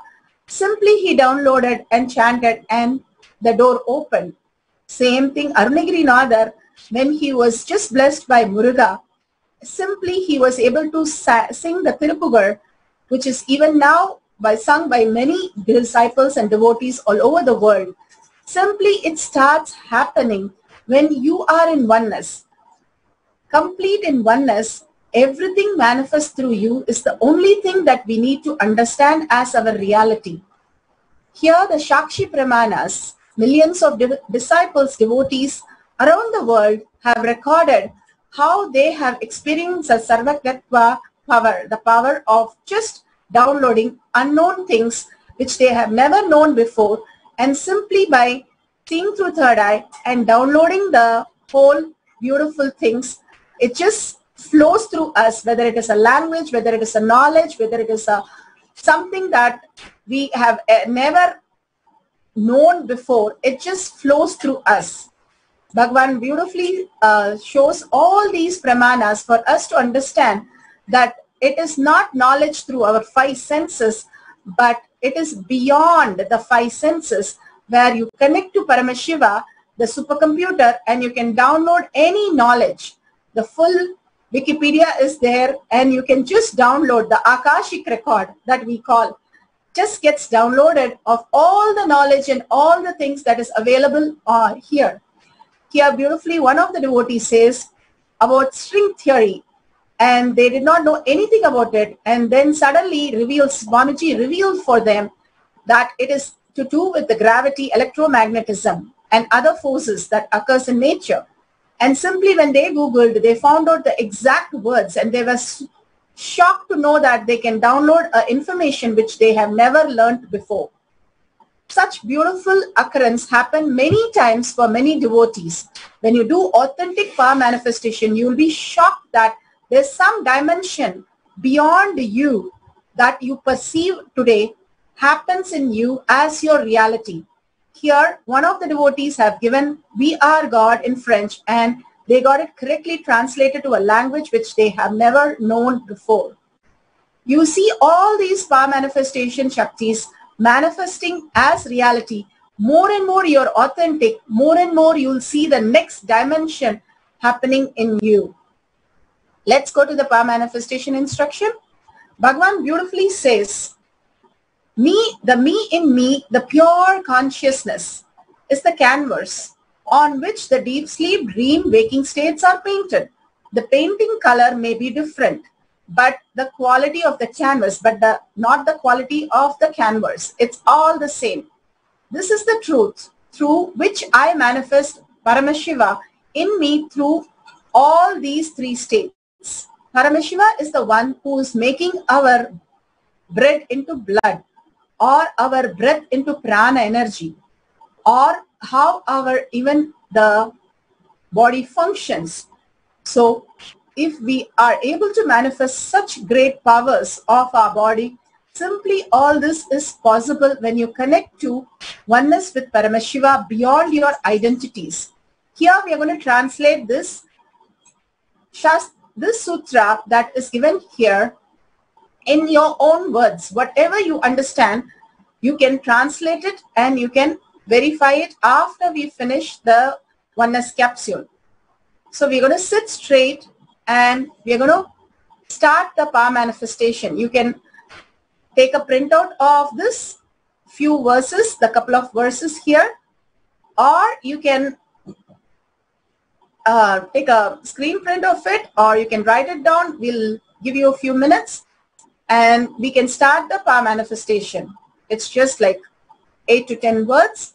Please take a note of it, and simply what appears in your third eye, start writing it down. Don't try to think that I don't know all these things. It doesn't make any sense. I don't know which language is this. It doesn't matter. All that we need to do is connect to Bhagavan, ask Bhagavan, Swamiji, please reveal me all these things. And simply you will see it happening, and you will start downloading all this into such detail. You will be shocked to know that you can translate any language. This is from Sanskrit language. Please go ahead, write it down and take a timestamp of what you have written down. And after you verify, after I show you the slide which has the meaning, then we can verify and you can again take a timestamp. Let's do it authentically so that you know the power of Sarvanyatva that is in you, that is initiated by Bhagavan with great blessings. So we can experience the ultimate oneness with Bhagavan and experience the phase of Sarvanyatva. So we'll go to the instruction. Let's sit straight with the head, neck and back in a straight line. For Kundalini to raise to Agnya, remember Bhagavan in your third eye. Again and again, remembering Bhagavan in your third eye makes you manifest your reality, the existential reality as your reality. Remembrance is liberation. Again and again, remembering is the way we liberate ourselves. We have to raise ourselves and liberate ourselves. Bhagavan can initiate us to the space of liberation, but we need to raise ourselves with the awareness, remembering Bhagavan again and again, third eye, to get liberated. From the space of absolute unclutching, Tyaga as Paramashiva is your only strength, now declaring complete integrity. Integrity is not just time, it is the simplicity. Bhagavan beautifully says, who you are, living as who you are the ultimate reality. You are the ultimate consciousness. Are you living that as your reality? Is the integrity in you. I am Paramashiva and I'm living as Paramashiva. The space of Paramashiva is the absolute integrity in me. Paramashiva is your only strength, now declaring complete integrity with Bhagavan. And experiencing the oneness, the avatar who has come down with so much of beautiful compassion and darshan, bringing that awareness in you again and again, and chanting the Mahavakya with a deep vibration, Om Nithyananda Paramashivam, again and again, chanting the Mahavakya raises your identity more and more in to the space of oneness with Paramashiva. Paramashiva, Bhagavan is completely aligned in his integrity to Paramashiva, and he will flow through you as Shakti, playing the Leela when you are in complete integrity with him. And Mahavakya helps you to integrate with Bhagavan completely in oneness to the space of Paramashiva in you.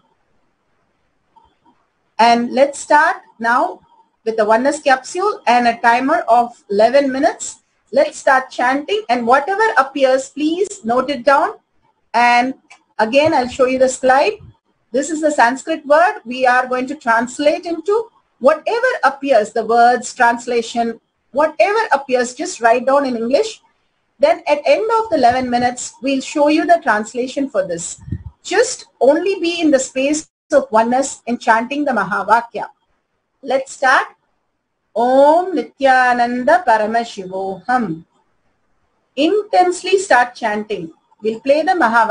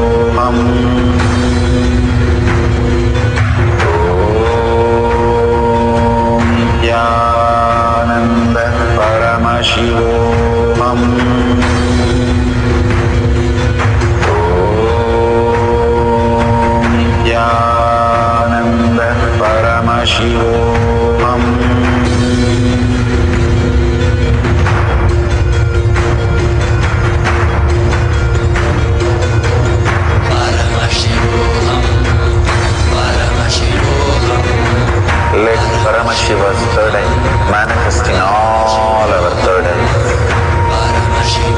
Let the Amrita pour, let the Varni open up, manifest in all of us.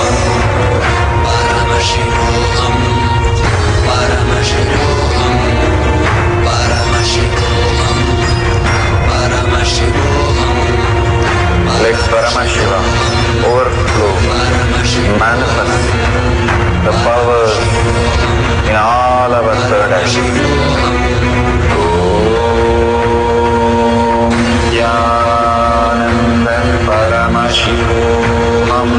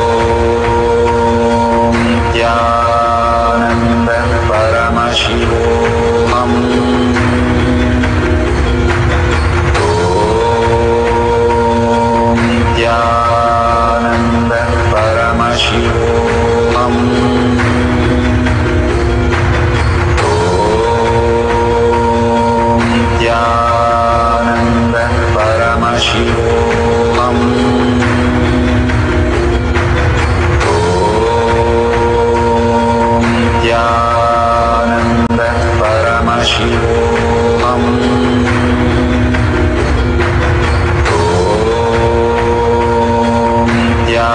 Nithyananda Paramashivam.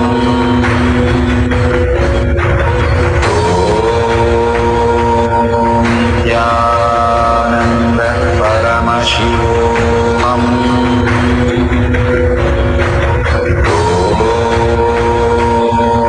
Nithyananda Paramashivam.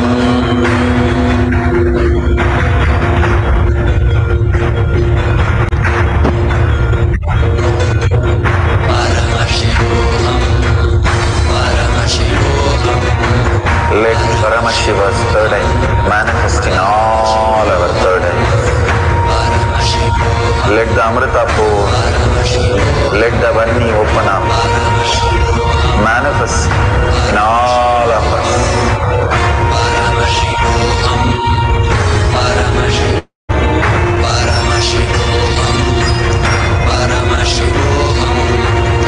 Let Paramashiva overflow, manifest the powers in all our third eyes.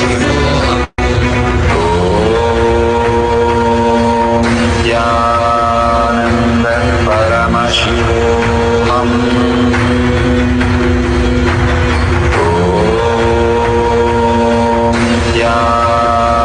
Nithyananda Paramashivam.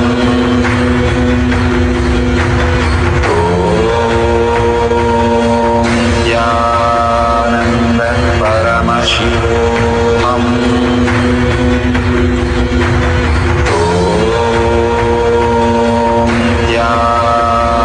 Nithyananda Paramashivam. Nithyananda Paramashivam.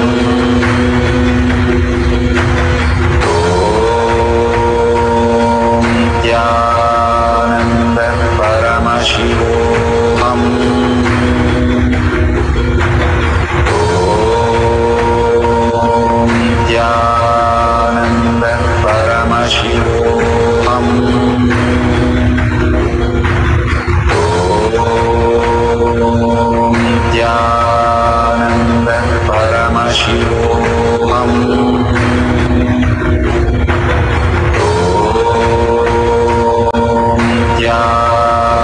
Nithyananda Paramashivam.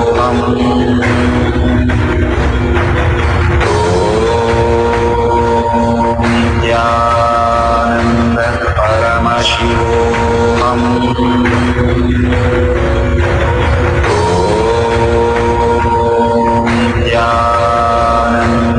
Paramashivam.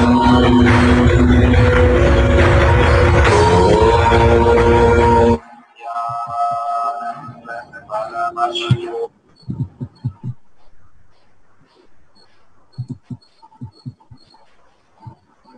Now let's look at the translation of the verses.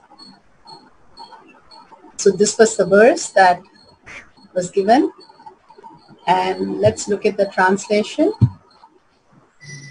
Om, the Guru is the consciousness, eternal, peaceful, beyond space, and stainless. He is beyond Nada Bindu Kala. I bow down to that Guru. Paramashiva has come down. He is Ajomoha, who has beyond the manifest and unmanifest. Who's our Guru? Swamiji, who has come down. That's the beautiful verse that we translated. We have the now another cycle of another sutra that you can translate.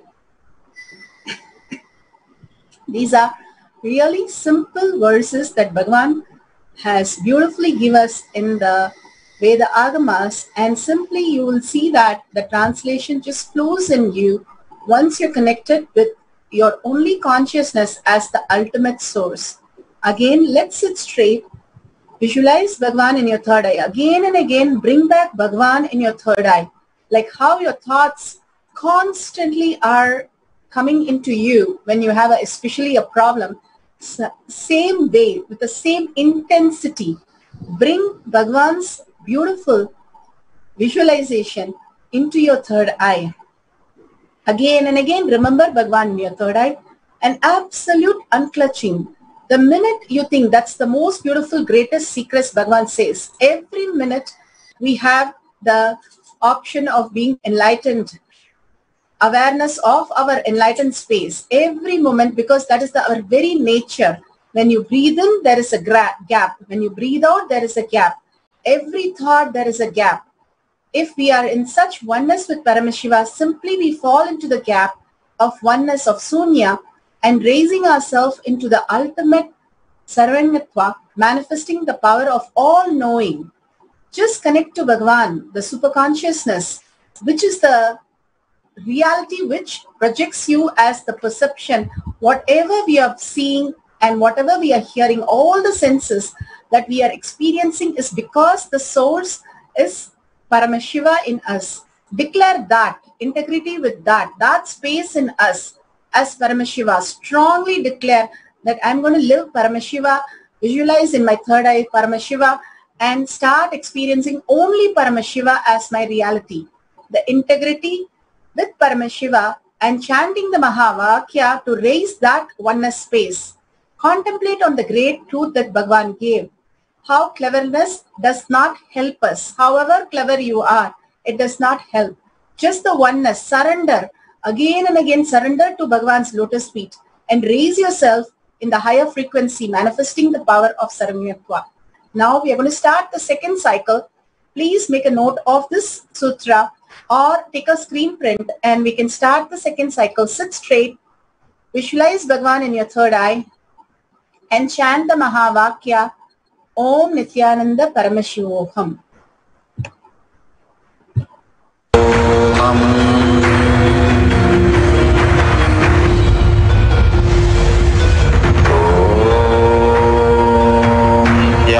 Nithyananda Paramashivoham.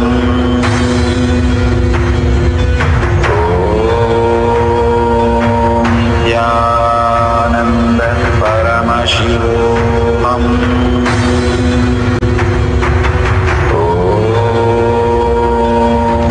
Nithyananda Paramashivoham.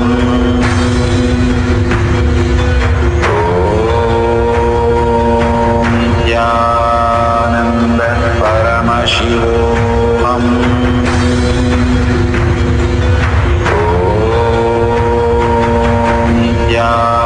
Nithyananda Paramashivoham.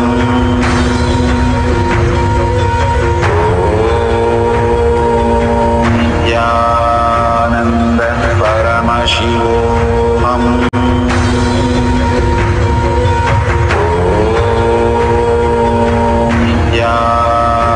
Nithyananda Paramashivoham.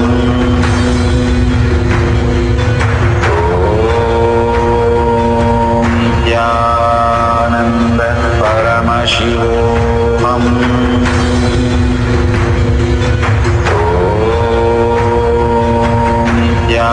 Nithyananda Paramashivoham.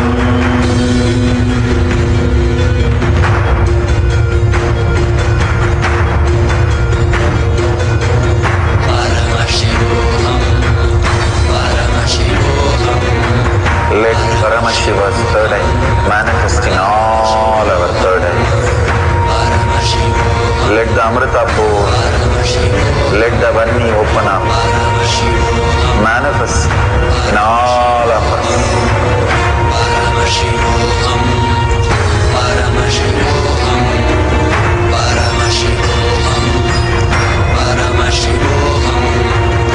Let Paramashiva overflow, manifest the power in all our third eyes.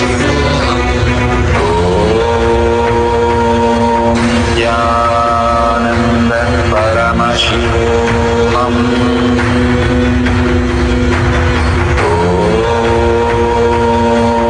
Nithyananda Paramashivoham.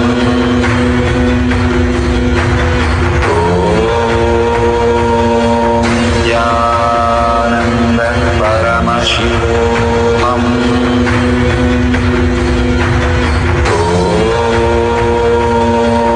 Nithyananda Paramashivoham.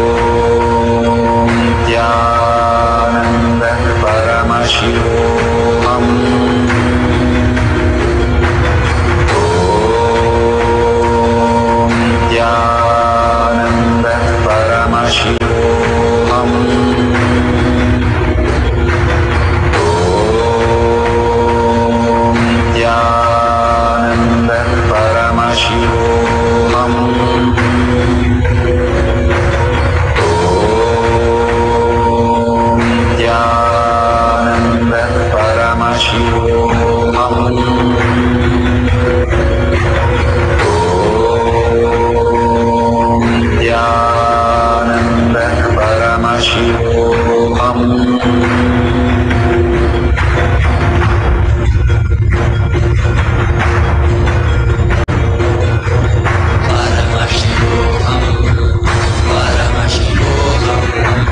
Let Paramashiva's third eye manifest in all our third eyes. Let the Amrita pour, let the Vanni open up, manifest in all of us.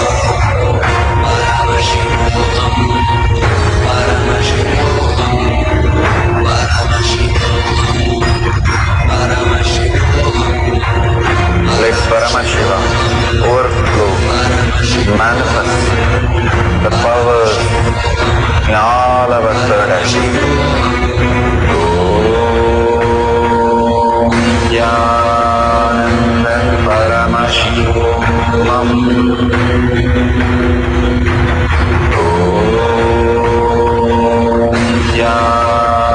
Nithyananda Paramashivam.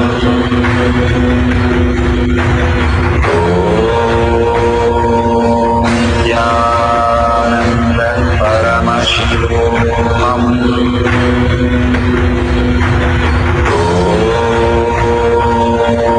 Nithyananda Paramashivam.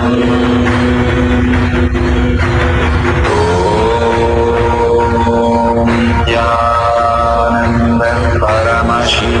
Nithyananda Paramashivam. Nithyananda Paramashivam.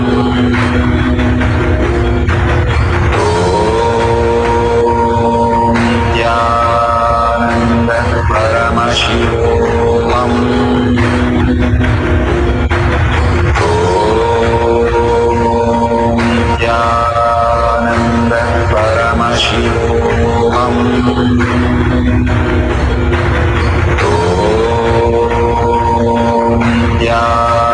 Nithyananda Paramashivam. Nithyananda Paramashivam.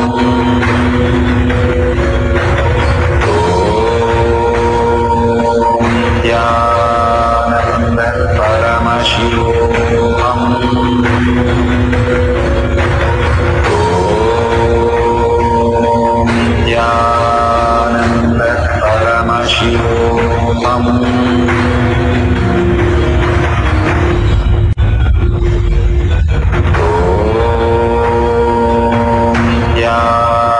Nithyananda Paramashivam.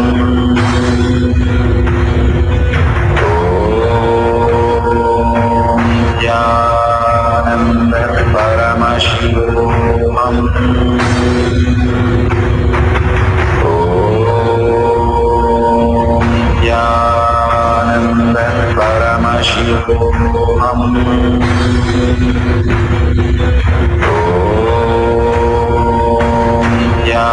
Nithyananda Paramashivam. Nithyananda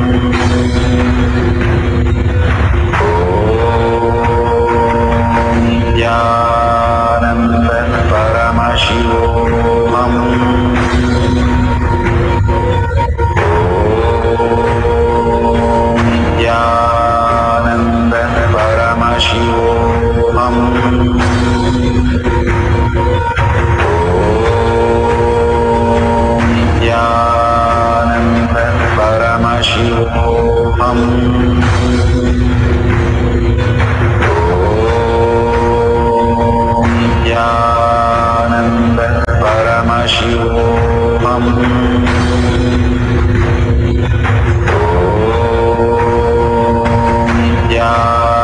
Nithyananda Paramashivam.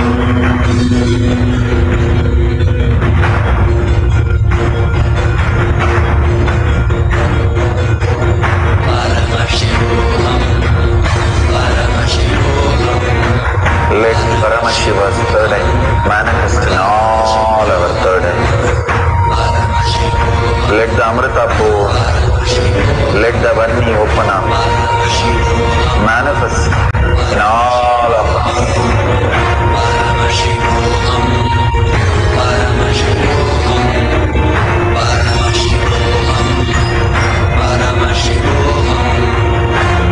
Paramashiva, overflow, manifest the powers in all our third eye.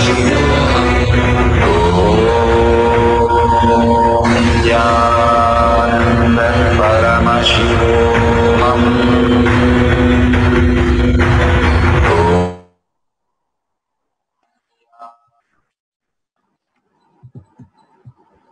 Nithyanandam. So beautiful. Whatever Bhagavan has revealed in the third eye for the second cycle, please go ahead and I'll show you the second slide of the second sutra. This was the sutra that we translated into. And here is such a beautiful translation. Let the vital life energy wind present in now merge into all-pervading eternal cosmic air. And now let this gross body disintegrate into basic element and be sacred ash. Such a beautiful verse that Bhagavan has given. Whatever is got translated or whatever you have perceived, the thought current, whatever you are started to manifest, that is ultimate. Don't think you have to be 100% perfect. Yes, once we start learning, for example, we start the first level, first standard, first grade, then second level, third level, fourth level, and when we come to the 10th level, then we give a public exam. We take some time. Same way, manifesting is one thing. Getting Trineth Tilak is the most beautiful space. All these manifesting, more and more you're aligned that you are manifesting. You start getting grounded. You cause others reality manifesting. Then you will see you're manifesting so many powers. This is for social media users. If you're part of Paramashivam program, please go ahead with the next Jnana sessions. So here we have for Facebook viewers and YouTube and other social media viewers. Please go ahead and share all these great truths. Bhagavan always says that we have to pull ourselves up or we have to lower ourselves. When we have to pull ourselves out of delusion, the best thing that Bhagavan has given is enriching and causing. Enriching the world by sharing all Bhagavan Satsangs, Leelas and power manifestation that is happening in the Kailasa courtyard and all these, please share it with the world. Just by sharing, you are enriching the whole world, which is a reflection of who you are inside, and causing others reality. Raising them to the ultimate oneness as their reality is nothing but clearing your space, expanding your inner space more and more. When we cause others reality, we expand in our inner space and manifest as reality. Contribution is the only way we live. If you see all the avatars who have come down, they have done only one thing, and that is contribution. Such a beautiful, compassionate space of just contribution and contribution and contribution. So please go ahead and share in tinyurl.com/powermanifestation. All the beautiful pictures that you have taken before and after, go ahead and present it so beautifully with your powerful cognition, which will raise millions of devotees, disciples, to bring them to Satsang, get initiated and manifest powers. Such a beautiful space Bhagavan has given us. So let's surrender to Bhagavan's lotus feet and thank Bhagavan for this power manifestation and powerful cognition that Bhagavan has given today. Go ahead, share all these with the world and surrender yourself to Bhagavan's lotus feet for such great knowledge, all-knowingness. Just like that, because of Bhagavan's initiation, darshan and diksha, we are experiencing this in this world. In such deep gratitude and humbleness, thank Bhagavan and request Bhagavan in the deep seeking to make this as your reality.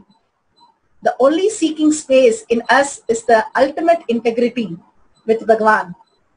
So with that, let's remember Bhagavan again in third eye and let's end this session with a Purna mantra. Om Purnamada Purnamidam Purna Purnamudashyate Purnasya Purnamataya Purnameva Vashishyate Om Shanti Shanti Shanti. Hari Om Tat Sat Sarvam Bhagavate Sri Nithyananda Paramashivam Padukarpanamastu. Om Nithyanandam.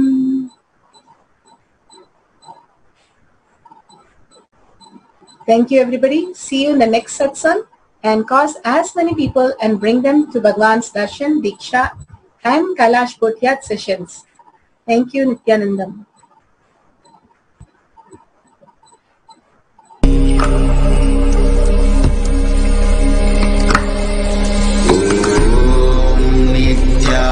Nithyananda Paramashivam. The recording has stopped.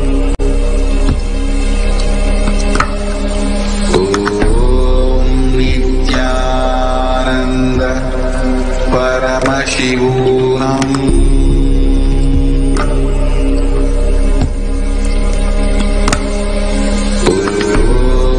Nithyananda Paramashivam.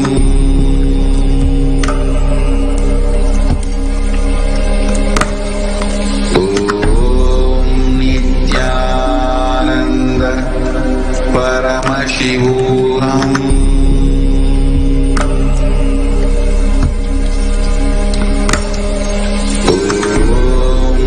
Nithyananda Paramashivam.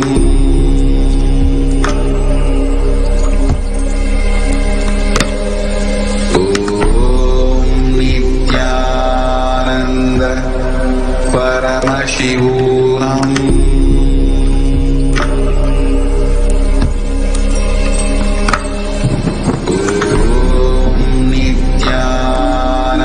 Nithyananda Paramashivam.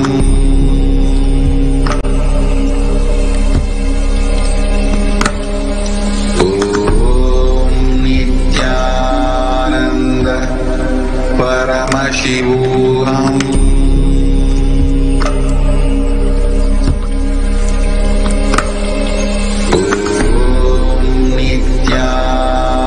Nithyananda Paramashivam. Nithyananda Paramashivam.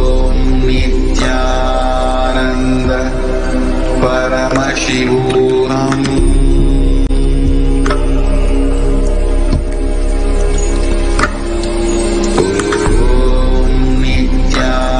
Nithyananda Paramashivam.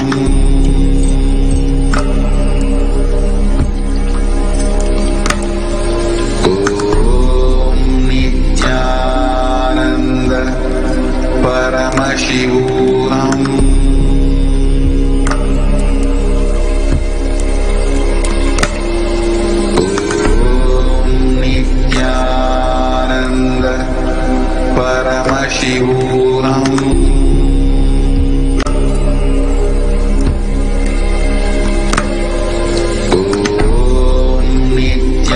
Nithyananda Paramashivam. Nithyananda Paramashivam.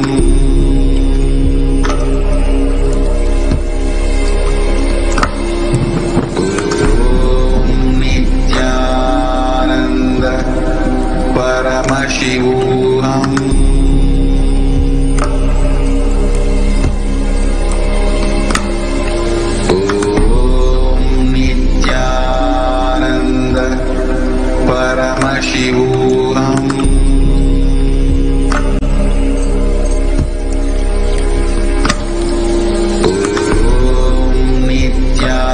Nithyananda Paramashivam.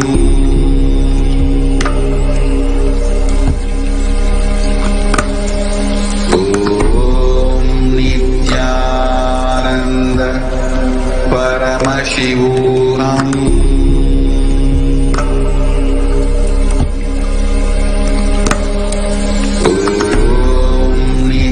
Nithyananda Paramashivam.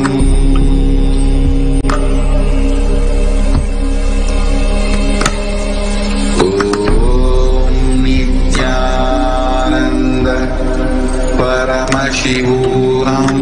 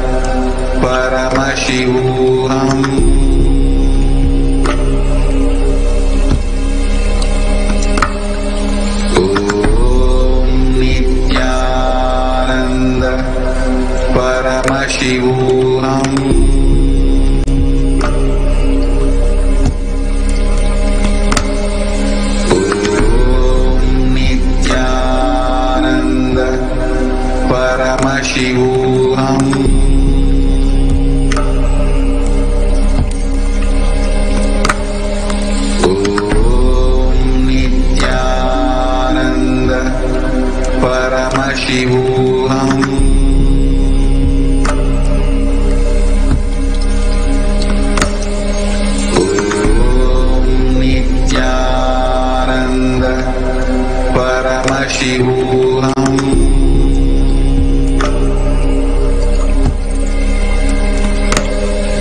Om Nithyananda Paramashivam.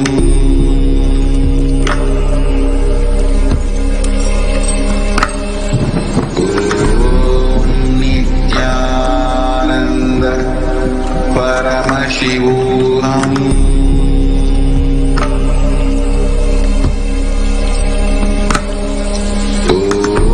Om Nithyananda Paramashivam.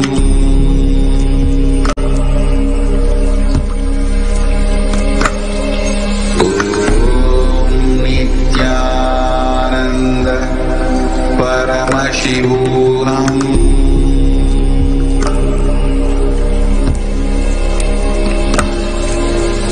Om Nithyananda Paramashivam.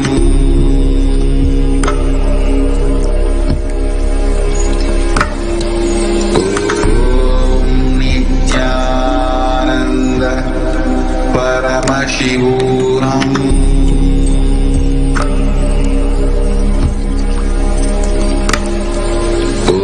Om Nithyananda Paramashivam. Om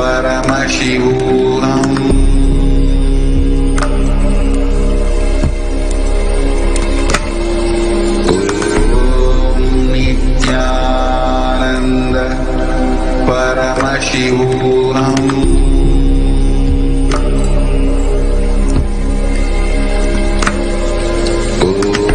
Om Nithyananda Paramashivam.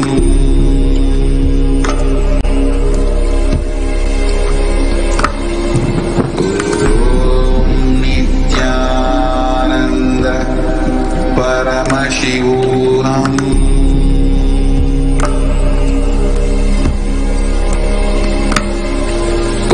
Om Nithyananda Paramashivam.